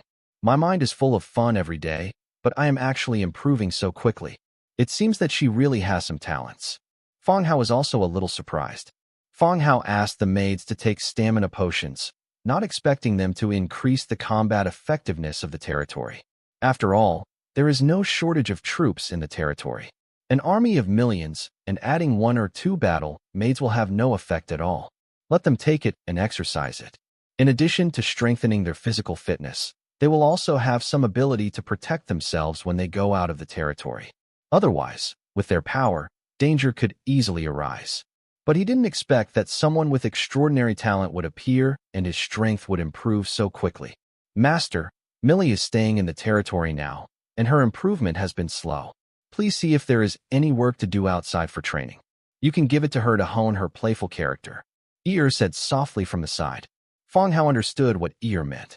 The bunnymen do not have the natural physique of the orcs, and there are few strong warriors. Therefore, the bunnymen have always been oppressed among the orcs. Millie improved quickly this time, which gave her hope and planned to train her well. Of course, Fong Hao is also willing to train these well-behaved and obedient maids, and with the rules of the slave contract, if he can train 1 or 2 heroes, he will really make a lot of money. "Okay, then I will see if there are any safe tasks and let her try it," Fong Hao said. Fong Hao just finished speaking. From outside the wall at the back, someone suddenly said, "Great. It's overrun." As they got closer, there were several voices escaping quickly. Fong Hao sat up and looked in surprise at the direction in which the footsteps were escaping. Ear smiled on the side. Early next morning, Fong Hao woke up from his sleep, stretched, and sat up from the bed. "I looked at the watch on my bedside and saw that it was already 6:30 in the morning. Get dressed and take a quick shower." Just as he was about to walk out of the room, the sound of a telepathic conch suddenly came to his ears. Opening the storage space of the Book of Lords and checking, it was the news from Tongyo. Putting the sound-transmitting conch to your ear, the voice of the copper bull came out. "Sir, an orc caravan has come to Manhwa Market. They come from Tasco City and hope to set up a store in Manhwa Market. Fong Hao from Tasco City has heard of it. It is an orc city on the east side of the territory. The Spider-Man Domina had previously planned to go to this city for hero promotion. It belongs to a large orc city in a nearby area. Fong Hao had previously considered whether to have contact with the orc city, but the orcs had such wild personalities, or let him postpone the plan. Unexpectedly, the other party's caravan had already arrived at Manhwa Market and started its own business first. After returning the sound-transmitting conch to the storage space, walk out of the room. Inform Eeyore that breakfast should be simple, and then wake up Jia, who is snoozing on the second floor. After breakfast, Fong Hao took on Jia and Demidja and rode the Bone Dragon to Copper Bowl City. Then transfer to horses at Tonyo City and go straight to Manhwa Market. Arrive at the chief's hall. Then he saw a huge carriage parked outside, and it was not horses pulling the carriage, but two rhinos that are close to elephants in size. The giant rhino was quite docile and stood quietly aside. There were towering guards preparing fodder for the two rhinos. Fong Hao took one look and walked straight into the chief's hall. The copper bull sat in the middle, while sitting on the side was a burly, gorgeously dressed orc and several orc guards. Seeing Fong Hao come in, Tonyo stood up. Ahem, Lord Fong Hao, this is Mr. Mativa from Tasco City. Tonyo introduced to the orc merchant on the side at the same time. This is Mr. Fong Hao. We run Manhwa together. Market. Manhwa Market is occupied by humans, and it may not be beneficial to tell it. Therefore, Tonyo can avoid a lot of trouble by calling Fong Hao a partner. The orc, Manhwa, turned the gold ring on his thumb, but his eyes were looking at the three people who came in. Humans, orcs, lizardmen. Strange combination. After listening to Tonyo's introduction, Mativa also stood up and said, Hello, Mr. Fong Hao. This is the first time we meet. I am Mativa. I wish you strength and wealth. Mativa performed a human courtesy, which fit the role of a businessman. Mr. Manhwa, please sit down. I heard that you are coming this time to open a store in Manhwa Market. What kind of store are you opening? Fong Hao got straight to the point. Our large chamber of commerce mainly sells weapons, armor, slaves, and also sells some leather goods, or drawings and props. Mativa said, The large chamber of commerce is the official chamber of commerce of Tasco City, and is also very famous. The orcs did not take a fancy to business at first, and even thought that doing business was just to accumulate wealth for other people, and it was not as fast as plundering. But the large chamber of commerce gradually changed the minds of the orcs, and with the backing of Tasco City, it has risen rapidly and accumulated huge wealth. Large chamber of commerce, focusing on the Manhwa Market. Because the Manhwa Market is rising too fast.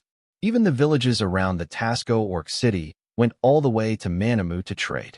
This is also what the large chamber of commerce values, otherwise it would not go so far to set up a store in this small place. Oh, but Manhwa Market has its own weapons store. Fong Hao looked at Tonyo. The latter also nodded slightly. Yes, Manhwa has his own weapons store. If the large chamber of commerce opens a store here, I'm afraid there will be conflicts. The weapon shop in Manhwa Market sells equipment made by Fong Hao. They are basically white and green equipment, which are easy for Fong Hao to make, and are also a good way to quickly gather money. For weapons alone, nearly 10,000 war coins are recorded every week. Haha, don't worry about this. I've also seen the size of the weapons store, and there really aren't many varieties. I feel like we won't have any conflicts on this point. The existing weapon shops in Manhwa sell limited types. Because the equipment drawings in Fong Hao's hands are not many, but the quantity produced is sufficient. Whether you're buying a small amount or shipping in bulk, there's always something in stock. What Mativa means is that the types and quality of equipment sold by the two stores are different, and the people they sell to are also different. So, there is no conflict. Well, what Mr. Mativa said makes sense. Fong Hao nodded. Fong Hao knew in his heart that the opening of weapons and armor stores by the large chamber of commerce would definitely have an impact on his sales. But this is something that cannot be stopped. The reason why Manhwa Market has developed so rapidly is because it is trusted by the orc tribe. In addition to improving the environment, the army also protects traveling caravans. The most important thing is free trade, and there will be no restrictions on the sale of goods. Therefore, there is nothing to stop the large chamber of commerce from opening a store. Haha, this is natural. Manhwa laughed. He looked at Fong Hao with a hint of contempt. I was still young and inexperienced in the world, so I was moved by my two simple words. When Mativa stopped laughing, Fong Hao continued. Since our business will not interfere with each other, Chief Tyrok, why don't we also arrange for people to open a store in Tasco City? Tonyo nodded slightly. Okay, we have enough manpower. When Mr. Mativa leaves, you can follow him. Businessman Mativa was stunned for a moment, and then realized what the two of them meant. It turns out that this human boy is waiting for me here. Agree with Lars Chamber of Commerce to open a store, and they will also open a store in Tasco City. He smiled slightly and said, of course. If the man in market comes there, I can also help you introduce some good business roads. Both parties achieved their goals, and the atmosphere of the chat became better. Not long after, someone reminded me that lunch was ready. Mr. Mativa, Mr. Fong Hao, please have lunch ready. Tonyo greeted the two. The two stood up with a smile and walked to the restaurant. Mativa is only here for preliminary negotiations. Negotiations will still need to be made on the location of the store and tax aspects. While leaving Manhwa, Tonyo also arranged manpower to follow Mativa to Tasco City to familiarize himself with the roads and take a look at the situation in Tasco City. Be prepared to open a store on your own side. Fong Hao and Tonyo walked around Manhwa and discussed the areas that were lacking. As dusk approached, we began to return to the territory. Night falls. The city of Lysis. There were no more pedestrians on the busy street. Painful groans came from the dark alleys filled with garbage. In a damp corner, a thin man was leaning against the wall. Apart from the bruises on his face, his left leg was twisted and deformed and appeared to be broken. I found you. Suddenly, a woman's voice came from the alley. You can tell from the voice that this must be a good-looking woman, better looking than those women soliciting business on the street corner. The woman walked in little by little and squatted down in front of the man. It seems you are not dead yet. The man raised his head weakly. It was dark, and he couldn't see the woman's face clearly except for her slim silhouette. He ignored the woman, not necessarily a noble lady from some family, who came here to laugh at him and have fun. I need you to do me a favor. If you do it well, these will be yours. One can go to the temple to treat your injuries, and the remaining 99 can let you live a life without worries about food and drink. The woman took out the money bag shook in my hand. The sound of gold coins colliding is clear and sweet. The man suddenly raised his head and stared directly at the money bag in the other person's hand. It's not a smart decision for a woman to come here with so much money, the man said hoarsely, and his body, which was weak just now, pounced like a wild beast. Boom. There was a muffled sound, and the man who rushed towards him flew backwards, crash into the garbage again. The injury to his left leg made him wail in pain. The next second, a sharp stabbing sword was inserted into his mouth, causing him to stop screaming. How about it? Do you want to make this money? If you delay for 3 days, your leg will be permanently disabled. The woman continued. The man's pupils widened, and he nodded slightly. The woman put away her rapier, and the man slowly slid down against the wall and collapsed on the ground. What do you want me to do? The man asked hoarsely. I need your help getting someone out of the city. Who? The man continued to ask, wondering if it was a drama among nobles to kidnap their husband's mistress. Your old acquaintance, Li Go. As soon as these words came out, the man's body trembled suddenly. This leg of his was broken by Li Go the day before yesterday. How could he dare to provoke the murderer again? Moreover, I still owe him money, with interest compounded, and I can no longer afford to pay it back. What? Are you scared? The woman asked. You're crazy. That's a bastard. What are you doing to provoke him? The man yelled. You lure him out, and you won't need to do anything else later. Then you can use the money to find a village and live a good life. The woman took out dozens more war coins and waved them in front of the man. The man was silent, his heart moved. He will never be able to repay the money he owes in his lifetime. If you can get the money, it's a good idea to get out of here. After a moment of silence, the man raised his head and said, Where should we take him? It can't be too far. The woman smiled and said, Of course. The second day, after a simple morning run, Fong Hao sat on the stone steps and opened the Book of Lords. Check out the 2 maps obtained from the tavern the day before yesterday. Map, Bandit Camp. Map, Stone Forest. Both maps are located south of Pearl City, relative to the cottage close to grizzly bears. Fong Hao returned to the room and directly used divine presence. The next second, he appeared directly on the body of the grizzly bear's copycat, the skeleton gray bird. The view is bright, and it is still the bedroom where the grizzly bear lives. There is a thin chain tied to the skeleton's white bone ankle, which should prevent the skeleton from flying around. In front of the grizzly bear was wearing a linen shirt and was doing his daily morning exercises. The shirt is thin and loose, and he keeps doing push-ups again and again. The fullness of the chest is clearly visible. As it floated down again and again, it squeezed and deformed on the floor. Very ornamental. 1975, 1976, 1977. The grizzly bear counted in a low voice. Sweat dripped down his forehead, leaving a trail of water on the ground. If only Millie could work half as hard as Grizzly Bear. Grizzly Bear. Fong Hao called. The grizzly bear's eyes narrowed, and he looked up at the skeleton gray bird beside the bed. Master Fong Hao, is that you? Grizzly Xiong sat up. The skeleton gray bird nodded and continued. Get ready. I will lead the troops there in a moment. Is there an operational mission? Grizzly Bear asked. To the southeast of your village, there is a stone forest and a bandit camp. Do you know these two places? Fong Hao asked. Grizzly Bear frowned and thought for a moment, then shook his head and said, Sir, the bandits are in chaos here. The original camps were all eradicated by the Lysis City Army. It's not clear which group the new ones are, and Stone Forest didn't listen. If you pass this name, I will immediately arrange for someone to investigate. Don't go to so much trouble. Get ready. I'll bring someone over in a moment. Fong Hao explained, and the soul fire in the skull's gray bird's pupils was immediately extinguished.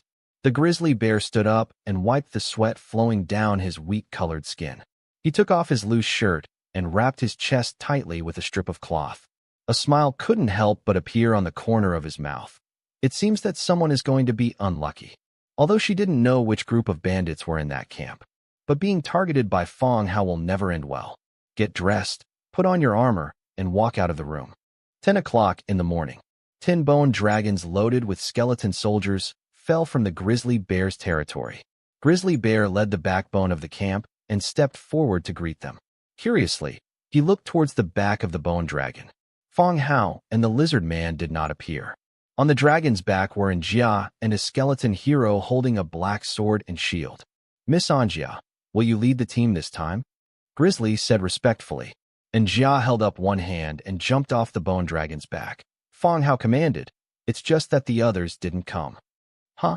Oh, Grizzly replied subconsciously. How can we give instructions without people coming? Immediately afterwards, Anjia opened his backpack, and a skeleton gray bird with blue soul fire flew to Anjia's shoulder. Looking towards the grizzly bear. How are the preparations going? Skeleton gray bird said. Grizzly Bear immediately understood that this was what the commander meant. He immediately replied, Sir, everything is ready and ready to go at any time. Outside the mountain stronghold, torches, ropes, and carts, as well as nearly 100 men, have been prepared, ready to set off at any time. Fong Hao nodded. Grizzly Xiong was born as a bandit, so he was quite efficient at work. After telling the grizzly bear the location of the stone forest, the two teams began to move in batches. Grizzly Xiong led his men first, while Fong Hao would sort out all the carts and tools he carried and have them carried by Bone Dragon. After the tasks are assigned, Grizzly Bear led the men and horses out of the stronghold. Go straight through the dense forest and head towards the target location. Boss, have you ever been to the Lord's territory? I heard it's very good. It's several times better than Pural City. A younger brother said without stopping. Grizzly glanced at him. Who did you listen to? When Miss Vanessa told the bartender, I heard that the accommodation was in good condition, the environment was good, and the hot springs could whiten the skin, etc. Anyway, everything was good, the younger brother said. A few days ago, Grizzly Bear and his team escorted Vanessa and others to Lysis City. Although they walked all the way, they had no communication with each other. Grizzly Bear and Vanessa, except for work needs, basically stay in their own teams. I've never been there, but there are all undead there. How can the environment be good? Grizzly Bear expressed his speculation. What the boss said makes sense. They are all undead. How can we have a good environment?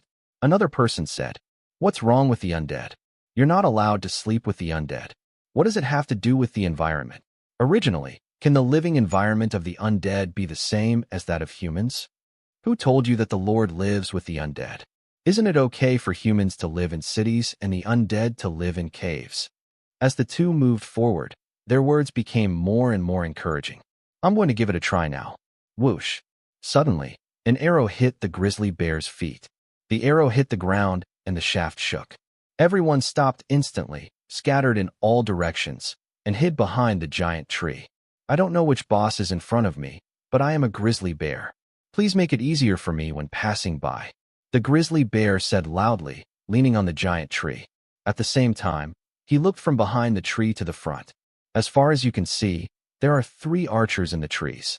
There are still some people and horses in the bushes below. It turns out to be the boss of the grizzly bear. Look, isn't it true that his own family disowns his own family?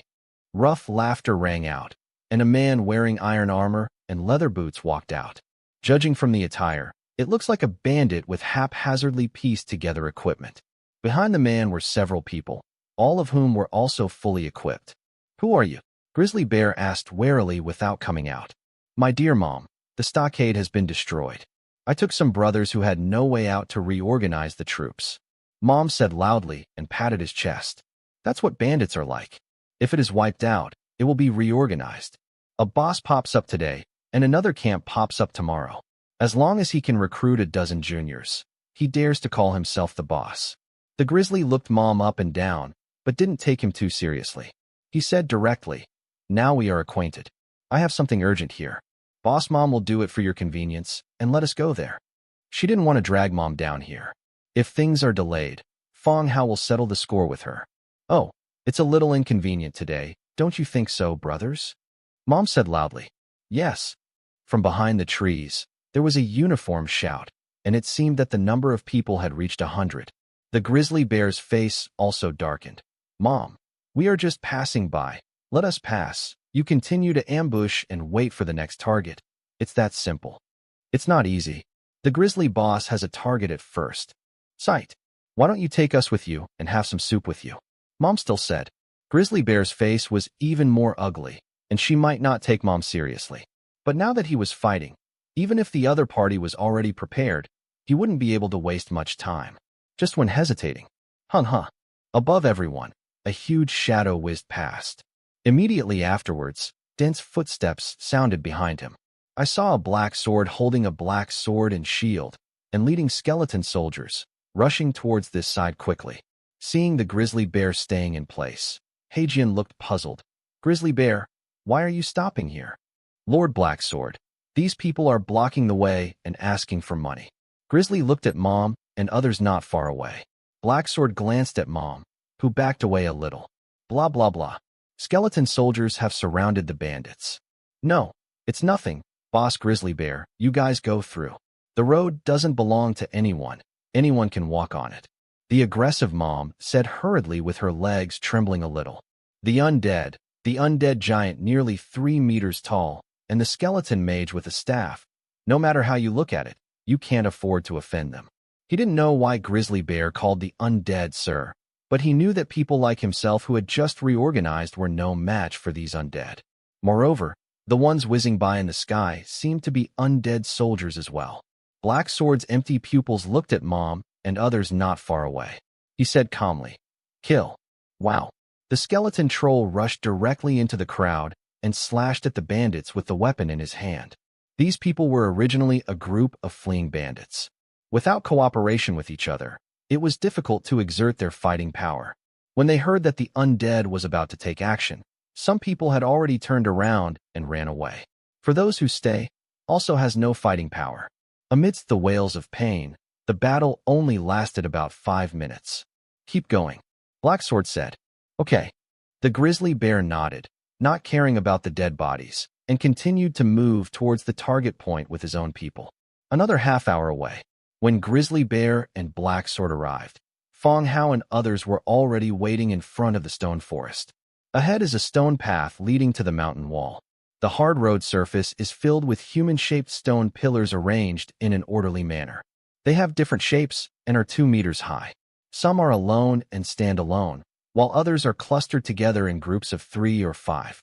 This reminded Fong Hao of the human-faced stone statue on Easter Island that he had seen on TV. The stone statue is about 2 meters high, with a big head and a short and thick body. Limbs and body parts can be clearly distinguished. Fong Hao stared at these stone statues, but did not find any information. Not a monster? Fong Hao has seen stone elements and stone monsters. A giant toad disguised as stone, but I have never seen such a big-headed, short, and fat stone man before. Even if the attributes cannot be detected now, Fong Hao will not think that it is just a group of ordinary stones. It cannot be ruled out that this is a disguised ability. At that time, when the grouper giant toad was disguised as a stone, he was unable to check its attributes. It can only be seen when moving or attacking. At this moment, Grizzly Bear and Black Sword also came over from a short distance with their troops. The undead troops are in pretty good shape. The bandit behind the Grizzly Bear had his clothes open, his weapons and equipment hanging down on his body, and he was breathing heavily, like a deserter. "Sir, we met bandits on the road and were delayed for some time." The Grizzly Bear panted slightly and explained. Fong Hao stood on Njia's shoulder and nodded slightly. "You guys take a rest for a while," Fong Hao said to the Grizzly Bear. "Thank you, sir." The Grizzly Bear thanked him and shouted to his men, "Rest where you are and be careful." After that, he returned to the team. Fong Hao looked at Heijian aside and asked softly, "Heijian, have you seen these stone figures?" Black Sword looked at the stone statue in front of him and shook his head. "Sir, I have never seen a similar stone statue. Neither Anjia nor Heijian has seen it before. It seems that it is either not a monster, or it is some monster that is rarely seen." "Well, let's form the team and go in and take a look later," Fong Hao ordered. "Yes, sir." This time he came out with 10 skull dragons and 67 undead soldiers. Among them are 20 skeleton warriors, 27 skeleton trolls, 10 skeleton archers, and 10 necromancers. In fact, 10 skull dragons are enough to eliminate this kind of wild enemy. Unless you need to follow the cave into the depths like the last Tibetan soldier cave, the breath of the bone dragon cannot attack the enemy. Only the units at the back are needed to fight. Black Sword began to command the undead soldiers, and soon they formed a queue. Grizzly Bear didn't need Fong Hao's reminder, and urged his men to put on their armor and stand in formation as much as possible. "Push forward." Black Sword gave the order, and the undead soldiers began to move forward. Entering the valley, Iron Boots stepped on the hard ground, and there was a stamping sound. Still 5 meters away from the stone man, the team all stopped and did not enter the stone forest. "Have these stone men moved?" Njia suddenly said. At the same time, noisy sounds were heard from the bandits behind the team. Some people say they saw the stone man turning his head. Fong Hao looked in the direction Njia said, but found something wrong. Before, there were still stone figures of different shapes, but now many of them had their faces facing in this direction. He seemed to be observing his group. It seems that there is still something wrong with these stone men. Bone Dragon, Dragon Breath. A distance of 5 meters is enough for the attack range of Death Breath. After hearing Fong Hao's order, the 10-skull dragon formed into a fan-shaped stone man with a face. The slender neck stretched forward and began to condense the breath of death. Roar! 10 black light beams swept directly towards the dense stone figures in front. Bang, bang, bang. The body of the stone man at the front exploded instantly and turned into tiny rubbles. Although the stone man behind did not explode, his body trembled. The white stone eyeballs moved up and down, revealing dark pupils, and then the stone man's body began to move. The whole body shrank into a ball. It turned into a giant stone ball and rolled towards the queue. "Shield array," Black Sword ordered loudly.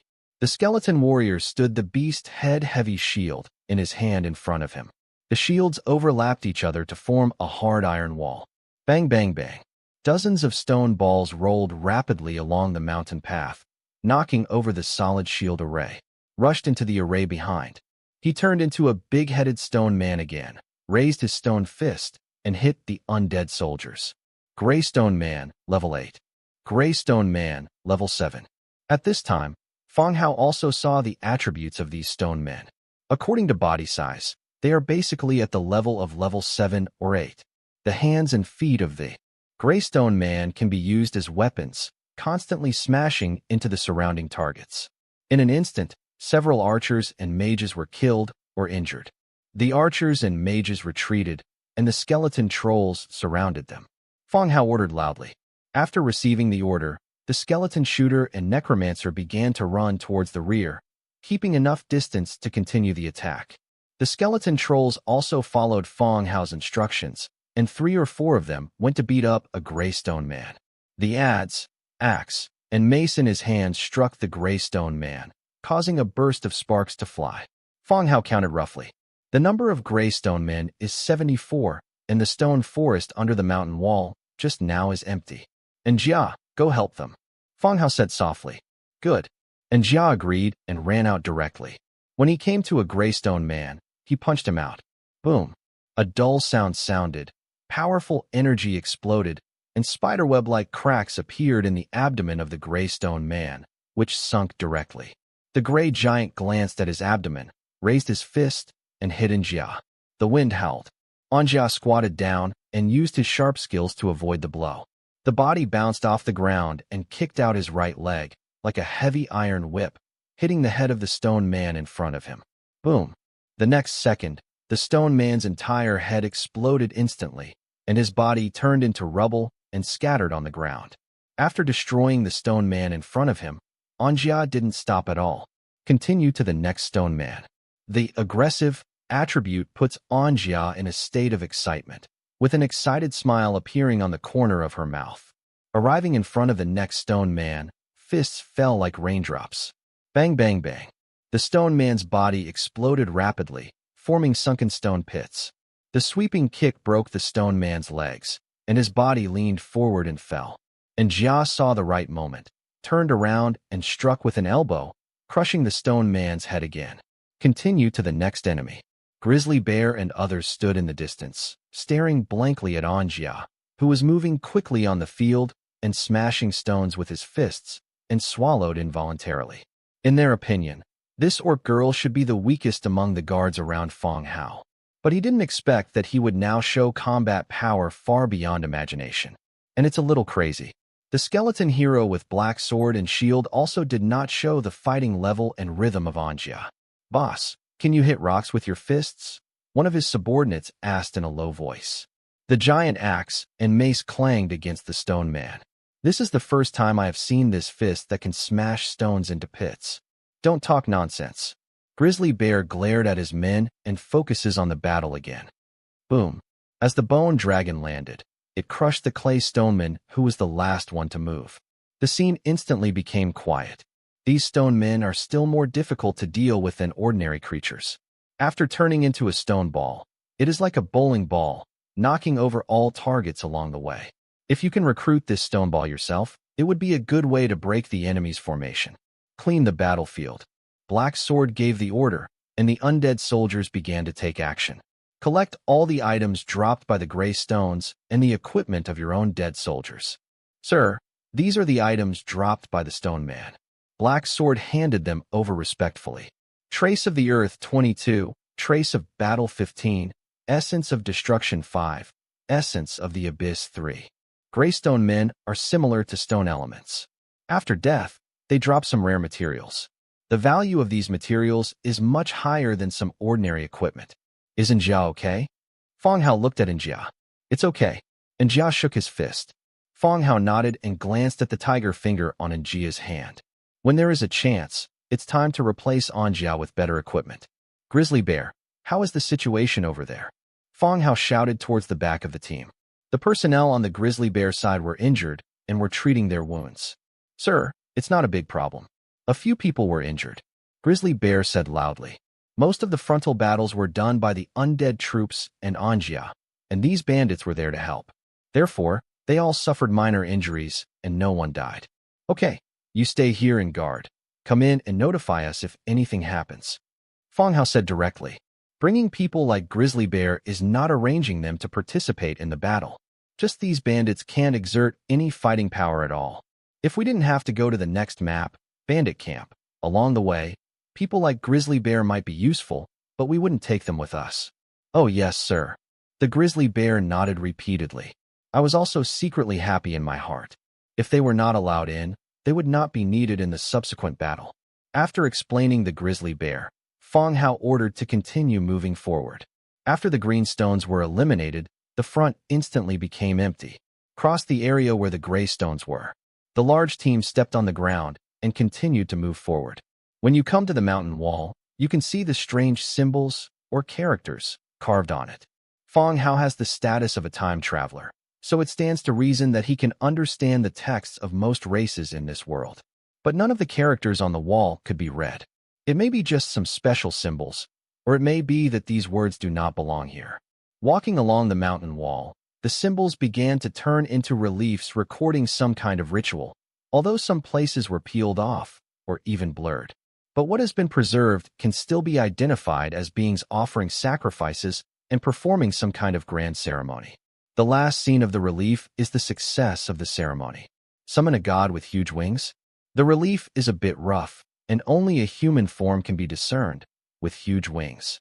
Fong Hao, you said those stone men turned into stone balls and rolled down here. Wouldn't they have been knocked over by us? And Jia thought as she looked at the gradually narrowing path. Who are you with? Fong Hao said angrily. It's a pity that those stone men didn't perform well. Hey, those stone men are so stupid, but they are quite cute. You're the one who beats them the hardest and calls them cute. Fong Hao and the two chatted in low voices. The team moved on. At the end of the relief, there is no way forward, but a neatly carved square stone cave. Some are like door frames or entrances to tomb passages. You guys wait outside. I'll take 2 people in to take a look. Fong Hao said directly. After clicking on a few skeleton warriors, we are about to enter the cave. Just as one foot stepped in, a shout suddenly came from behind. Fong Hao, something happened later. Everyone turned around and saw the grizzly bear walking over quickly. He said to the black sword on the side, Fong Hao, those stone men appear again behind you. Go and take a look. Everyone was stunned when they heard Grizzly Bear's words. Grizzly Bear, are you talking to me? Black Sword asked. On the contrary, it was Fong Hao who directly ordered, kill her. Wow. The first to take action were the skeleton warriors all around. They raised their one-handed swords and slashed at the grizzly bear. The grizzly bear quickly dodged, eyes widened, and looked at a talking skeleton bird in surprise. The black sword also took action instantly. The long black sword lifted up and made a slender gash in the grizzly bear's chest. There was no blood flowing from the wound, but it's like thick black mud. Seeing that the blood coming out of the wound was not blood, everyone was even more certain that the person in front of them was not a grizzly bear. Kill her, quickly. Fong Hao urged again. The skeleton surrounded the grizzly bear and launched an attack. The enemies that change their appearance don't seem to have very high attack power, and their combat effectiveness is only at the level of 7th or 8th level troops. Surrounded by undead skeletons, he was quickly killed. It turned into a black humanoid corpse with no facial features, and then the corpse slowly melted and disappeared. Deformer, level 3. Before death, Fong Hao also saw its name. It's called a shapeshifter. The biggest feature should be that it changes into the enemy's appearance to confuse the enemy. But the level is indeed not high, and the combat effectiveness is average. Faced with the siege of undead skeletons, he didn't last long and died immediately. What kind of monster is that? And Jia came back and asked softly. It's called a shapeshifter, and it should have the characteristics of imitating humans. Fong Hao answered softly. In the state of transforming into a grizzly bear, the attribute Fong Hao saw was also a grizzly bear. This can be said to be very powerful. Anyone who has this ability will not be afraid of being recognized for stealing things in the future. Black Sword, go bring Grizzly Bear and the others over. It seems we have encountered an enemy who is good at disguising. Fong Hao ordered. Yes, sir. Black Sword left with several skeleton soldiers. Fortunately, there is only one enemy that changes appearance. And the loopholes were very obvious just now. He actually mistook Black Sword for Fong Hao, and Grizzly Bear himself would never call Fong Hao by his real name. Not long after, Grizzly Bear and a group of younger brothers were brought over. Sir, what happened? Grizzly asked curiously. It's okay. I found an enemy who is good at changing into other people's shapes. You should be careful, Fong Hao said. Oh, okay, sir. Grizzly Bear and others still didn't quite understand what happened. Fong Hao ordered a few skeleton trolls and began to walk into the cave. Entering the cave, There is a corridor of stone steps extending downward. The width of the stone steps is limited, but it still allows two skeleton warriors to walk side by side. The corridor has been reinforced, and relief murals similar to those on the outside are also carved along the corridor. All the way down, there is a room dug out in front of you.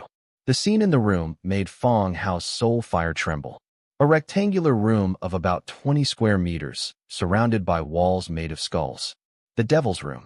This place is exactly the same as the underground room in the village before. It is equally eerie and terrifying, just like entering purgatory on Earth. In the center of the room is a long table made of stone. There is a gold treasure chest placed on the table. Go and see if there is any danger. Fong Hao said.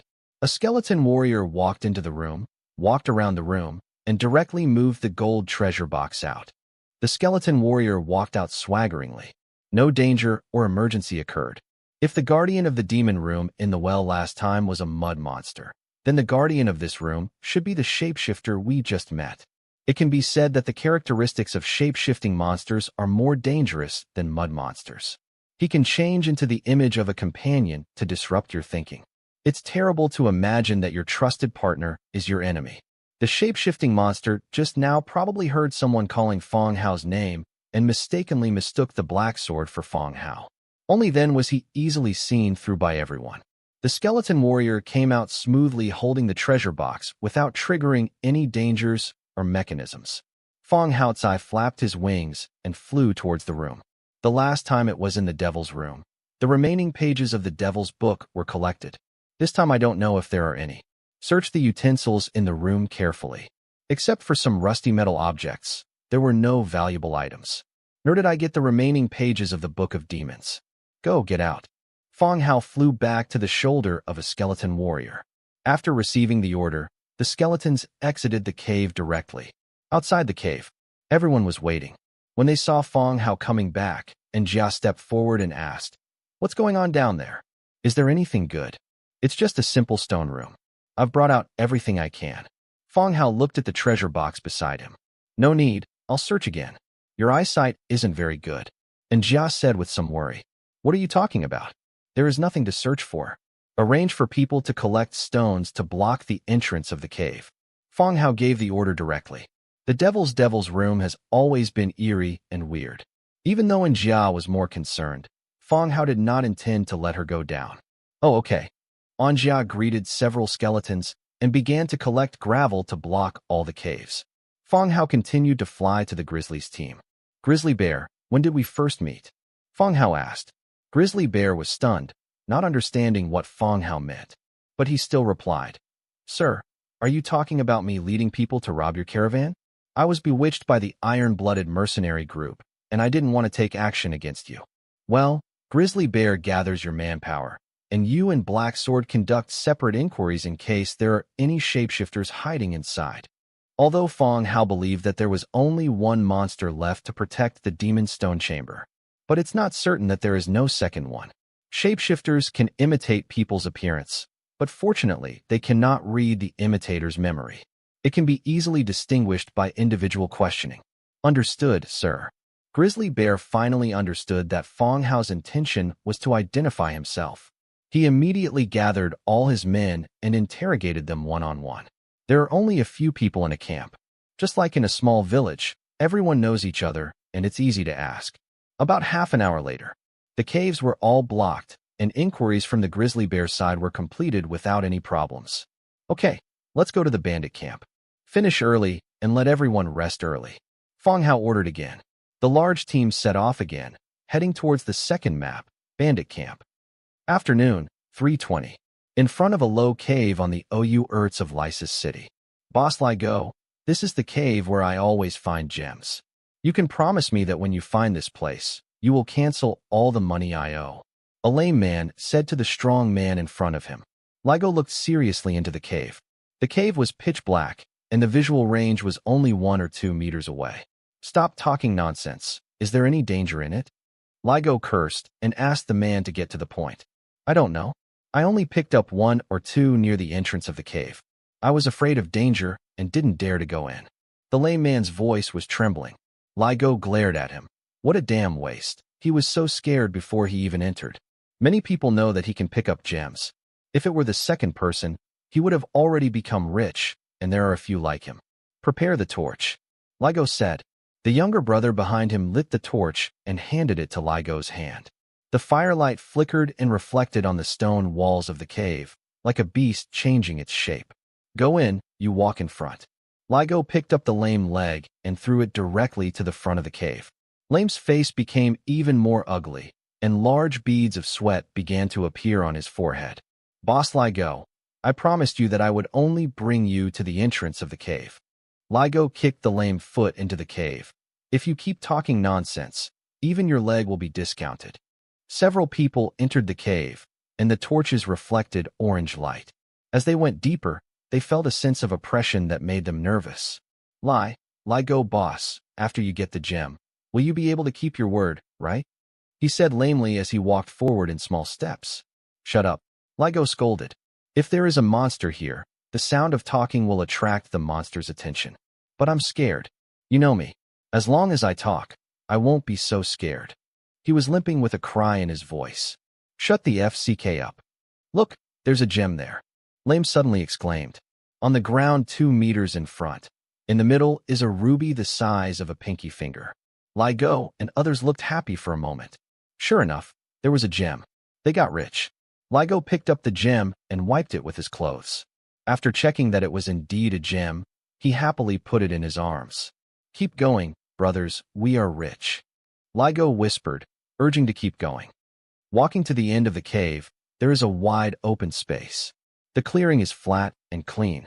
There were no imaginary beasts, no corpses, or animal bones. There are no piles of gems. There is nothing, just an ordinary cave. What's going on? Where are the gems? Ligo turned around, only to find that Lame was already standing in the distance, trying to extinguish the torch in his hand. What are you doing? Catch him back, Ligo said. The lame boy saw the lame boy coming towards him and hurriedly extinguished the torch in his hand, shouting in a panic. I brought them in. Come out quickly, come out quickly. Hearing Lame's cry, Ligo and others instantly became nervous. At this time, they also heard that they had fallen into the other party's trap and been led here deliberately. Pull out the weapon from your waist and enter combat mode. But the open space is so big, there are no other people anywhere. After a few breaths, nothing happened. Ligo smiled. It seems that your partner did not go according to plan. Puff. As soon as he finished speaking, there was a sound of a sharp knife piercing flesh from behind. Turning around suddenly, he saw the young man in the team holding a torch slashing his neck with a sharp knife. Collapsed little by little. At this time, everyone also saw the enemy clearly, a slim and graceful woman. A slim woman appeared behind several people. Ligo and others did not know when the woman appeared. But that slender waist, the image of a woman. But it relieved the tense atmosphere a lot. You found AF King BTCH to deal with us? Ligo sneered and shook off the machete in his hand. The woman was obviously prepared and blocked the only exit. However, for such a woman, no matter how hard she looks at it, she doesn't want her side to be at a disadvantage. Are you a deadbeat? The woman said calmly. Why? Are you looking for me? Ligo handed the torch in his hand to his younger brother and touched the pitted scars on his face. We know each other? Why don't you tell me so that I can understand who you are? Ligo talked to the woman, and the younger brother behind him used Ligo's body to block the woman's sight, slowly pulled the crossbow string, and set the arrow. Lower your head, said the younger brother. Ligo lowered his head instantly. Boom. The crossbow string screamed, and the crossbow arrow shot towards the woman with a sound of breaking through the air. All of this was a bit too sudden. However, the woman's figure disappeared directly like scattered ink. The crossbow arrow passed through the woman's position and flew along the tunnel of the cave. What's going on? Where did she go? Ligo and others' expressions changed, realizing that they had met a troublesome opponent. Amid everyone's panic, the shadows began to squirm. A sharp sword pierced out from the darkness and stabbed out of a younger brother's chest. Here, several people slashed at the shadow, but only left sword marks on the stone wall. The little brother with the sword in his chest slowly fell down and died. The battle is still not over. The dim cave became a stage for women to perform.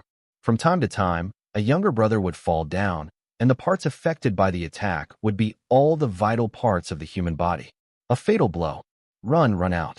Ligo roared in panic and began to run away. The two remaining brothers followed behind, threw the torches on the ground, and ran out desperately. Puff! The woman killed another person from the shadows.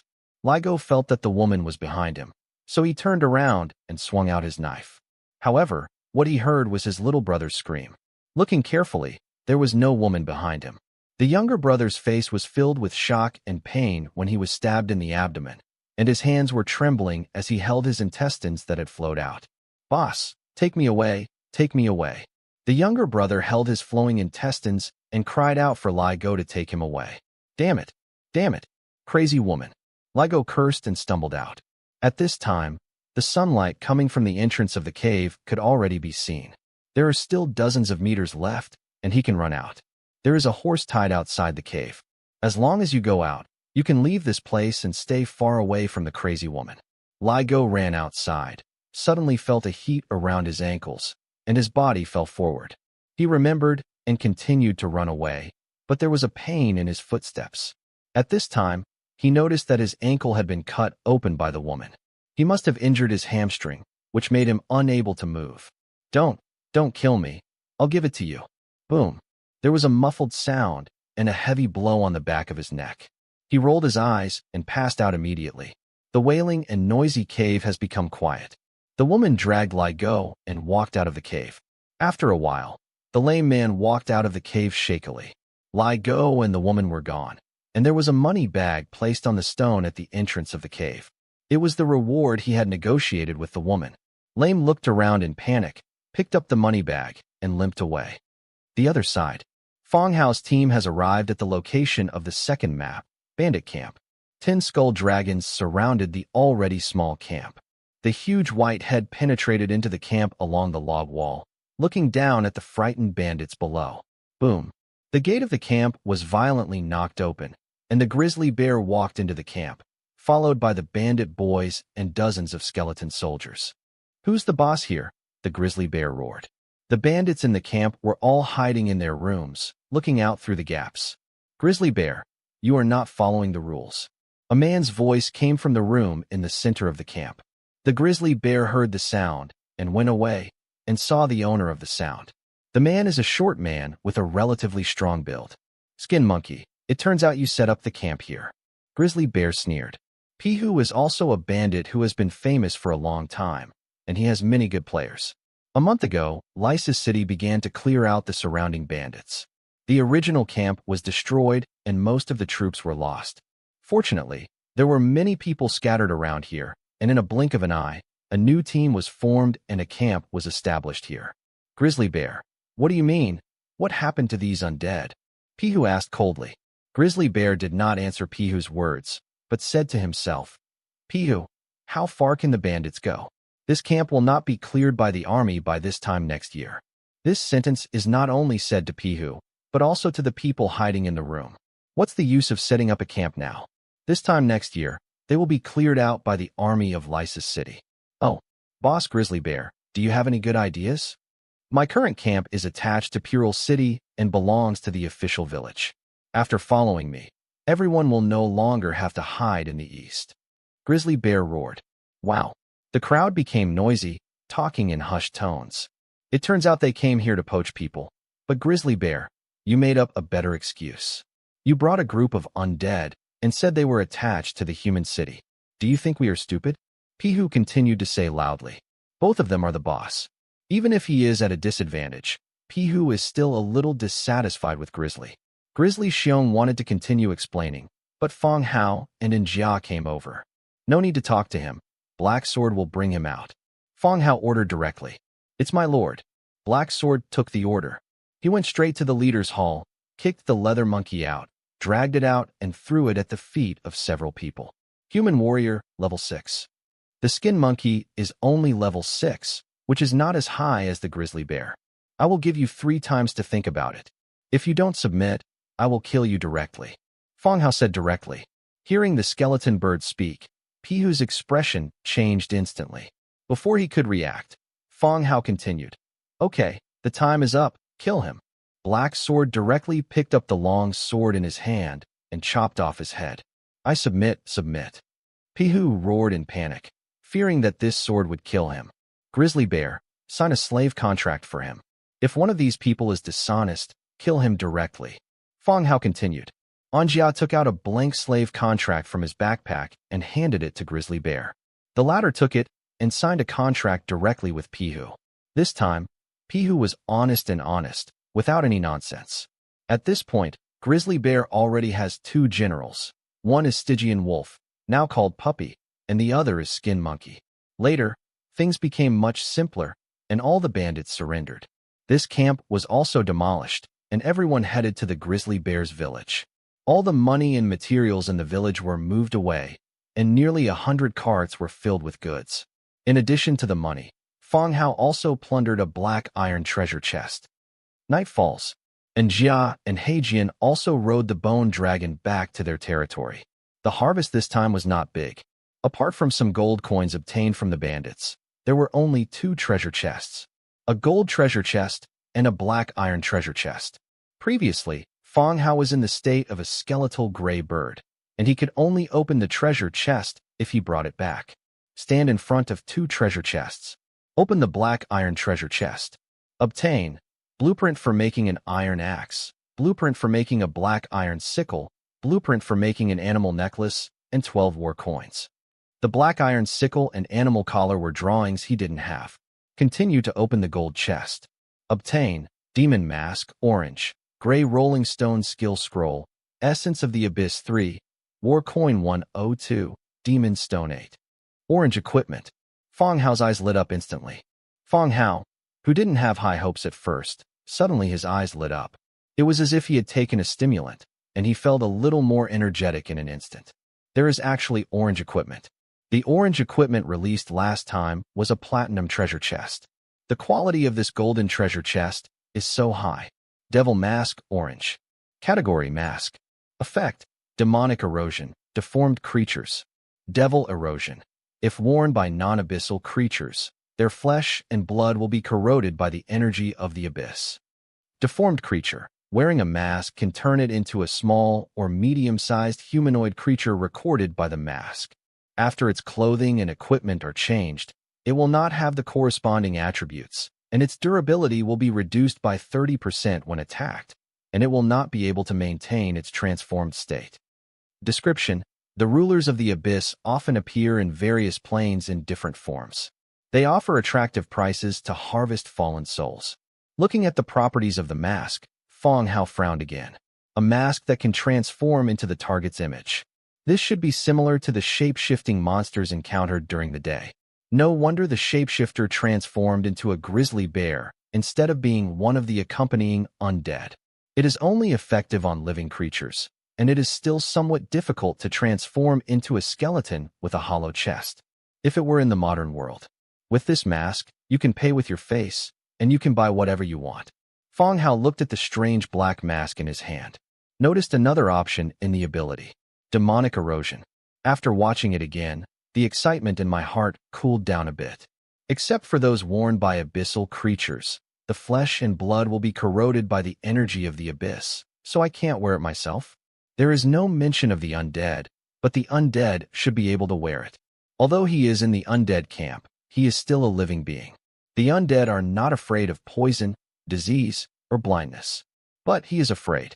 It seems that this mask has excluded me, at least before my transformation ceremony. I cannot wear this mask. Putting the devil mask away, Fang Hao continued to check the rewards below. Black iron sickle, 2 wood, 1 iron, 1 cast iron block. Description: a short-handled sickle, which can speed up crop harvesting efficiency and can also be used for mowing grass and other purposes. The sickle needs no introduction. It just so happened that Fang Hao was encouraging villages in various places to increase farmland planting, and he would produce them and send them to various places. Animal collar, 1 leather, 1 metal parts, 2 spinning threads. Description: available for Petty the animal. The last time I opened the treasure chest, a leather necklace appeared, but Fang Hao didn't even use it.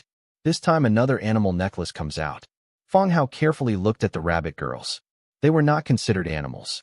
After looking at the equipment and equipment drawings, there is still one last skill roll left. Gray rolling stone. Category: Earth magic. Level: Level 3 Magic. Ability: Summon a 2-meter diameter gray stone ball. Launch a rolling stone charge towards the enemy. Roll in a straight line up to a distance of 20 meters and cause damage. The gray stone will not be able to turn into a gray stone man. After the rolling stone charges, the magic will be invalid.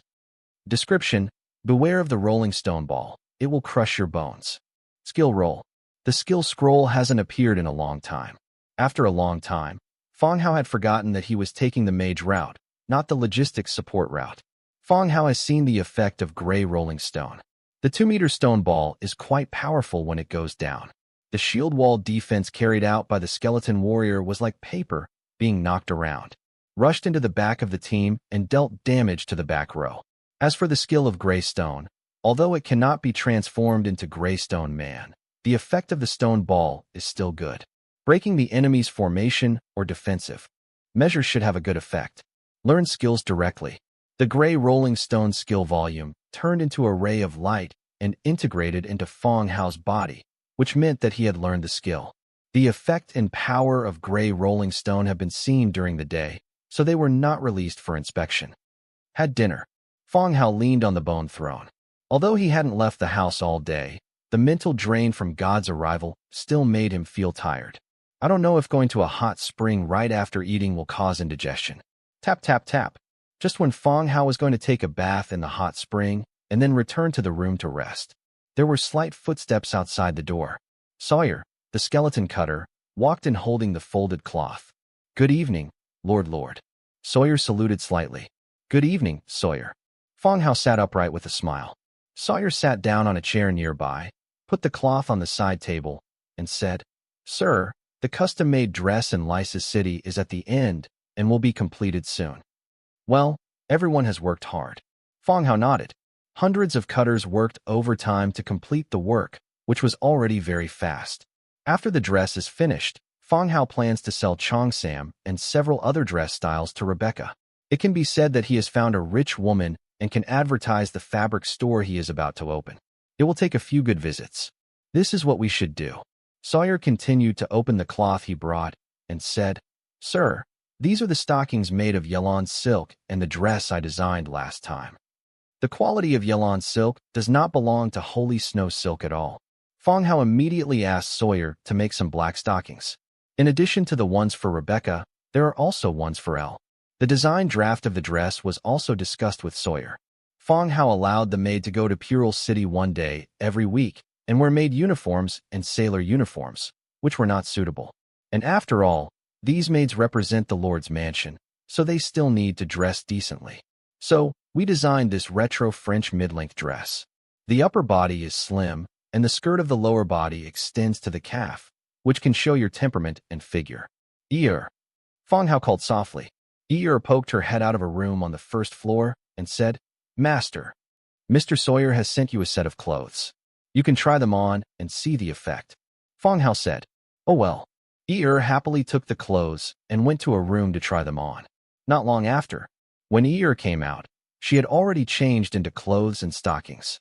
The white dress hugged her slim figure, with the hem extending to her calves, exposing her black stockings. Both look good, but the dress is more like a casual vacation wear and doesn't quite match the stockings. It feels a little weird when paired together. It's not bad. Feng Hao praised. Ear's face was slightly red, and she turned around and looked at her clothes. Sir, I will make them for the other maids in this style, Sawyer said. Can. Okay, I won't disturb you, sir. Sawyer saluted again, nodded and walked out. Just walk to the door. Call. Huge bat wings appeared in front of several people's sight. As they approached, they saw Lorana, the beauty of the lonely night, striding in. When he passed by, Sawyer stopped and saluted slightly. Lorana nodded, walked straight into the living room, and sat down on the chair.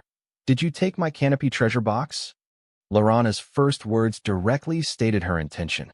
The sky curtain box is a purple sandbox prop that can shroud a certain area of the territory in mist that stays there all year round. The fog that shrouded the Blood Clan's Huiwe Highlands at that time was the effect of the sky curtain treasure box. When Feng Hao saw that the effect was good, he put it away. Unexpectedly, Lorana came directly to him and asked for it. It's indeed mine. The people in Blood Castle were too arrogant at that time, so I put it away first. After Fong Hao finished speaking, he took out the sky curtain treasure box from the storage space and threw it to Lorana. The sky curtain treasure box is indeed a rare treasure. But after Fong Hao brought it back, he never used it. It was like a collection in his hands. Even if we have a fine sandbox in the future, it is hard to say whether we will use the treasure box to cover the city with a layer of fog that never sees the light of day. At least I don't like to avoid the sun all year round, but it is more useful to Lorana. Lorana caught the treasure box and put it away without saying anything. His face was still cold. Has your matter been resolved? Fong Hao asked curiously. At the same time, he looked outside the door and did not see her bringing back the body of the Red Duke. Solved, Lorana said calmly. Where is the Red Duke? Fong Hao continued to ask. This woman will not miss her old love in this situation, so she should let the Red Duke go. If you can let go of this, then your IQ is too low.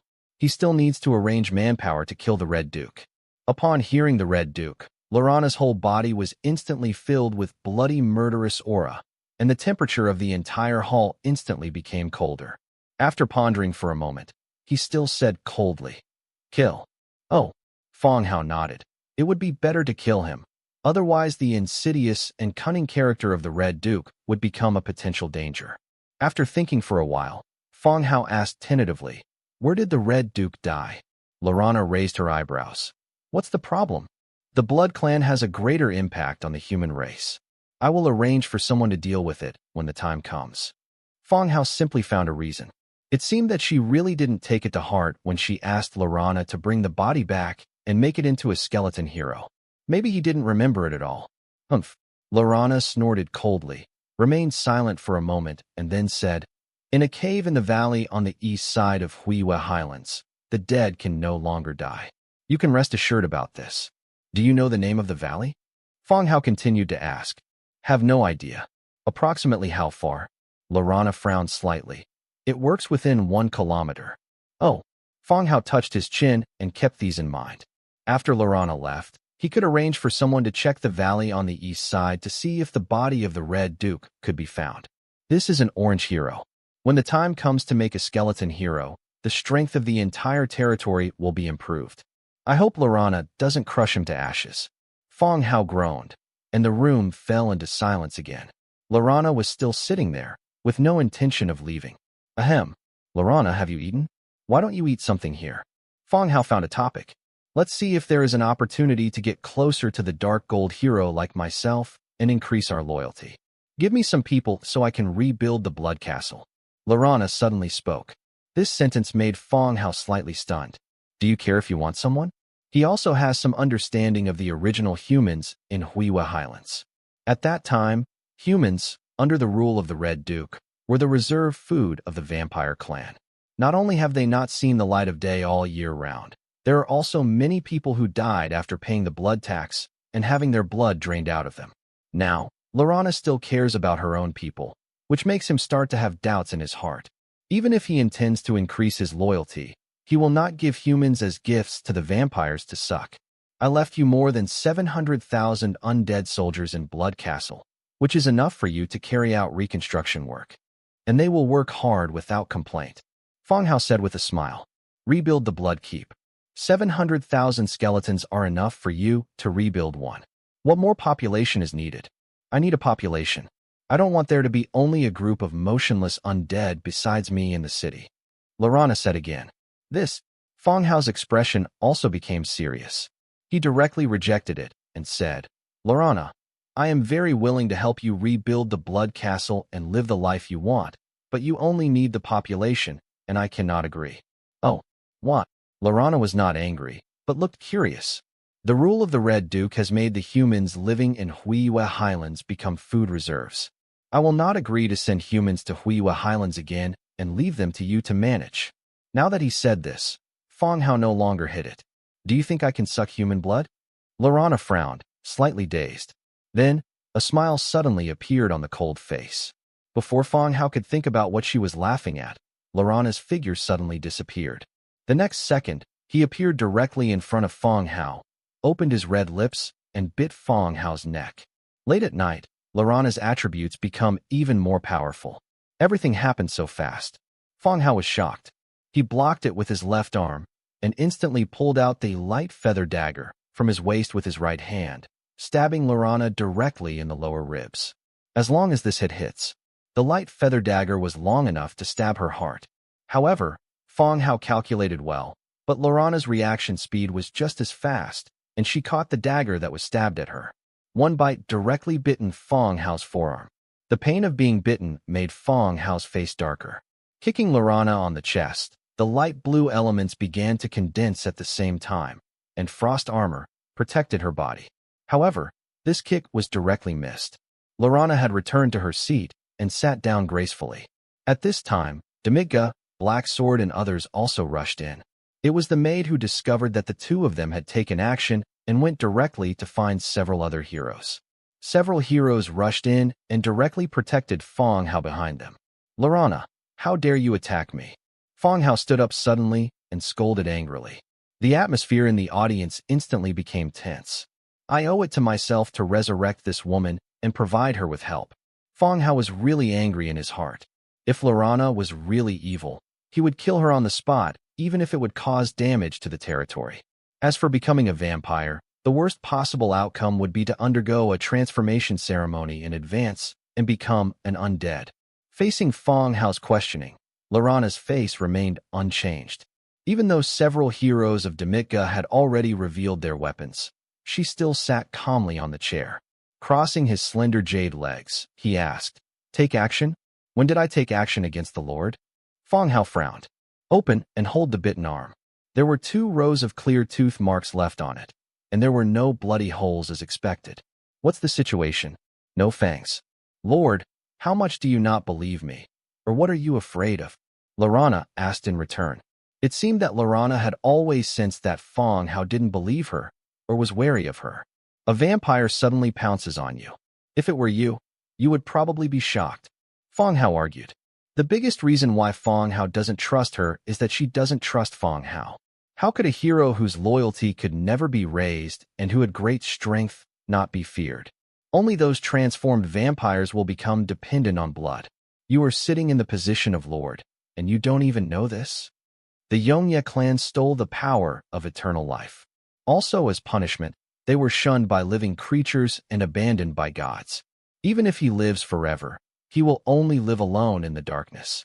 In order to live a better life in the castle, the Yongye clan began to need family members and servants, and they gave their blood to those who longed for eternal life.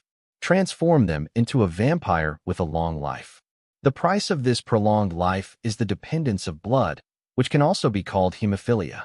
The vampires began to prey on humans and were dubbed vampires. And it is believed that all vampires will suck the blood of living creatures. Of course, Fong Hao didn't know these things clearly. He couldn't tell which ones would suck blood and which ones wouldn't. In the movies and TV shows he came across, vampires all sucked blood. In the territory, the only person who knows about it is probably Nelson, but Nelson is still working in the organ museum. Otherwise, you can ask if this is true or false. Just to verify this, you rushed over and bit me? Fong Hao sat down on the chair again, but his heart was still beating violently and uncontrollably. Everything happened too fast just now, which also proved that when facing a hero of Laurana's level alone, he really didn't have the strength to fight back. Otherwise, would you believe what I said? Laurana's tone remained calm. Ill. Fong Hao cursed in his heart. Even though Laurana said she couldn't suck blood, Fong Hao still doubted whether the teeth could be taken back. But after calming down and thinking about it carefully, Laurana didn't need to lie to herself. Even if she goes to prey on humans, it will be difficult for her to stop her, as neither of her 2 orange heroes can fly. I can't beat the flying ones, what can I do? I can understand that you want the blood castle to be more lively, so you need more people, right? Fong Hao continued. You can think of it this way. The Huiwa Highlands once had a large population. She is really afraid of being alone. Fong Hao rubbed the location of his teeth and began to think. Laurana had no reason to lie to herself. The relationship between the two was still that of Lord and hero. If Laurana didn't have the idea of using humans as food reserves, she could develop the Huiwa Highlands. Otherwise, such a large area of land only has the small village of Blood Castle and Kong Yong, which is really a waste of land. Moreover, He now needs land for cultivation to increase food production. Canopy treasure box, what are you going to do?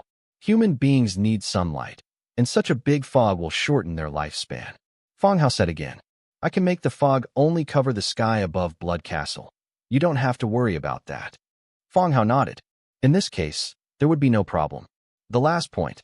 Say, Lorana said calmly. Since only vampires are dependent on blood, you cannot develop vampires at will. At least you must discuss it with me. Can. Okay.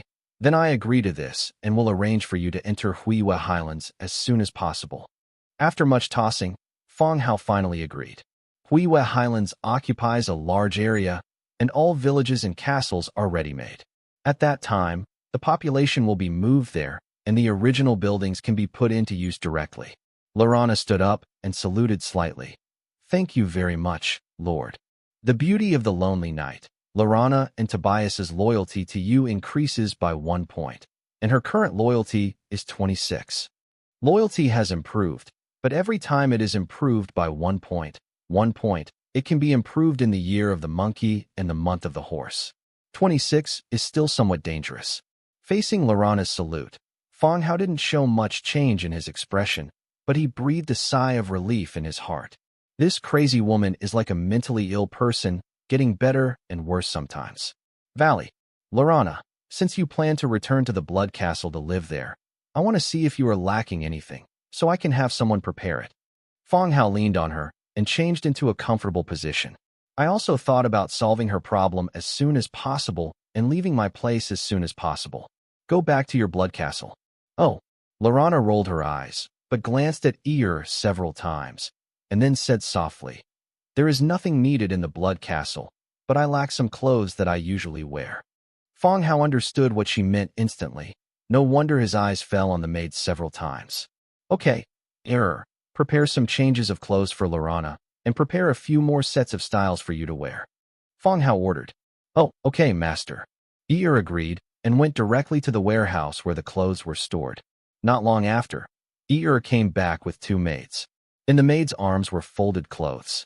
Miss Lorana, these are the clothes prepared for you. In addition to the ones you usually wear, there are also changes of clothes. Eeyore put the clothes on the table next to Lorana. Okay, thank you very much. Lorana responded with a smile. It seems that Lorana is much kinder to Eeyore than she is to herself. After arranging all the clothes, Lorana had no intention of staying any longer and saw Fong Hao yawning several times. Then he stood up and said, Then I'll go back first. Hearing these words, Fong Hao immediately stood up and said goodbye. Go slowly and be careful on the road. If something happens, let the blood hunter pass the news. You don't have to run back and forth. Lorana rolled her eyes at him, walked outside the Lord's mansion, spread out her huge bat wings, and flew directly into the sky. A bone dragon flew past, and then Lorana left quickly. Lorana left, and Fong Hao's heart fell. Finally sent this crazy woman away. Several heroes left, and Fong Hao left the black sword behind. Tell him roughly the place where the Red Duke died. Let him take some troops to search for it. If he can find it, he will bring it back. If he can't find it, forget it. Black Sword agreed, ordered the skeleton soldiers, and rode the bone dragon overnight to the valley where the Red Duke died. After explaining everything, Fong Hao also returned to the room to rest. Early next morning, the sky was bright, and there was a gentle knock on the door. Immediately afterwards, Eeyore's voice came, Master, Miss Hilda is back, bringing back a prisoner. Fong Hao opened his eyes at this time and stared blankly at the ceiling. My brain hasn't fully woken up yet. It took him a while to understand Eeyore's words. Hilda is Xiaoyu. It seems that Xiaoyu is back with Li Go. He turned over and sat up, got dressed, and walked out of the room. Eeyore stood at the door and didn't hear a response for a long time. Just as she was about to open the door and go in, Fong Hao walked out directly. Eeyore, where is Xiaoyu? Fong Hao asked. Has been sent to the blood prison. Eeyore replied. Well, I'll go take a look. After a simple wash, he walked out of the Lord's mansion and headed straight to the blood prison. Blood prison. The dark underground revealed the coldness. In the first room of the blood prison, a strong man was hung high in iron shackles. There were distorted scars on the man's face, which was exactly what he was looking for. Sir, Xiaoyu saluted. Well, Xiaoyu, thank you for your hard work. Fong Hao replied. The hanging Ligo slowly opened his eyes when he heard someone talking. The conversation between the two made the comatose Ligo wake up a little. Dimly, he gradually saw the two people in front of him clearly. He saw the woman who attacked him and the black-haired man beside him. When he saw the man's face clearly, his pupils suddenly shrank. I woke up instantly. He had paid attention to this man. In the tavern, there was an orc girl with him. Black hair and black eyes caught his attention immediately. Realizing that the man was looking at him, Ligo closed his eyes again and pretended to be unconscious. Is he still alive? Fong Hao looked at Ligo's condition and asked. Alive, Xiaoyu replied. While the two were talking, they both noticed Ligo's eyelids rolling from time to time. I woke up early and pretended to be comatose. Fong Hao turned around and called two skeleton warriors outside the blood prison. Let them pick up the whips that come with them in the blood prison. Let them wake up, Fong Hao said. The skeleton warrior stepped forward, swung his stiff arms, and threw the whip at Ligo. Bang bang. The crisp sound of the whips sounded, and before the third blow, Ligo screamed in pain. When he opened his eyes, he saw two white skeletons beating him. His pupils widened instantly, his face full of disbelief. Even the whip that fell on his body temporarily forgot to roar. After the shock, pain hit his whole body, causing Ligo to beg for mercy loudly. Stop fighting, stop fighting. If you have anything to say, please tell me. The skeleton warrior still did not stop and kept swinging the whip, leaving scars oozing blood on Ligo's body. Fong Hao felt that it was almost done, so he asked the skeleton warrior to stop. Two skeletons stood upright. Fong Hao sat down opposite Ligo and rubbed his forehead. Ligo, tell me. You might feel better if you tell me. Ligo was covered in bloodstains, his head drooped, and asked, What did you say? If I have offended you in any way, I will apologize to you, and I am willing to compensate you. Gang kidnapping is Ligo's specialty. I also know that the only one who suffers from being stubborn is myself.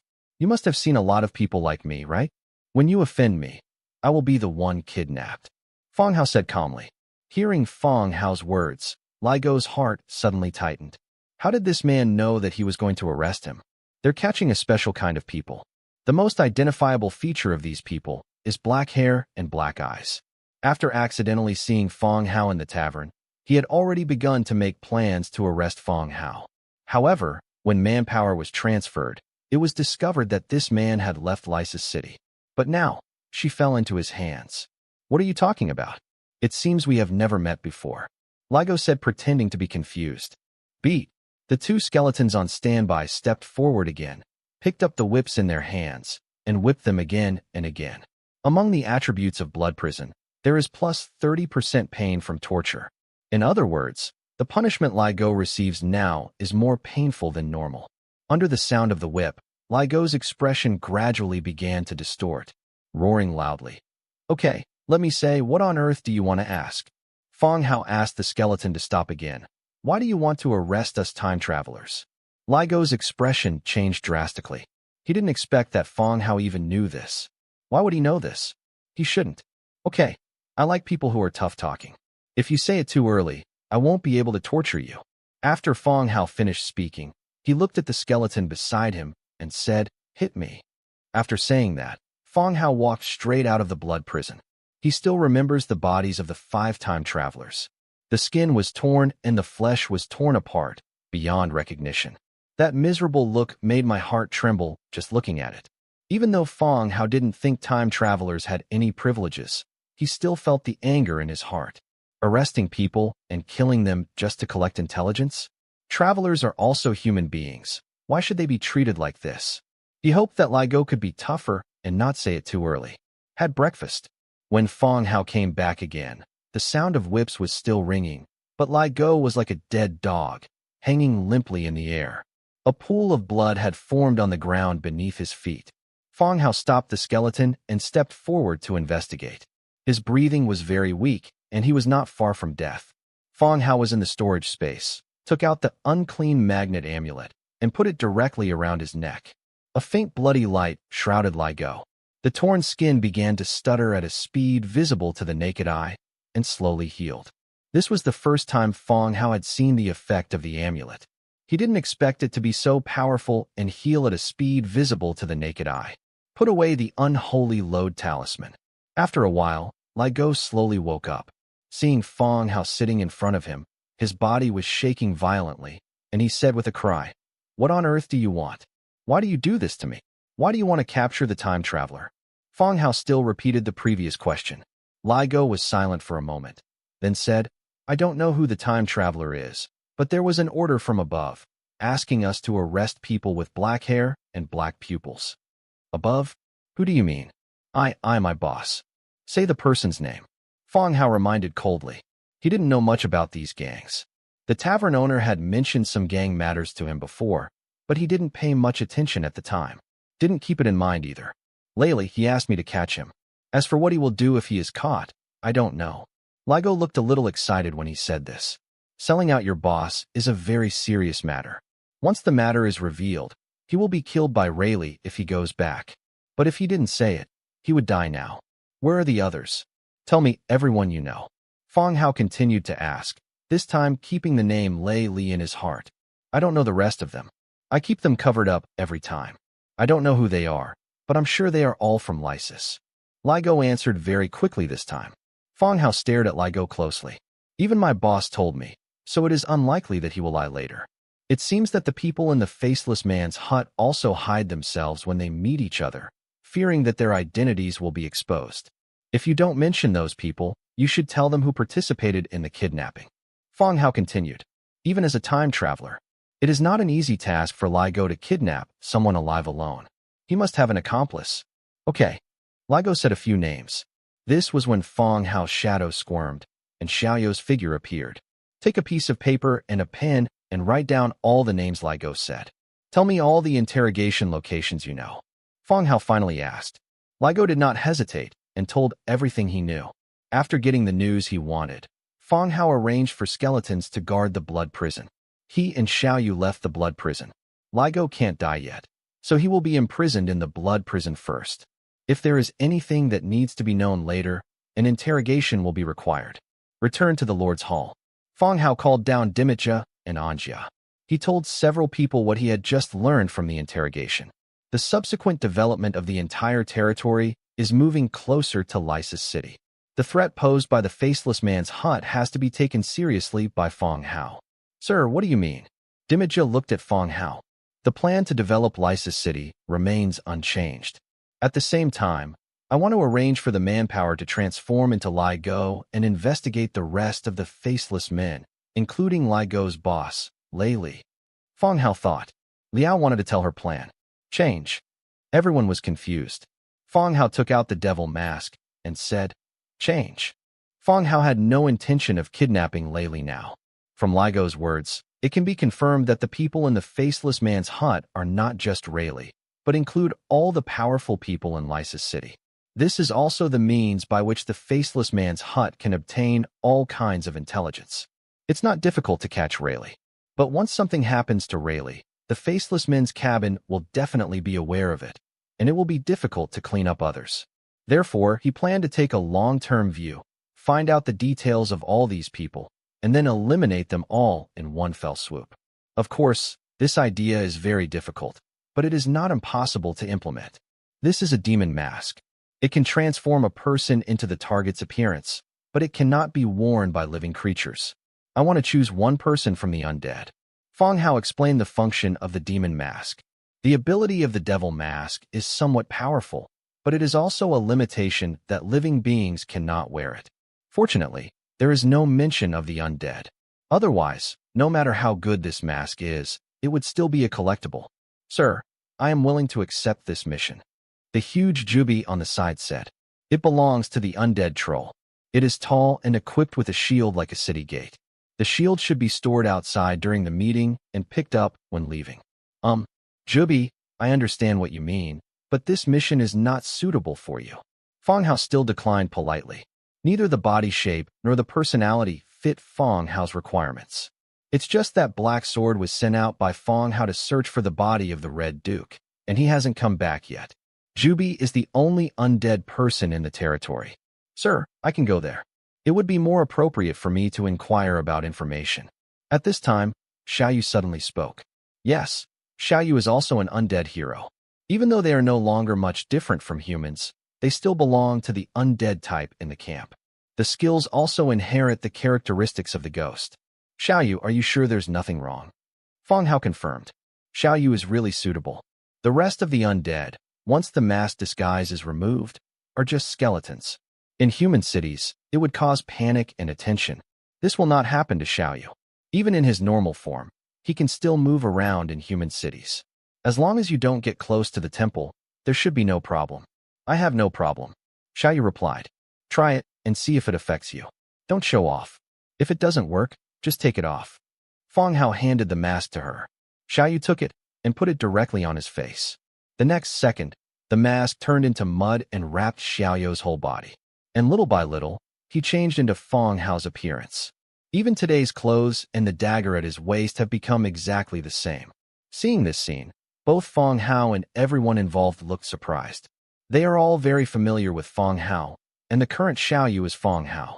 And the person sitting on the bone throne was also Feng Hao. Everyone looked between the two Feng Haos for a long time, but still found no difference. Sir, is this like this? Xiaoyu lowered his head and looked at his body. But the voice was still a woman's voice. Do you feel anything? Feng Hao stood up and walked down from the throne. Even Feng Hao can't see Xiaoyu's information now. This mask can not only change the appearance, but also conceal the appearance of the time traveler. I feel like I'm being wrapped up, a little uncomfortable. Xiaoyu replied. But this time the answer had become Feng Hao's voice, no longer the female voice, just now. Are there no negative effects? No, Xiaoyu replied. It seems that this mask really suits Xiaoyu.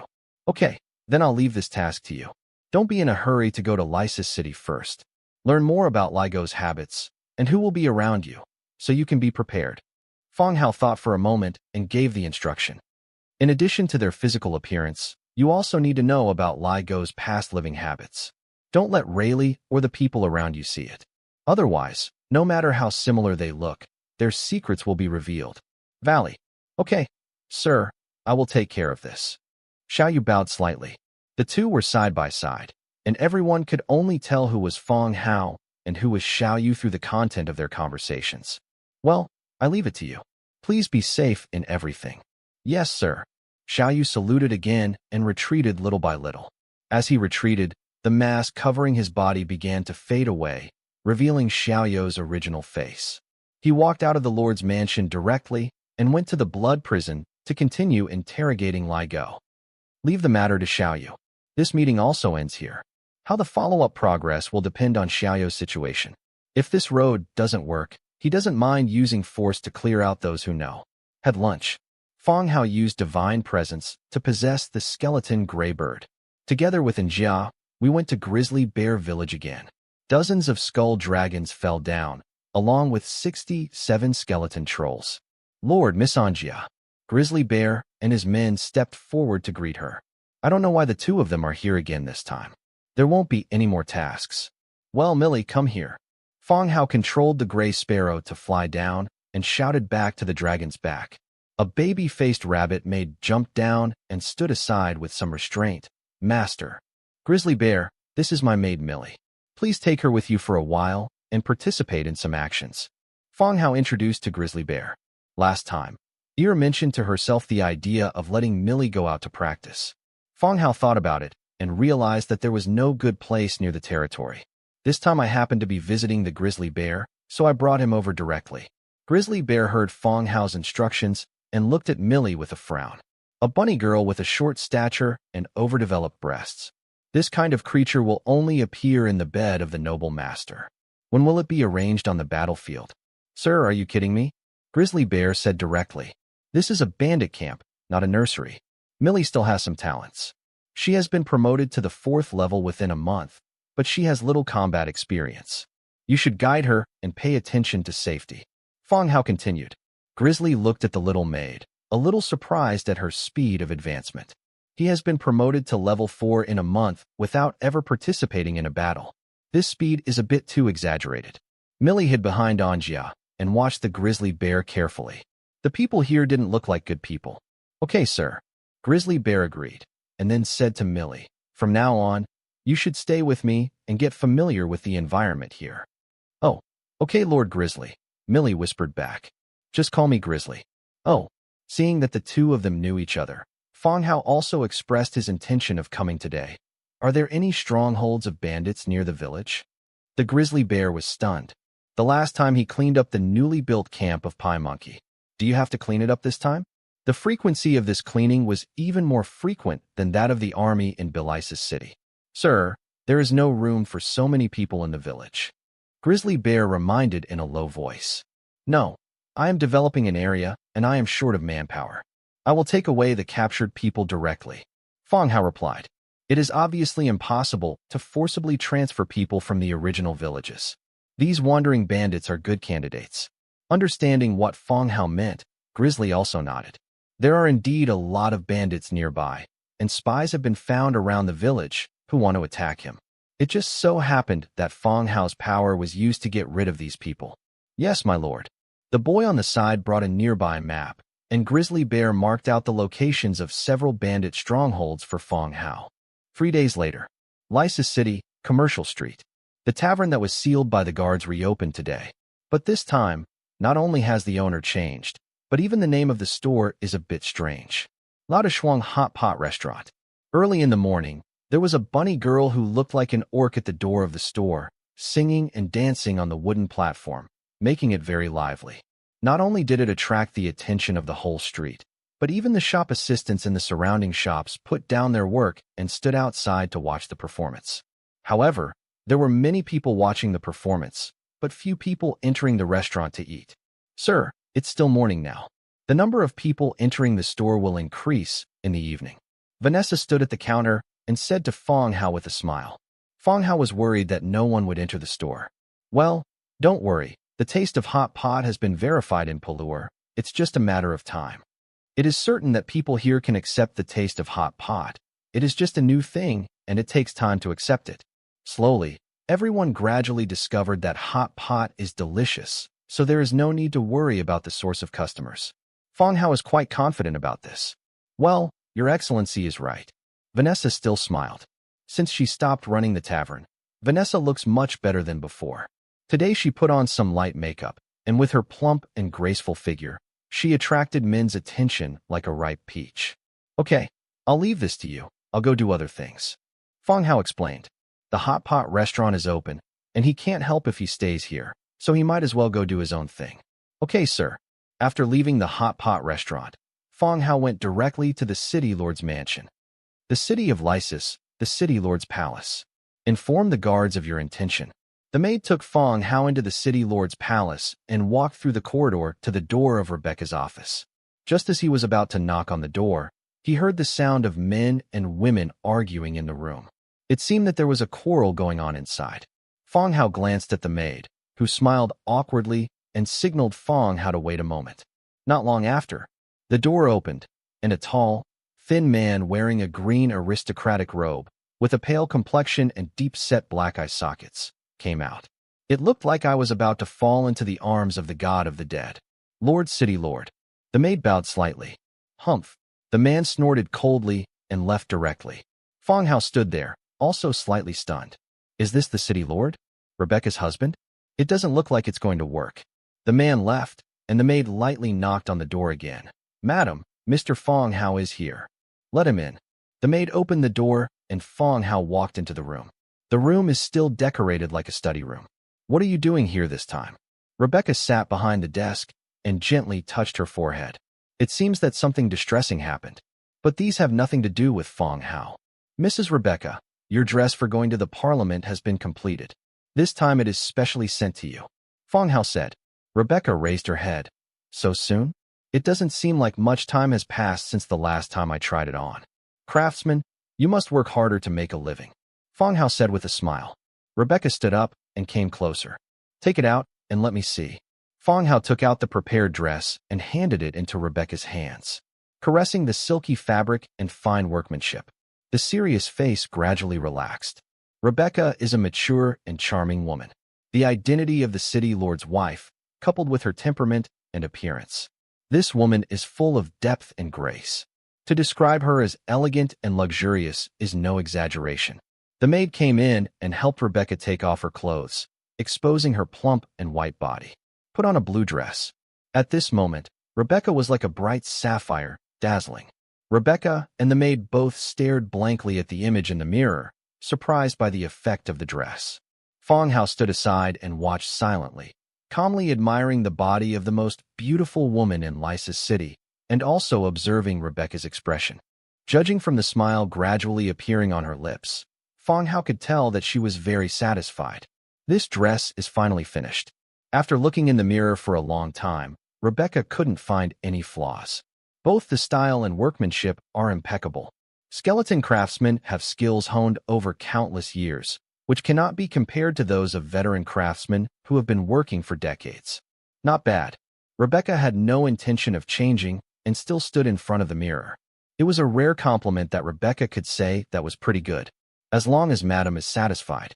Fong Hao also smiled. When will the rest of the accessories be completed? There is still 1 month left before going to the federal parliament. According to Fong Hao's speed, there is no need to worry about the progress. But I still want to see the effect of wearing the whole set as soon as possible. The accessories will still take a certain amount of time, and I will send them to Madam as soon as possible. Regarding the accessories, the gold carver Luke didn't tell himself, and he didn't know when the finished product would be available. He is just a salesman, so how can he estimate these things? By the way, I also brought a new pair of stockings this time. Fong Hao suddenly remembered Yelon's stockings and took them out again. Black silk, twinkling with stars. This pair of stockings alone is eye-catching. Rebecca stretched out her round legs, put on her stockings, and continued to stand in front of the mirror and look at it. Why did you come here during the day? Rebecca asked casually. Oh, my store is opening today, and I just happened to come over when it was over. Fong Hao also answered casually. A fabric store? Rebecca glanced at Fong Hao in surprise. Does this person always do things so quickly? It hasn't been long since I bought the store. Why did it open so quickly? No, a hot pot restaurant. Fong Hao replied. Oh, it's the hotel you mentioned, right? Rebecca suddenly realized. Yes, it's delicious. It's a specialty of my hometown. You can try it when you have time. Fong Hao did not forget to promote it. That's okay. I'll try it to see if it's as delicious as you said. It seems that satisfaction with the clothing puts Rebecca in a good mood. The tone of speaking to Fong Hao also became a little more relaxed.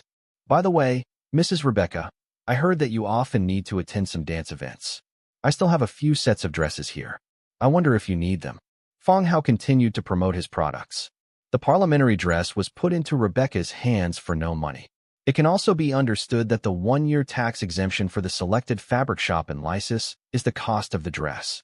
Now, what Fong Hao sells will be charged. Oh, do you have a new dress style? Rebecca became interested again. Balls, dinners, and operas were all common activities for nobles at night.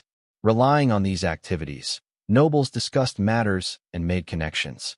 Once or twice a week, maybe more. So, no one can have too many dresses.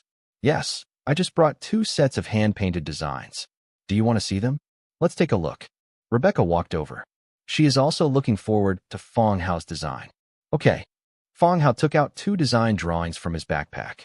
One is a cheongsam, and the other is a Western-style long-tail dress. But both types of Fong Hao have made slimming designs to tighten the belly and wrap the buttocks, making a woman's figure better reflected. Rebecca held the manuscript and looked at it blankly. These 2 dresses are not as complicated as the one on my own, but the effect they present is still very bold. It mainly shows the figure of a woman. These 2 dresses have very high requirements on the body's lines, and ordinary people can't wear them effectively. Fong Hao added on the side. Hearing Fong Hao's words, Rebecca felt a slight blush on her face. This is complimenting yourself for having a good figure. Rebecca's face was slightly red. She was still a little embarrassed to have a young man compliment her figure so bluntly. Even if this is a man with a female heart. It seems that you understand women very well. Rebecca said softly.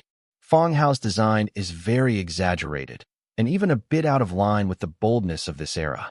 But this style can easily capture a woman's heart. Those old-fashioned, corseted tutu skirts. Apart from being breathless when worn, there is no beauty at all. No matter how perfect your figure is, it will be difficult to show it under that kind of clothing. Fong Hao's design removes all complicated processes and reveals a woman's figure and beauty to the greatest extent. Naturally, I know better than those stinky men. Is it possible that the skin I have maintained and the figure I have developed can only be seen by myself in the mirror? And who designed those tutu skirts? It's as if they have buckled themselves. Big cover. Fong Hao pinched his fingers and stood up. He didn't forget the role he played. Once her secret was exposed, Rebecca knew that she was pretending to be feminine and looked at her body more than once. I'm afraid I have to fight myself tooth and nail. Therefore, the play will continue to be performed. Anyway, after a few times, I will not suffer any loss. You do have some opinions of your own. Rebecca glanced at him in surprise. There is some agreement in my heart. But with her identity here, there are some things she can't say. Of course, why should we listen to those men? Women are enough to hold up half the sky. Fong Hao said angrily. Rebecca heard it and sighed slightly. Okay, I've decided on these 2 dresses. How much do they cost? Rebecca decided directly. The first set is 240 gold, and the second set is 270 gold. Of course, this is the price given to you. When the store opens and is officially sold, the price will be 30% to 50% higher. Fong Hao smiled. This is also the price that Tavik set after understanding it. Among the clothes and fabric stores, the prices are relatively high. But this is also compared to the price of ordinary clothing sold to the powerful. This price is considered the middle price, not too high. If you order something of high quality and low price, it will not be taken seriously. Okay, I've decided. Rebecca asked the maid to bring the gold coins. There was no advance payment, and the full amount was handed over directly to Fong Hao, and he asked, the construction period shouldn't be too slow, right? No, I don't have to worry about efficiency at all. Fong Hao replied with a smile. After the dress was decided, Fong Hao discussed some details modifications. The embroidery pattern on the Chong Sam has been modified, and the waistband has been loosened. After discussing the details, Fong Hao did not choose to leave immediately. Instead, he continued to Rebecca. By the way, Mrs. Rebecca, are there any shops or houses for sale recently? I want to see if there are any suitable ones. This is also one of the purposes of his coming. When purchasing a house through the city lord's mansion, the price will be more favorable and many complicated links will be eliminated. After purchasing a shop, he planned to open a fabric shop, and the house would be used not only by himself, but also by people like Vanessa. Fong Hao has no plans to move the maid to a civilian area or employee dormitory. In addition to some potential threats, the city of Lysis is not that safe. There are many gangs, and these bunny girls are more eye-catching. Areas close to wealthy areas will be safer. Come here, Rebecca called softly. Madam, a maid opened the door. Take him to check to see if there are suitable houses and shops on the record. If you like them, give them to him at the price of the city lord's mansion. Rebecca said grandly. Okay, madam. The maid looked at Fong Hao again. Mr. Fong Hao, please come this way. Forehead. After Fong Hao said goodbye to Rebecca, he left with the maid. Housing Registration Hall. Under the guidance of the maid, Fong Hao inspected the registered shops and houses. There are no suitable shops, but there is a mansion that looks very nice. It is located in a wealthy area and is even closer to the city lord's mansion. The public security and environment are very good. It has courtyards and houses, which are enough for the maids of the hot pot restaurant to live in. This is a good set, I want it. The maid on the side was a little surprised at the speed of Fong Hao's purchase. Is this settled at one glance? After paying the money, the maid from the city lord's mansion took Fong Hao and Njia directly to the purchased mansion. It's not far from the city lord's palace. After walking for about 5 minutes, we arrived at this house. Pushing open the door, there is a courtyard full of flowers, green plants, and a pond with fish. Fong Hao walked in with Njia, walked directly through the courtyard, and entered the 3-story building. The room was a bit messy, and you could see signs of being rummaged through and tidied up, but the furniture was complete, and the paintings and decorations on the walls were all there. Is this place robbed? Fong Hao asked. The maid of the city lord's mansion stood at the door and did not come in. When she heard Fong Hao's question, she smiled and replied, It should be the traces left by the guards during the search. Sir, don't worry about this. Oh, Fong Hao replied. Search. It seems that the maid knows something about this word. Why didn't the original owner of this house take anything away? Fong Hao continued to ask tentatively. Sir, due to some special reasons, this house was sold by the city lord's mansion. The maid replied, There are only 2 reasons for the sale by the city lord's palace. entrusted to the city lord's mansion for sale. Or, if you commit a crime and go to jail, your house will be confiscated. Fong Hao didn't ask any more questions. Since the guards broke in and searched, it was obviously the second type. Taking anchor along the stairs, each house was inspected. In addition to Fong Hao's main building, there are some buildings on both sides. There are relatively many houses, which can fully meet the daily needs of shopmates. After checking around, Fong Hao was quite satisfied. Today, Vanessa and the others can move in. Mr. Fong Hao, if there is no problem, I will go back first. The maid said. Well, thank you for your hard work. The maid nodded slightly, left the mansion, boarded the carriage and left. It's approaching dusk. Fong Hao and Njia came to the hot pot restaurant again. Inform Vanessa and others about the purchase of the house. After closing the store, you can move to your new house to live. Vanessa and the maid seemed very happy when they heard that they were going to live in a wealthy area. In any case, it is much better than living in a store. The hot pot restaurant was still open, and Fong Hao went directly to the tavern. Sitting down at the front desk, his eyes fell on the notice board beside him. What would you like to drink? The boss said enthusiastically. Fong Hao casually ordered a few dishes and asked curiously, are there no new bounties or maps today? Lysa City, for such a big city, should have more merchants coming and going. Why are there so few bounties and single-page maps that cannot be distributed? Do you want to accept the reward? The boss asked curiously. Tavern owners are very observant. Fong Hao came several times and always bought maps, which he also noticed.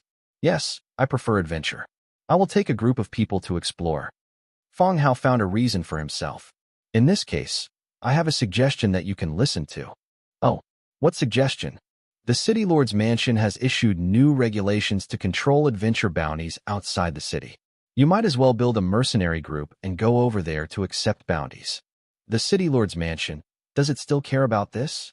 Well, I heard that the mortality rate is relatively high due to bounties, and it was discovered that someone had posted fake bounties to trick people into killing them, so the City Lord's palace took control. Fong Hao listened, and it seemed that there was some truth. The City Lord's palace can also control it to ensure the authenticity of the reward. Can I accept it as long as I am a mercenary? It's not the bandit mercenaries, but the ones who need to be registered at the City Lord's Mansion. Fong Hao's impression of mercenaries was not very good, whether it's through contact or hearing it from other people. The profession of mercenaries is very similar to that of bandits. Especially last time, the iron-blooded mercenary group escorting the Tavik caravan betrayed their employer to the bandits. A deal was made with Grizzly Bear, who was still a bandit at the time. The plan was to cooperate inside and outside, rob the caravan, and then divide the spoils. Fortunately, Fong Hao discovered it in advance last time. Otherwise, the entire caravan would be in danger. Therefore, Fong Hao didn't like the profession of mercenary in his heart. Are missions only given to mercenary groups? Fong Hao asked again. The tavern owner smiled, and he could tell that Fong Hao was from out of town. He explained, it should be that there is a separate area at the east gate of the city, which is dedicated to issuing tasks to those mercenaries. You can go and take a look then. The east gate of the city. The area of Lysa City is much larger than that of Pulur City. Moreover, every time Fong Hao comes here, he always goes to the north gate, and he has never been to the east gate. In the future, there won't be any adventure rewards in the tavern? Fong Hao continued to ask. I'm not sure about this. It depends on what the City Lord's palace said. I'm not sure about the details. I just heard the news from the drunkards when they were having fun. The boss smiled awkwardly. Okay, thank you, boss. Fong Hao thanked him with a smile. As a tavern owner, you are very enthusiastic towards your guests. In order to win over some frequent customers, I will also reveal some information I heard from the gossip. Of course, there are still a few people who talk endlessly like Vanessa. Not long after, the food and wine were served. The two stopped talking and started eating. The sky is getting darker and darker. At this time, the door of the tavern was pushed open and a figure staggered in. Fong Hao knew this person. He was the old Hodge who boasted about fighting vampires. But there was still a blue bruise on his left eye, which seemed to have been a fight with someone. Old Huochi glanced at everyone in the tavern and finally landed on Fong Hao and the girl with animal ears. Burping from wine, he staggered over and said, "How about buying me a drink, young man?" Straight to the point, no polite words. Although Old Hodge's story is heavily boastful, The hard silver drawings can also prove that he actually fought vampires. But Fong Hao speculated that it might be a logistics or blacksmith rather than a frontline combatant. This also confirmed why the location of the wound he mentioned was different every time. Most likely, these wounds were injuries sustained by frontline members that he used to brag about. In any case, Old Hodge's drawings played a certain role in the battle at Huiwa Highlands. He didn't mind either and thanked the drunkard. Of course, how many drinks do you plan to have? Fong Hao asked with a smile. Old Huichi's eyes lit up slightly, but he didn't expect Fong Hao to ask how many drinks he wanted. 10 cups, how about it? Old Huichi stared at Fong Hao, fearing that he would make the other party regret it if he said too much. Okay, give him 10 drinks and some appetizers. Fong Hao readily agreed.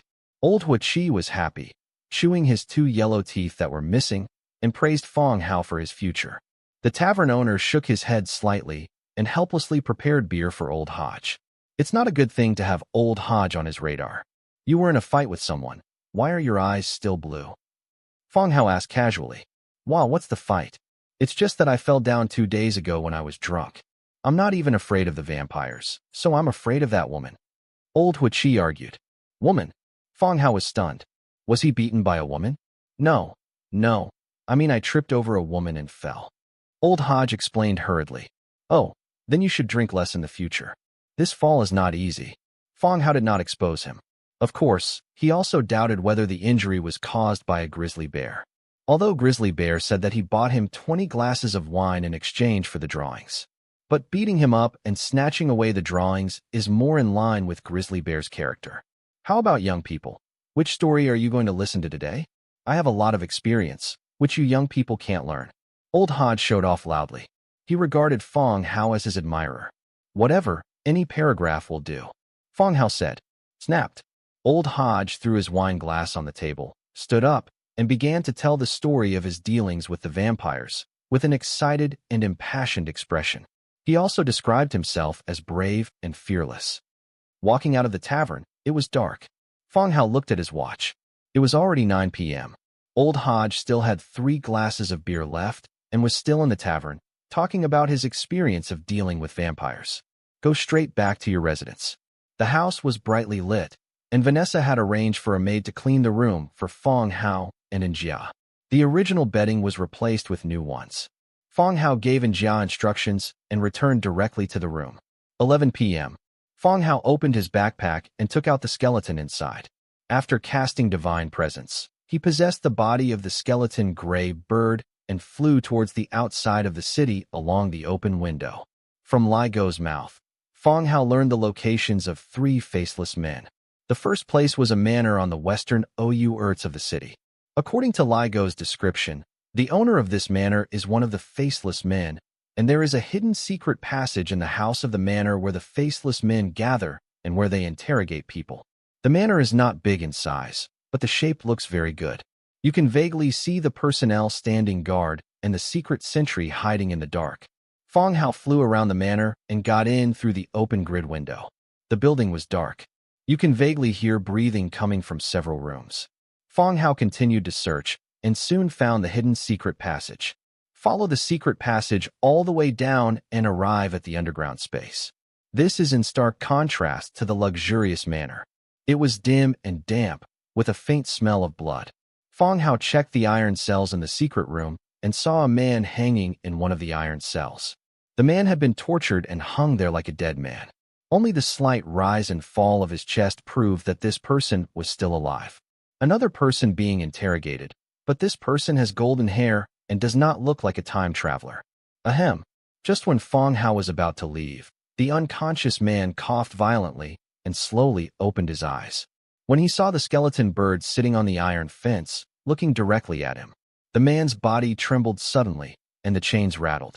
But men's receptivity is pretty good. It quickly calmed down. I am indeed dead. The man murmured softly. You're not dead, but you're about to die, the skeleton bird said. Hearing the skeleton bird speak, the man's body trembled suddenly.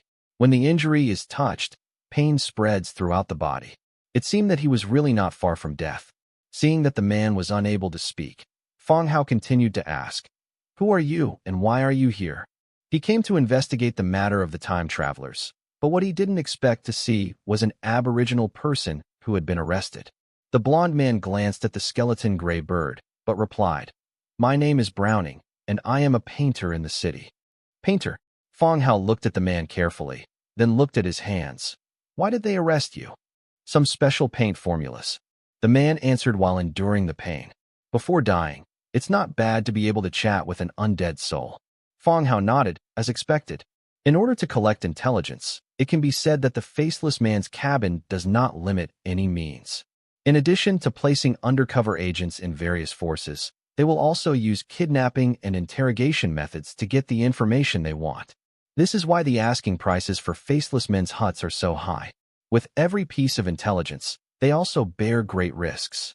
Once things go wrong, they will be wanted and seized. "Okay, you can rest." The skeleton gray bird said something and flew out through the iron window without waiting for the man to answer, disappearing into the night sky. The iron prison fell into silence again, and the man was still hanging there. A feeling of dizziness came over me. The man suddenly couldn't be sure whether he had really chatted with a skeleton bird or whether he was hallucinating before his death.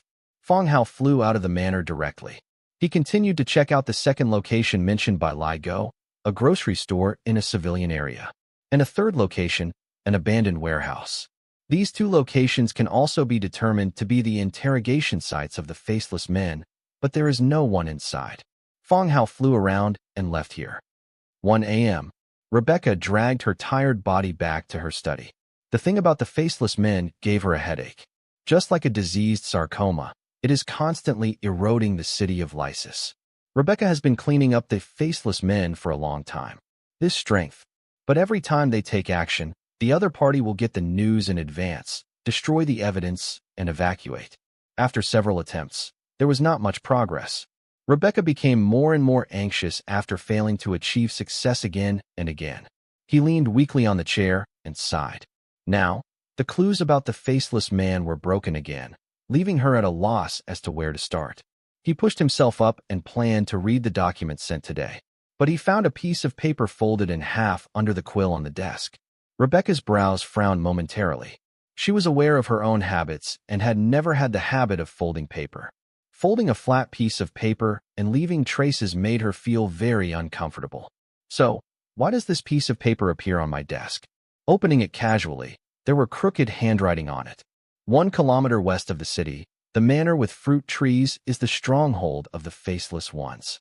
There is a basement on the south side of the first floor where a painter is imprisoned. Seeing the information on the paper, Rebecca suddenly stood up from her chair. He looked around the room vigilantly, checking for possible dangers. It was unbelievable, even terrifying, that someone had this paper delivered to his desk. If you can send the news in, you will have the ability to assassinate yourself. At this moment, the tension in Rebecca's heart was uncontrollable. After a few breaths, nothing happened, and the room remained quiet. Rebecca slowly sat back down and looked at the paper in her hand again. The location above is very clearly described, and even the location of the secret passage and the occupation of the person detained are described. This is a message sent to him by someone, or it may be a trap set by the faceless man.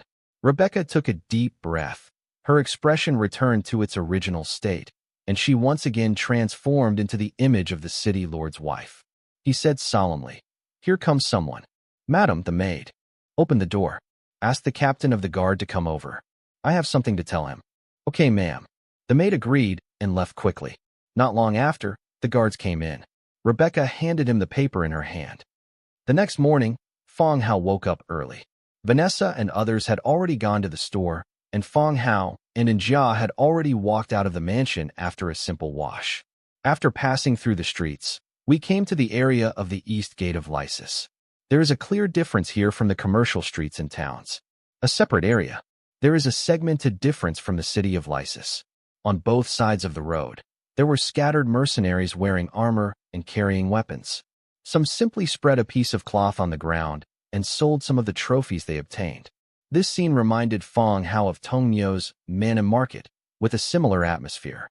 "Fong Hao, I want to eat that." And Jia pointed to a stall not far away. Fong Hao looked over there and saw a man dressed as a mercenary selling a food similar to roasted lizard. Raptor bacon, very delicious raptor bacon, the last 2 portions. The man selling food shouted loudly. Although the shouting was loud, no one stopped to buy. Moreover, the half-meter-long lizard had a burnt surface and did not look edible. "Do you want to eat? It looks good," and Jia said, and was about to walk over. Fong Hao grabbed her and said in surprise, "Which of your eyes can tell that this thing is delicious? It's all taken out and sold. Of course it's delicious." And Jia said his basis. Telling her it doesn't taste good obviously doesn't make sense. Ahem. Fong Hao coughed lightly, pointed to the wooden sign on the stall, "Raptor bacon, delicious and inexpensive," and said, "It says on it, orcs can't eat it, it will cause diarrhea." And Jia rolled her eyes at Fong Hao. He said helplessly, "The raptor bacon that I wrote about is delicious and not expensive. Just forget it if you don't want me to eat it. Why did you translate it into 9 when I wrote 8 characters? Just forget it when you insulted me for not knowing how to read. Why do you think I can count consecutively? Countless. I'm just teasing you. Don't eat this. I'll buy you something else delicious later." Fong Hao smiled awkwardly, and Jia snorted and didn't say anything more on this topic. Continuing forward, we came to the mission hall. It is an original hotel that was renovated into a 3-story building. Entering the hall, there were really some scattered mercenaries staying inside, chatting about their own affairs in groups. When Fong Hao came to the front desk, he saw a guard wearing Lysis City's standard equipment looking up at him. "Mr. Fong Hao." The guard said Fong Hao's name directly. "You know me?" The guard hurriedly explained. "Oh, I just transferred from the city lord's mansion and met Mr. Oh, so you've been promoted, congratulations." Fong Hao smiled and congratulated. Thank you, thank you." The guard smiled bitterly. "This isn't a promotion, it's a demotion. Last night, someone who suffered 1,000 cuts sent a letter to the city lord's wife. Although I don't know what the content is, these guards were all implicated. They were all transferred away from the city lord's mansion. I was lucky enough to be transferred here. By the way, I heard that the city lord's mansion issues tasks. I'll see if there are any suitable ones and pick up some." Fong Hao said. You accept the mission?" The guard was stunned. "You are a cloth merchant. What kind of mission are you here to take on?" The mission hall is a specially built building in the city lord's palace. The purpose is to supervise bounty missions and adventure maps, ban these from circulating among civilians, and reduce the number of deaths. The guard looked at Fong Hao in surprise, wondering what mission a cloth merchant could ask for here. There are some dangers in these tasks, and even the army in the city is not willing to take risks easily. "What's wrong? Is there any problem?" Fong Hao asked softly. "Oh, Mr. Fong Hao, please stop joking. Your career is very successful. Why are you here to take on any tasks?" The guard said politely. In his opinion, being recognized by Rebecca meant he was already a very famous businessman in the city. Fong Hao may not be a wealthy businessman at his age, but he doesn't have to accept such dangerous tasks to make a living. "I'm not kidding. I have some people under my command and plan to take on some tasks," Fong Hao said seriously. The guard looked at it carefully and felt that Fong Hao was not joking. Explained, "Mr. Fong Hao, if you want to take on the mission, you need to register your team here." "Okay, no problem." Fong Hao followed the guard to the side. "Please tell me the name of the team and the names of the 3 leaders. In the future, any missions received will be reported to the city lord's palace. Of course, if there are any problems, the 3 leaders will be held accountable." The guard took out the registration form and explained to Fong Hao. Explained. In Fong Hao's opinion, this form is much better than the task of wine management in the neighborhood. As the tavern owner said, bounties and single-page maps are not very reliable, and the degree of danger cannot be considered. It is easy for false information to appear and cause casualties. The name of the team will be Bone Knights, and the leaders are Fong Hao, and Jia, and Dimitka. Fong Hao answered as required. The name of the team is just a code name. Mercenary group and night group, or any team you want to call them. Just don't have the same name as the official army in the city. The guards recorded them one by one and made a detailed registration of the 3 persons in charge. If there is a problem with this team in the future, the 3 responsible persons will be held accountable. "Mr. Fong Hao, you can finish it soon." After recording, the guard took the registration form and went to the backstage. After a while, the guard came out again. "Sir, it's all done. This is the current task. You can choose up to 3 copies." The guard took out a stack of single-page maps from under the counter. There are at least 7 or 8 taverns in the city of Lysis. Usually, single-page maps are scattered in various taverns, with each house only having one or two at most. Now that the city lord's mansion is unified, there are not a few in number. Thank you. Fong Hao took the map and started looking at it one by one. Most of the places near the city of Lysis contain information and gathering places for wandering bandits. Turning to the end, two of the maps caught Fong Hao's idea. Wild Cemetery, Mushroom Canyon. Map, Wilderness Cemetery. Category, single-page map. Note, dark creatures roam the long-abandoned cemetery, and the possibility of undead and undead creatures cannot be ruled out. Description, a map drawn by a traveling merchant, recording the routes and terrain of the Wilderness Cemetery. Map, Mushroom Canyon. Category, single-page map. Note, there are strange fungi growing in the canyon, the details of which have not yet been identified. Description, a map drawn by a traveling merchant, recording the route and terrain of Mushroom Canyon. Both maps have been annotated. It should be that the city lord's palace has arranged for someone to conduct a preliminary inspection. After confirming the information, the task is issued. This is not bad. At least it can initially detect the type or information of the enemy when accepting channel tasks. Instead of bringing troops there and then exploring on your own, I accept these 3 tasks. Fong Hao pulled out these 2 maps, along with a map of the bandits. The guard took a look and reminded, "Sir, these 2 pictures are somewhat dangerous. Are you sure you want to take them?" "Sure." "Okay, then I'll register for you. After the mission is completed, you can come back to report. Then we will record it for you and upgrade your team's level so that you can take on more advanced missions." The guard answered, "Okay, thanks." After the guard recorded it, Fong Hao put the map away directly. In terms of team level assessment, Fong Hao's help is actually not that great. What he wants is the treasure chest after the adventure. The purpose of this trip was over. He said hello to the guards and turned to leave the hall. Outside the mission hall is still very lively. More people set up seats and sold materials or items that their teams had listed. The entrance to the mission hall was turned into a small market. Fong Hao and the others did not leave in a hurry, but strolled along the paved seats. People place the items they want to sell in front of them so they can be seen as they walk by. The 2 of them walked forward along the road, stopping in front of a seat. How to sell it? The boss of the seat is a middle-aged man of medium build, wearing a leather armor and looking at people with a little squint. "Which one are you asking?" the boss asked.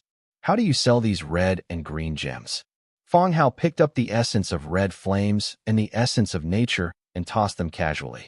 "Bullshit, gem. This is the essence." The boss rolled his eyes at Fong Hao.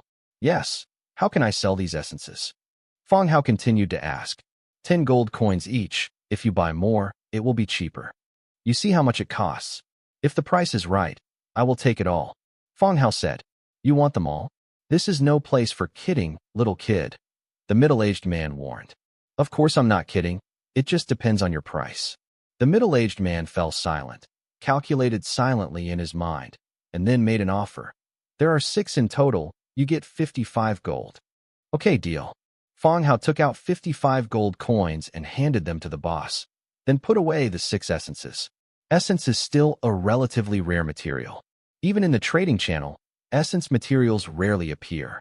So if the price is about the same, it doesn't matter if it's more or less. After continuing to shop for a while, Fong Hao bought some materials that he liked, while Anja held several kinds of snacks in her hands.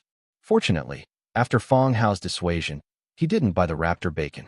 The 2 were about to leave. His shoulder was hit hard. A man in a cloak walked inside carrying a large package. It looks like they plan to lay out mats and sell items. Half-demon alchemist. Fong Hao glanced casually and saw the strange title. Half-demon, alchemist. These 2 words were inherently attractive, and when combined together, Fong Hao was stunned. "What's wrong? Did he steal your things?" Fong Hao from Injiashuan also looked at the cloaked figure. "Come and take a look." Fong Hao turned around and followed the cloaked man from a distance. Sure enough, the cloaked man found an open space and threw out a piece of beige linen cloth. "Start taking out the items you sell." The cloaked man looked at the 2 people standing in front of the mat and paused slightly in his movements. As soon as he laid out the mat, these 2 people stood here.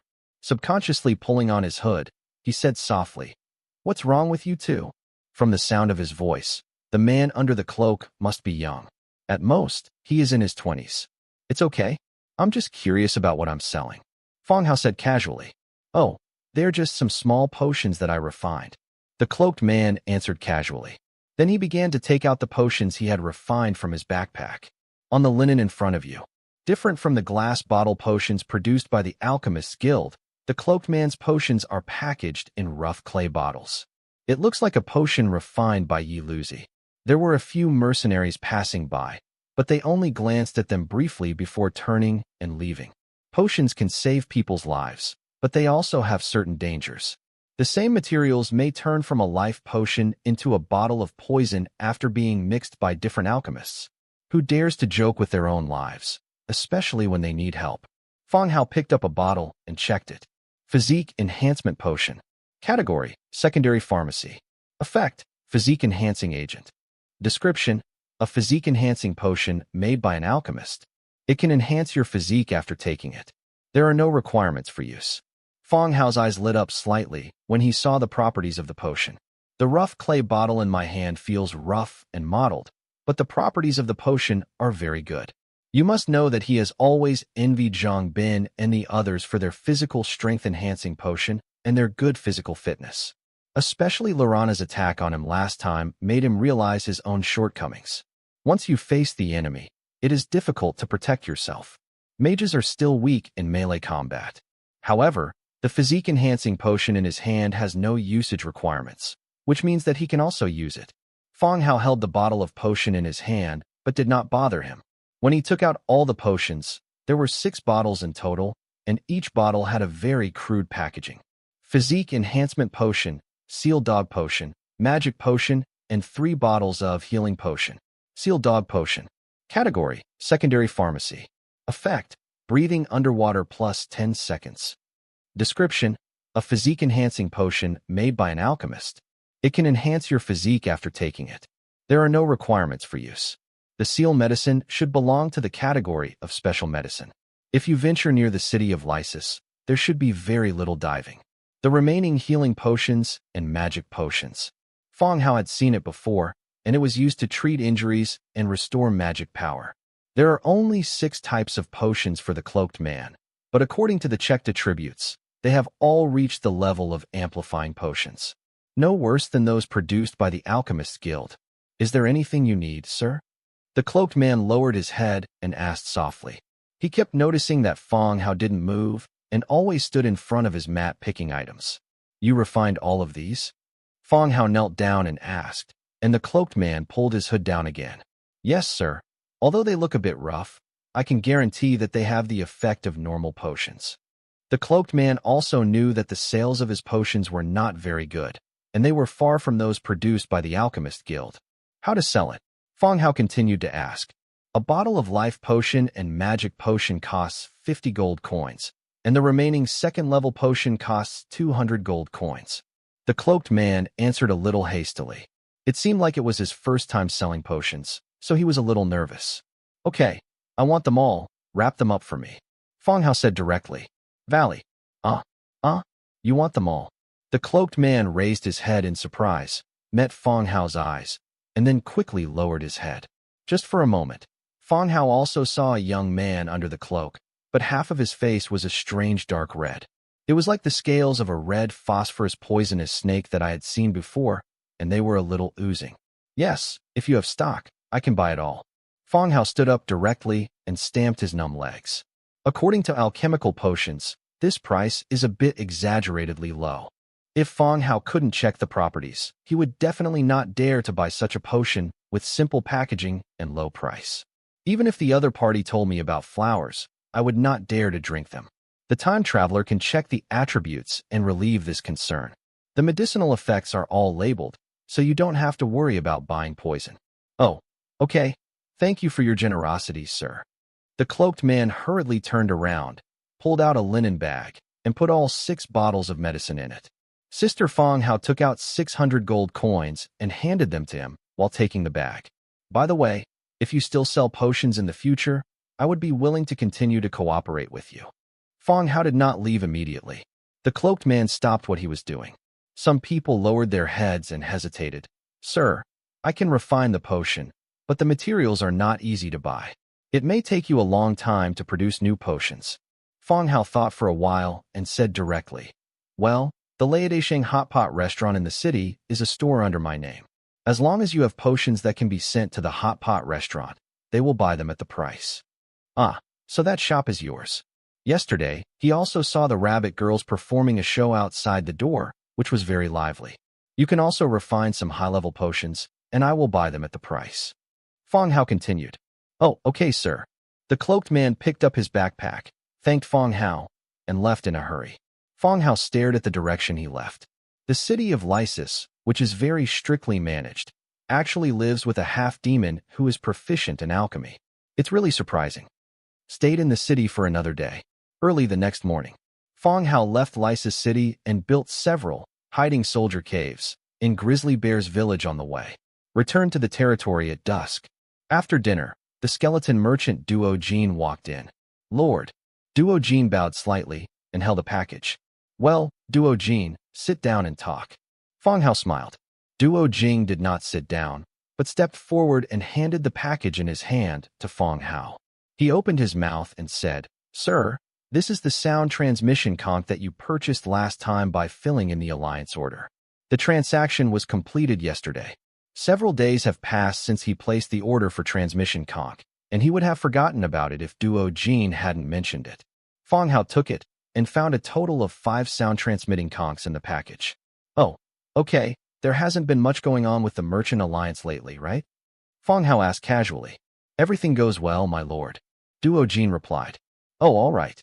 The two chatted for a while, and Duo Jin also left the lord's mansion. He was the only one left in the hall. Fang Hao took out the physique-enhancing potion he bought today, moved his body, unscrewed the bottle cap, and drank it. The cold liquid slid down his throat. He could feel his body heating up, then tingling, then excruciating pain.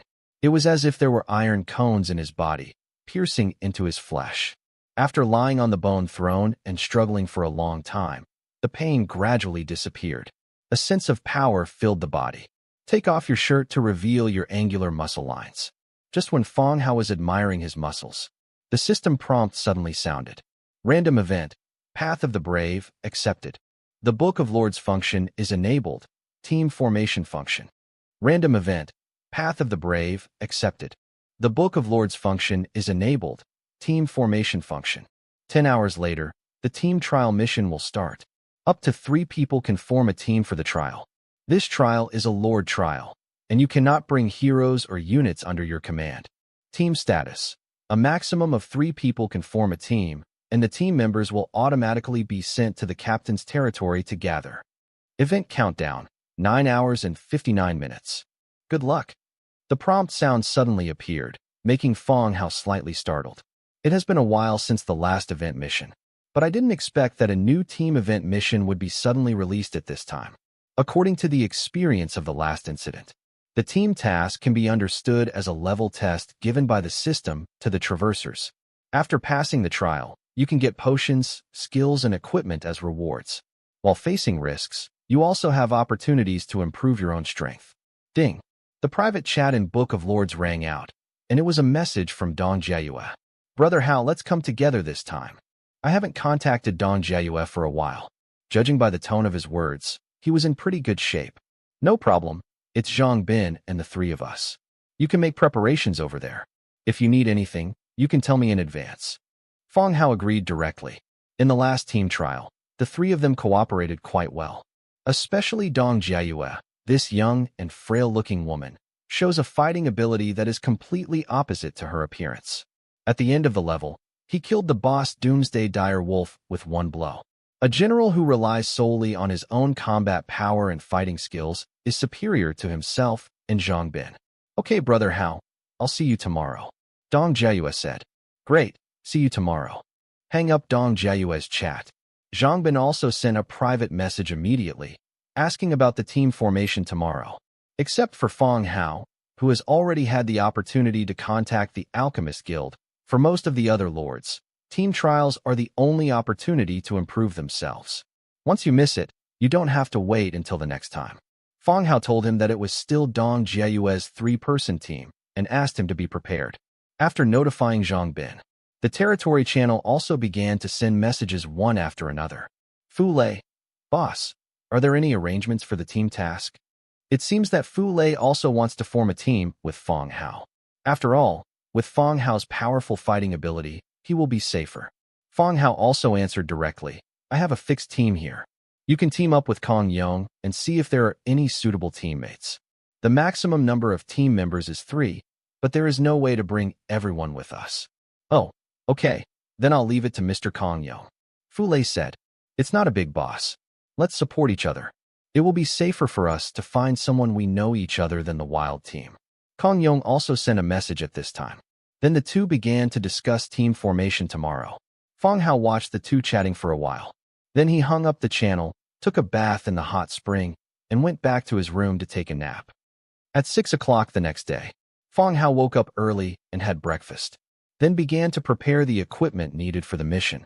In terms of weapons, Fong Hao received the Starfire Staff, the Black Iron Knight one-handed sword, and the light feather short sword. The armor equipment is a leather armor covered by a magic robe, and he does not carry heavy metal armor. In addition to several life-saving potions, the storage space of the Book of Lords also stores some spare equipment to prevent special circumstances. After everything was ready, Fong Hao called Dimija and Anjia. Tell them about your departure to avoid unnecessary panic caused by your sudden disappearance. At 7 o'clock sharp, Fong Hao used the Lord's Book to send a message to Zhang Bin. It's getting late. Let's create a team. Okay, boss. Zhang Bin replied instantly. Then a system prompt appeared in front of me. Zhang Bin invites you to join the team. Do you agree? Agree. A faint light enveloped Fong Hao's whole body. When he opened his eyes again, he appeared in the city where Zhang Bin was stationed. All roads in the city have been replaced with stone slabs. Flower ponds were also built on both sides of the road. It was much better than when Fong Hao came last time. Boss, Zhang Bin walked over with a smile on his face. Well, let's team up with Dong Jiayue. Fong Hao said. Okay, boss. As Zhang Bin spoke, he opened Ganoderma Lucidum and sent Dong Jiayue a team application. Not long after, a light appeared in front of him. The light dissipated and Dong Jiayue appeared in front of the two of them. Dong Jiayue was wearing metal armor, holding a helmet in one hand and a war spear in the other. There was a dagger on her waist, and on the back was the white steel musket that Fong Hao gave her. It seems that they have made sufficient preparations for this mission. Brother Hao and Brother Bin are both fine. Dong Jiayue stood in front of the two and greeted them with a smile. Immediately afterwards, Zhang Bin discovered the changes in the city. Surprised, he said, Brother Bin, there have been so many changes here. All roads have been paved. Why are those buildings so tall? Dong Jiayue was like a curious baby, looking around with wide eyes. Oh, that's a mill, a place where grains are ground. Zhang Bin answered with a smile while standing aside. It feels good to be envied by others. Wow, you are so awesome, Dong Jiayue said. She was supported by Fong Hao's skeleton troll and had 2 additional territories. It can be said that the development is quite smooth. But compared with Zhang Bin's side, his side is like a poor mountain village, and its population is not as large as this side. It seems to be in 2 stages. Hearing Zhang Bin's words, Dong Jiayue's big eyes rolled around. Finally, it fell on Fong Hao. She also knew that Zhang Bin was a subsidiary city of Fong Hao. If a subsidiary city could develop like this, wouldn't the main city be even more exaggerated? She still remembered to agree with Fong Hao that she would also be Fong Hao's affiliated city during the next team mission. Brother Hao has become more handsome recently. Dong Jiayue walked towards Fong Hao. Fong Hao didn't know what he was doing, so he subconsciously touched his face. Is there any? Could it be the reason why I wash my face today? Hee hee. Yes, he's much more handsome. Then the conversation changed. Brother Hao, didn't you tell me last time that you would protect me from now on? You won't forget it, right? Fong Hao naturally remembered what she said and reminded. You have to think carefully. Once you swallow the Book of Lords, you will no longer be a lord. Stop talking nonsense and hurry up. The mission will begin in a moment. Dong Jiayue urged. Forehead. After receiving the Lord's Book from Dong Jiayue, the system prompt appeared again. Can swallow the Lord's Book, level 2. Dong Jiayue's Book of Lords turned into a ray of light and merged into Fong Hao's Book of Lords. Successfully swallowed. Your Book of Lords is currently level 5. and it requires 510 to upgrade. You gain the decision-making power of Dong Jiayue's main city and 2 subsidiary cities. Occupied and abandoned. Occupy. It will become your subsidiary territory and can continue to develop. Abandoned. 50% to 80% of the territory resources of this territory will be obtained, and this territory will be abandoned. Occupied. When you occupy this territory, it automatically becomes a subsidiary city. You can set an acting consul in the Book of Lords. After choosing to occupy, directly on the consul's side, Dong Jiayue's name was filled in. Immediately afterwards, a city lord's book was split and handed into Dong Jiayue's hands. After devouring Dong Jiayue's Book of Lords, no new blueprints were unlocked. On the contrary, Dong Jiayue received a row of system prompts. These are all blueprints that Feng Hao gave to the affiliated city lords. Dong Jiayue's face burst into laughter. Her decision was indeed the right one. In reverse, Feng Hao's wool was gathered up. Another hour passed. The system prompt appears again. Historical event, Battle of Nesborg. Task description, help young Myron become the city lord. Countdown to trial mission transmission, 3, 2, 1. The light enveloped the 3 people, and the next second they appeared in a tent. Outside the tent, there were chaotic conversations. The 3 of them looked at each other, opened the gap in the tent, and looked outside. The sky was overcast, and it seemed like raindrops would fall at any time. Outside the tent, a well-equipped team was resting and recuperating. I roughly counted around 200 people. It seems that there are no plans to set up camp, and they will continue to move forward after resting. Tap, tap, tap. There were footsteps outside the tent, and Feng Hao put down the tent. Then, there was a sound outside the tent. You 3, Master Myron invites you. Sen opened the tent and said, lead the way. The soldier walked in front, followed by 3 people. Stopping in front of the tent in the middle of the camp, Master Myron, 3 guests have arrived. A young voice came from inside the tent. Come in. Opening the tent, the 3 of them walked directly in. There were several leather rugs spread on the ground inside the tent, and 2 people were sitting there. An officer wearing iron armor, and a fat man wearing purple noble robes. The officer was a middle-aged man with a brown beard, tall and steady. He glanced at the 3 of them and nodded slightly as a greeting. Human warrior, level 7. The officer actually has 7th level strength. And the little fat man is naturally the young Master Myron, as the soldiers call him. The slim-fitting robe stretches out circles of flesh on his body. It looks a little funny. Master Myron. Zhang Bin is the captain, and some tasks are triggered by him. Hey, sit down quickly. My name is Myron. This is Commander Hoyle. How do you call the 3 of them? It was thanks to the 3 of them this morning that the team did not fall into the trap of the bandits. Myron looked familiar. With his appearance, he asked the 3 of them to sit down. Hoyle is the name of the middle-aged man. My name is Zhang Bin. They are Feng Hao and Dong Jiayue. Zhang Bin also reported his name. From what Myron just said, we can also infer the plot before the arrival of the 3 people. The 3 helped the team avoid the bandits' trap and then followed the team down the mountain.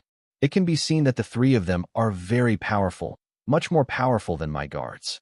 If I take over as the city lord of Nesburg this time, I will definitely thank you 3. Myron patted his chest and said, letting the fat on his body trembled wildly. Thank you very much, Lord Miloin. Zhangbin thanked him. Their mission this time is to help Myron become the city lord, and they will naturally follow Myron all the way. Leaving the team midway or Myron's death will result in mission failure. To be honest with you 3, my father has several sons, and for some reasons I was not liked by my father, so he gave me the land on the border of the territory. Myron started talking to himself. The 3 of them listened. Nobles always have many heirs. When encountering some nobles who do not know how to exercise restraint, there are even more illegitimate children. When there are many sons, the distribution of family property has always been a problem. Everyone wants more. Myron said that he was not liked by his father, which made the 3 of them very suspicious that it was related to his body shape. If you have more sons, everyone will like those who are qualified, but will not like someone who is still a 1st level but fat as a ball to become your successor. Seeing that the 3 of them were silent, Myron still said, but I think that although I am not as good as them in combat, my ability is no worse than others. I will become a very good city lord in the future, and my city will be better than those few. The guy who talks dirty words will be more prosperous, and the residents will live a better life with more people. Let them see who is the pig who only knows how to eat. The three of them didn't expect that the fat man in front of them would say such a thing. But there is some truth to it. Not everyone has the qualifications to practice martial arts. Just like those bunny girls who took the physique enlightenment potion. Some levels improved quickly, while others still had no significant effect. To fight and fight desperately is naturally done by subordinates. What he has to do is to become an excellent city lord, not a qualified warrior. Everyone must find their own position. Being a city lord has little to do with level. Fang Hao felt this deeply. The rapid expansion of his territory relied on explosive soldiers and heroes under his command. He acted as a lord who commanded from behind. Assigning talented people to positions where they can perform is also a kind of ability. Master Myron, you will become an excellent city lord. Zhang Bin continued. I thought so too, and I was fully prepared. Myron patted his backpack confidently. Several people chatted for a while. Commander Hoyle stood up and said, Master Myron, it seems it's time for the team to set off. We must make sure to enter the city before dusk, otherwise we will have to stay in the wild for another night. Okay, Commander Hoyle. Myron agreed happily. Commander Hoyle walked out of the tent and gave the order loudly. The soldiers who were resting in place began to take action, clean up the mess, and set off again in about 20 minutes, heading towards the target point. Perhaps few people are willing to listen to Myron talk about his own affairs. Along the way, Myron opened the curtain of the carriage and told the three people about what happened in the past, how his brothers laughed at him, and how he should fight back after becoming a great city lord. As the team moved on, the sky grew darker. Cotton-like dark clouds connected with the horizon, covering the entire land. Speed up your pace. As long as you pass through the dense forest ahead, you can see the Nesberg. Hoyle shouted loudly, urging the team to speed up even more, seeing that rainy days were coming.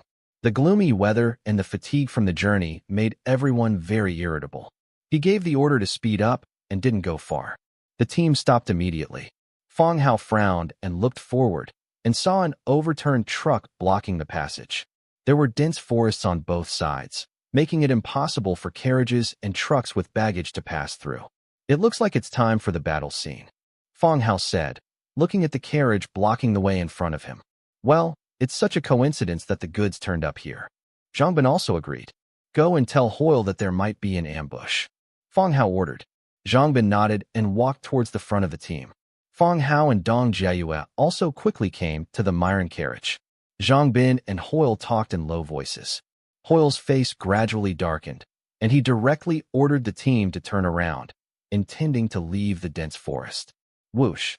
When the team made a move, an arrow was shot out from the dense forest. Ding! With a loud sound, it hit the carriage. The next second, whoosh whoosh, arrows were shot out, attacking everyone. The sudden arrow shot shocked everyone. Fang Hao and others guessed right. There was an ambush. Arrows shot out from the woods. Defense. Overturn the cart and resist the arrows. Hoyle commanded loudly. When the guards raised their shields, they also overturned the carts containing the baggage, including the goods and carts, to block the dense arrows. Whizzing. Before everyone could make arrangements, dense arrows were fired from the dense forest on the other side. A large number of guards were hit by arrows, wailing in pain, and fell in a pool of blood. The rest of the people quickly hid in the middle of the cart. Fang Hao and the other three were mentally prepared earlier than the others. As soon as the arrow came, they were already looking for cover to avoid the incoming arrow. Boss, this mission is difficult to accomplish, Zhang Bin said seriously, leaning behind the bunker. Fang Hao nodded. Judging from the density of arrows fired by the opponent, the enemy's number was greater than theirs. Another group of guards had just fallen, and they were completely at a disadvantage. No, where's Myron?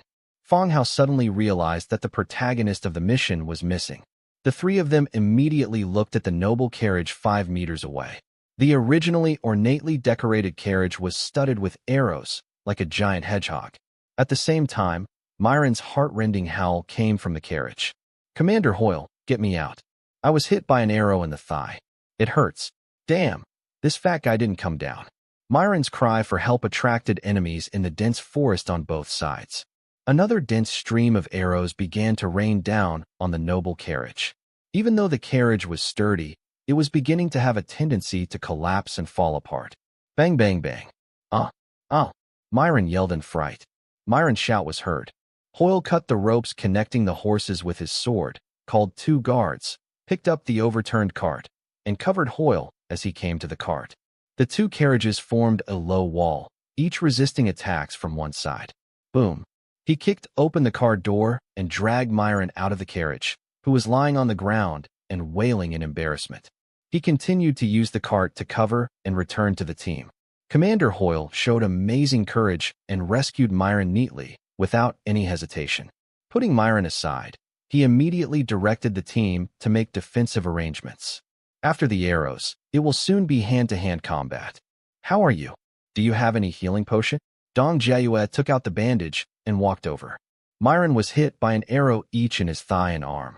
Maybe it was because the fat man had a lot of blood, and his whole body was stained red with blood. It looks a little scary. His mission target cannot die here yet. Yes, I only have 2 bottles. I'm afraid of encountering any dangers on the way, so shut up and drink the potion. Dong Jiayue scolded and bandaged Myron with a bandage. At the same time, Fong Hao hid behind the cart, surrounded by light blue, frost armor, and the second magic, Misty, was also condensed. While the staff is emitting light, a thick fog spread around everyone, blocking the enemy's sight. The number of arrows shot instantly decreased a lot. This relieved a lot of pressure on everyone, and some soldiers even used the cover of the mist to drag their injured companions over. Commander Hoyle glanced at Fong Hao in surprise, and just nodded slightly, still not saying anything more. Boss, give them a meteorite hitting the earth, Zhang Bin said softly when he saw the effect was good. He was talking about the skill Spark that comes with the Spark staff, which can summon a meteorite to attack the target area and cause an explosion. The power of Starfire is indeed great, but its shortcomings are also obvious. It condenses slowly and consumes a lot of energy. Fong Hao also wanted to give them a big one and send them back to the west directly. I was about to unscrew the magic potion and release the spark after drinking it. Suddenly, Hoyle said, "Prepare for hand-to-hand combat. They are about to attack." All the soldiers drew their swords from their waists and waited with serious expressions. At this time, Fong Hao and others also noticed that the arrows on both sides had stopped. No need to confirm at all. You can hear the rustling sound passing through the grass and trees, and the footsteps approaching gradually. Fong Hao immediately changed the condensed spell and replaced the spark with recruiting the wood elemental servant spirit. Light flashed, and 3 wood servant spirits appeared in front of them. The footsteps were getting closer and closer, close enough to them. Fong Hao took out the knight's sword from his waist and held the staff tightly with his other hand. Zhang Bin and Dong Jiayue also took out their weapons and prepared to meet the opponent's attack. Kill. When the first enemy crossed the cart obstacle, the cry of killing also sounded instantly. Release, entangle. Fong Hao ordered. The 3 wood servant spirits released entanglement skills in 3 directions. Vines grew from the ground, restraining the enemy's progress. This also gave the guards a chance to counterattack, jumping directly over the cart and killing the immobile enemy. Boom. Fong Hao's fire arrows condensed and instantly hit an approaching enemy. The enemy flies out backwards, pretending to turn over his companions. The other hand is holding the knight's sword tightly, and is also constantly killing, harvesting the enemy's life. The 3 of them relied on each other to kill the charging enemies. The entanglement of the wood servant spirit and the foggy effect gave our side a great advantage. After a while of fighting, the number of enemies is decreasing rapidly. When the last enemy is killed, the battle ends. The fog has lightened a lot. The surrounding area was filled with the groans of the wounded. Treat the wounded and execute all enemy wounded, Hoyle ordered coldly. All the soldiers dragged their tired bodies and continued to move. Kill the enemies who are still alive one by one. Lord Myron, are you okay? Fong Hao knelt down and said to Myron, "It's okay. Are all those people dead? Are they bandits again?" Myron sat on the ground and asked in shock. Fong Hao shook his head. Looking at the attire, he doesn't look like a gangster, but more like a guard from a nearby city. Hearing these words, Myron's expression instantly became tense. The guards from nearby cities went to nearby to wait for them to come. The identity of this team is not difficult to guess. Why is everyone opposed to me becoming the city lord and not giving me a chance? Myron was a little depressed. The successful people in the past have to go through some trials. This may be a test for you. It's all here. You must sit on the city lord. Otherwise you will be sorry for the soldiers who escorted you to death. Fong Hao leaned on the side, advised him, fearing that he would make the decision to abandon the city lord. Myron raised his head and glanced at the ranks of soldiers who suffered heavy casualties. There are only a few dozen people left in the team of 200 people. Is it all worth it? That depends on whether you can become an excellent city lord, Fong Hao said, taking out a magic potion and drinking it. Myron looked at the rough leather pottery bottle in Fong Hao's hand, opened the backpack in his hand, and took out the glass bottle of medicine. Drink this, Myron said. Fong Hao himself was not seriously injured, but his magic power was severely consumed. After looking at the healing potion in Myron's hand, he shook his head and winked at Hoyle. Hoyle is the leader of this team. In the future, Myron will still have to rely on Hoyle's protection more. Not far away, he was bandaging wounds and directing the soldiers to take action. The cost of healing potions is relatively expensive, and it is difficult for ordinary soldiers or commanders to possess such potions. Myron also instantly understood what Fong Hao meant and said softly, "Commander Hoyle, thank you for saving me just now." At the same time, he handed over the healing potion in his hand. Hoyle turned around and looked at Myron in surprise. I didn't expect Myron to say thank you. When he saw Fong Hao sitting next to Myron, he seemed to understand something. "Thank you, Master Myron." Hoyle thanked him softly, took the potion in his hand, and turned to continue directing the cleaning of the battlefield. The wounded were bandaged, but the team still could not stop. They had to enter the city before dusk. Otherwise, the heavy rain this night will take away the lives of the wounded. The team set off again, supporting each other and continuing towards Nesburg. The horses and carriages had been damaged in the battle just now, and Myron could only move forward with his injuries. Fortunately, after taking the treatment medicine, the injury has improved a lot. "Mr. Fong Hao, I didn't expect you to be a magician." Myron quickened his pace and walked to Fong Hao's side. "It's just some elementary magic," Fong Hao replied. "You can actually release 3 kinds of elemental magic." "How did you do it?" Myron seemed to have recovered from the danger just now and started looking for topics again. "I don't have an orthodox magic teacher, so I can only learn some elementary magic sporadically. Whatever I learned, I ended up like this." Fong Hao found an easy-to-understand way to express it. Naturally, he didn't have a magic teacher, and the skills were learned by himself by getting scrolls and pieces. He rarely uses magic on weekdays, and he is not very skilled at it. But in Myron's eyes, he was already close to a genius. "Mr. Fong Hao, when I become a qualified city lord, I will help you hire an orthodox teacher to learn magic," Myron said. "Okay." Fong Hao said nothing more and agreed to go in with a smile. After the mission is over, they will leave here. Where will they wait until Myron becomes the city lord and finds a magic teacher for themselves? The team moved on. Myron went to chat with Zhang Bin for a while. Returning to Fong Hao, he said enthusiastically, "Mr. Fong Hao, do you also have a city?" It seems that during the chat with Zhang Bin, I learned that Fong Hao also owns a territory. Yes. Fong Hao didn't hide it, but what he wanted was not a city, but a territory. The scale was much larger than his father's. After receiving Fong Hao's confirmation, Myron began to rummage through his backpack. I found a notebook with a brown leather cover inside and handed it to Fong Hao. "This is for you. It will help you manage the city in the future." Fong Hao was stunned and subconsciously took it in his hand. Summary of Melon's City Lord. Category: Special Props. Effects: City Security plus 5%, Population Reproduction plus 5%, Food/Industrial Production plus 5, Military plus 2%. Description: Learning to think about the footsteps of predecessors will help you get closer to your goals faster. Props: Fong Hao casually opened the note. The dense text on it recorded the decisions and deeds of successful lords and city lords. It fills a whole book. "Did you write these?" Fong Hao asked in surprise. This note actually has so many attributes. If it were graded, it would probably be a purple-level treasure. I copied it from a book. I read a lot of books and recorded everything I found useful. Myron smiled awkwardly. "Then what will you do if you give it to me?" Fong Hao continued to ask. "I have it all in my mind. I don't know how many times I have read it along the way. I hope it will be helpful to you. Myron said confidently. It seems that when Myron said that he was ready, he was referring to this note. Myron didn't know Fong Hao's origins, but at least he was born into a noble family and still had the opportunity to check out those books. Fong Hao has shown his talent as a mage, but he didn't even have the chance to hire a magic teacher. The city it manages is probably also a small fringe city.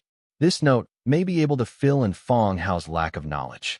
These are all Myron's speculations, and they feel pretty right. Okay, thank you. I'll take it then. Fong Hao took the note directly. This city lord's summary is a good treasure, and its effect is close to that of my own bone throne. It will take effect when placed in the territory, rather than being a wearable equipment. Through the dense forest. In the distance, you can see the outline of a city. That was the goal of their trip, Nesberg. Continue walking for 10 minutes, and ahead is a river several meters wide. A 4-meter-wide stone bridge connects the two sides. At the other end of the stone bridge, you can see the soldiers in full formation, as well as the roadblocks and checkpoints set up. The identities of these people are not difficult to guess. The armor on their bodies was the same as that of the person who had just ambushed them. Gathered here at this time, the meaning expressed is obviously very clear. It is to prevent them from passing the stone bridge. Ask about the situation. Hoyle winked at the guard on the side. The soldier understood, took 2 steps forward and shouted loudly. We are a caravan heading to Fort Ness. Please come along for your convenience. A man came out from behind the team and also shouted, Stop pretending to be crazy like me. You will not be able to get through this road. Hoyle stopped the soldiers who continued to shout. He came to Myron and said, Master Myron, it seems that the nobles in Nesberg do not welcome us. There will be a fight when passing the stone bridge. Please be careful. Myron's eyes were more determined than before. Commander Hoyle, I will be careful. Just as Fong Hao said, we have come this far. There was no way out for him to choose. Either enter Nesborg and take the position of city lord, or die here. Hoyle nodded. Line up. The soldiers began to take action, lined up, and prepared to storm the stone bridge. The warriors raised their shields to form an airtight iron wall. Both sides have insufficient long-range attacks, but the number of enemies still dominates. If one is not good, he will lose in the battle. Forward, Hoyle ordered loudly. The team formed a neat square formation, marching forward bit by bit with neat steps. Opposite is a log roadblock that has been laid out for a long time, followed by a larger number of enemies. The team continued to move forward, and the distance between the two was reduced to 5 meters. Fong Hao stood in the queue in the 3rd row, flanked by Zhang Bin and Dong Jieyue who were guarding him. The Starfire staff emits a faint yellow light. Spread out, Fong Hao shouted loudly. The soldiers in the first 2 rows quickly retreated to both sides, leaving a gap of more than 2 meters in the middle. At the same time, Fong Hao's magic condensed to complete the gray rolling stone. A stone ball with a diameter of 2 meters appears in the middle. Fong Hao pointed his staff forward, and gray rolling stone rushed straight forward in the direction confirmed. Bump bump. The roadblocks along the way were crushed one by one, and the opponent's queue was instantly disintegrated under the impact of rolling stones. The enemy's formation was also knocked upside down, causing heavy casualties. Kill. Rush over. Hoyle shouted loudly. The soldiers charged with their shields raised, crashing directly into the opponent's array, and slashed at the enemy with the weapons in their hands.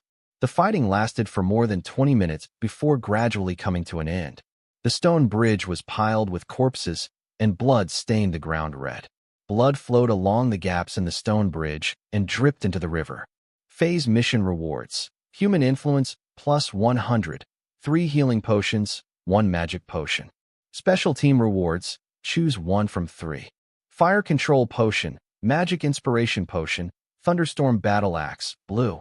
Select countdown, 59, 58. There are phased rewards. Fire control potion. Category, pharmacy. Effect, fire attribute resistance, plus 10%. Lasts for 15 seconds. Description, a potion made by an alchemist that can enhance fire element resistance after consumption. This was the first time Fong Hao had seen the fire control potion. Increases fire attribute resistance, but has a time limit and is a time-sensitive consumable. Judging from the attributes, it won't be of much help to Fong Hao, if there is really any danger. Fong Hao will also use skeleton soldiers instead of taking risks by taking this kind of medicine that increases resistance. But I am afraid that there will be drama in the future. The possibility of using this medicine on Myron cannot be ruled out. Boss, which one should you choose?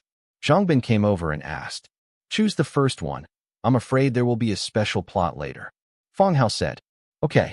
Zhongbin agreed immediately and chose the first option.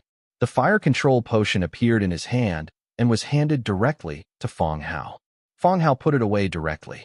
After a brief rest, the team continued on their journey. I wonder what time it is now. Light rain was already falling in the sky. In Nesborg, the towering city wall stands in front of everyone. The soldiers on the city wall wore the same armor as the enemies they encountered along the way. Myron now arrived at Nesborg. The people in the city also lost their best chance to kill Myron. The Lord's son was killed by bandits on the way, and dying in the city were two different things. No one dared to attack Myron in public. When Myron died in the city, all the dignitaries in the city would be buried with him. Hoyle stepped forward and showed the guard his identification. The team, which suffered heavy casualties, slowly entered the city. Countless eyes were staring at Myron. The latter maintained a calm expression, and his whole body was already wet with sweat. I always feel that the way they look at me is not friendly, Myron said softly to the side in a low voice. Fong Hao certainly noticed those glances. Now that Myron has entered the city, it means that these people do not have the courage to take action immediately. Of course, it is not ruled out that they will use other methods. It's normal for the dignitaries in the city not to welcome you. You should also be careful of those with abnormal attitudes. Fong Hao also said softly. Oh well. The team went straight to the city lord's mansion. Hoyle arranged for guards to take over the defense of the city lord's palace. When Myron sat on the throne of the city lord, the three of them also received system prompts. Historical event. The Battle of Nesborg is completed. Rewards distributed. Freezing skill scroll, mental enhancement potion, forgotten scholar robe, blue, storm staff, blue. According to last experience, the appearance of the system prompt means that the task has been completed. Return to countdown. 3, 2, 1. Fong Hao nodded to Myron on the throne. The light appeared again, covering all three figures, and disappeared in the next second. When Fong Hao opened his eyes again, he had returned to his own territory. Ear heard the noise and walked out of the Lord's mansion. Master, you are back. Do you need to prepare lunch? Okay, get ready. The time in the trial space is not the same as this time flow rate. I looked at my watch. It was 1:40 in the afternoon. Ear went to prepare lunch, and Fong Hao started to check his rewards. Whether to learn skills or not. Freeze. Study. The scroll turned into light and penetrated directly into Fong Hao's body. Freeze. Category, water magic. Level 3 magic. Ability, condensate water element magic to attack enemies within a small range, causing an additional 50% freezing damage and entering a frozen state. After reading the skill introduction, Fong Hao was slightly happy. I finally have a second attack skill. It has both control and freezing damage, which can greatly enhance one's combat effectiveness and self-protection capabilities. Even if you can't beat the opponent, freezing him and running away is still a good way. Fong Hao raised his hand and used freeze on a passing skeleton warrior in front of him. A cold breath followed the palm and hit the target skeleton. The next second, the skeleton warrior and the leather in his arms were instantly wrapped in ice and frozen in place. About 3 seconds later, the ice shattered, and the skeleton warrior raised the knight's sword in his hand, looking for his target in confusion. My hand slipped. There are no enemies. Keep working, Fong Hao said. The skeleton warrior put away his long sword, picked up the fallen leather, and continued to send it to the warehouse. After testing the freezing skill, Fong Hao was quite satisfied. Continue to check out the remaining 3 rewards. Forgotten Scholar Robe, blue. Category, armor. Defense, level 1 defense. Effect, magic concentration plus 2%, magic attack power plus 2%. Description, old-fashioned magic learning robe. Although the style is slightly old, the quality is still good. The blue magic robe is just right for you. It's a pity that it's not a blueprint. Otherwise, the necromancer group could be equipped. Storm Staff, blue. Category, staff. Damage, level 3 damage. Effect, air magic concentration plus 5%. Description: a staff born in the storm. I was actually rewarded with a blue quality staff. Do you like this video? Let me know by giving it a thumbs up and leaving a comment below. Don't forget to subscribe and hit the notification bell to stay updated on my future uploads. I'd love to hear from you. Thanks so much for watching. Did you enjoy this video? If you did, make sure to hit that notification bell so you never miss an update. And don't forget to subscribe and give this video a big thumbs up. Your support means the world to me, and I can't wait to see you in the next one. Thank you.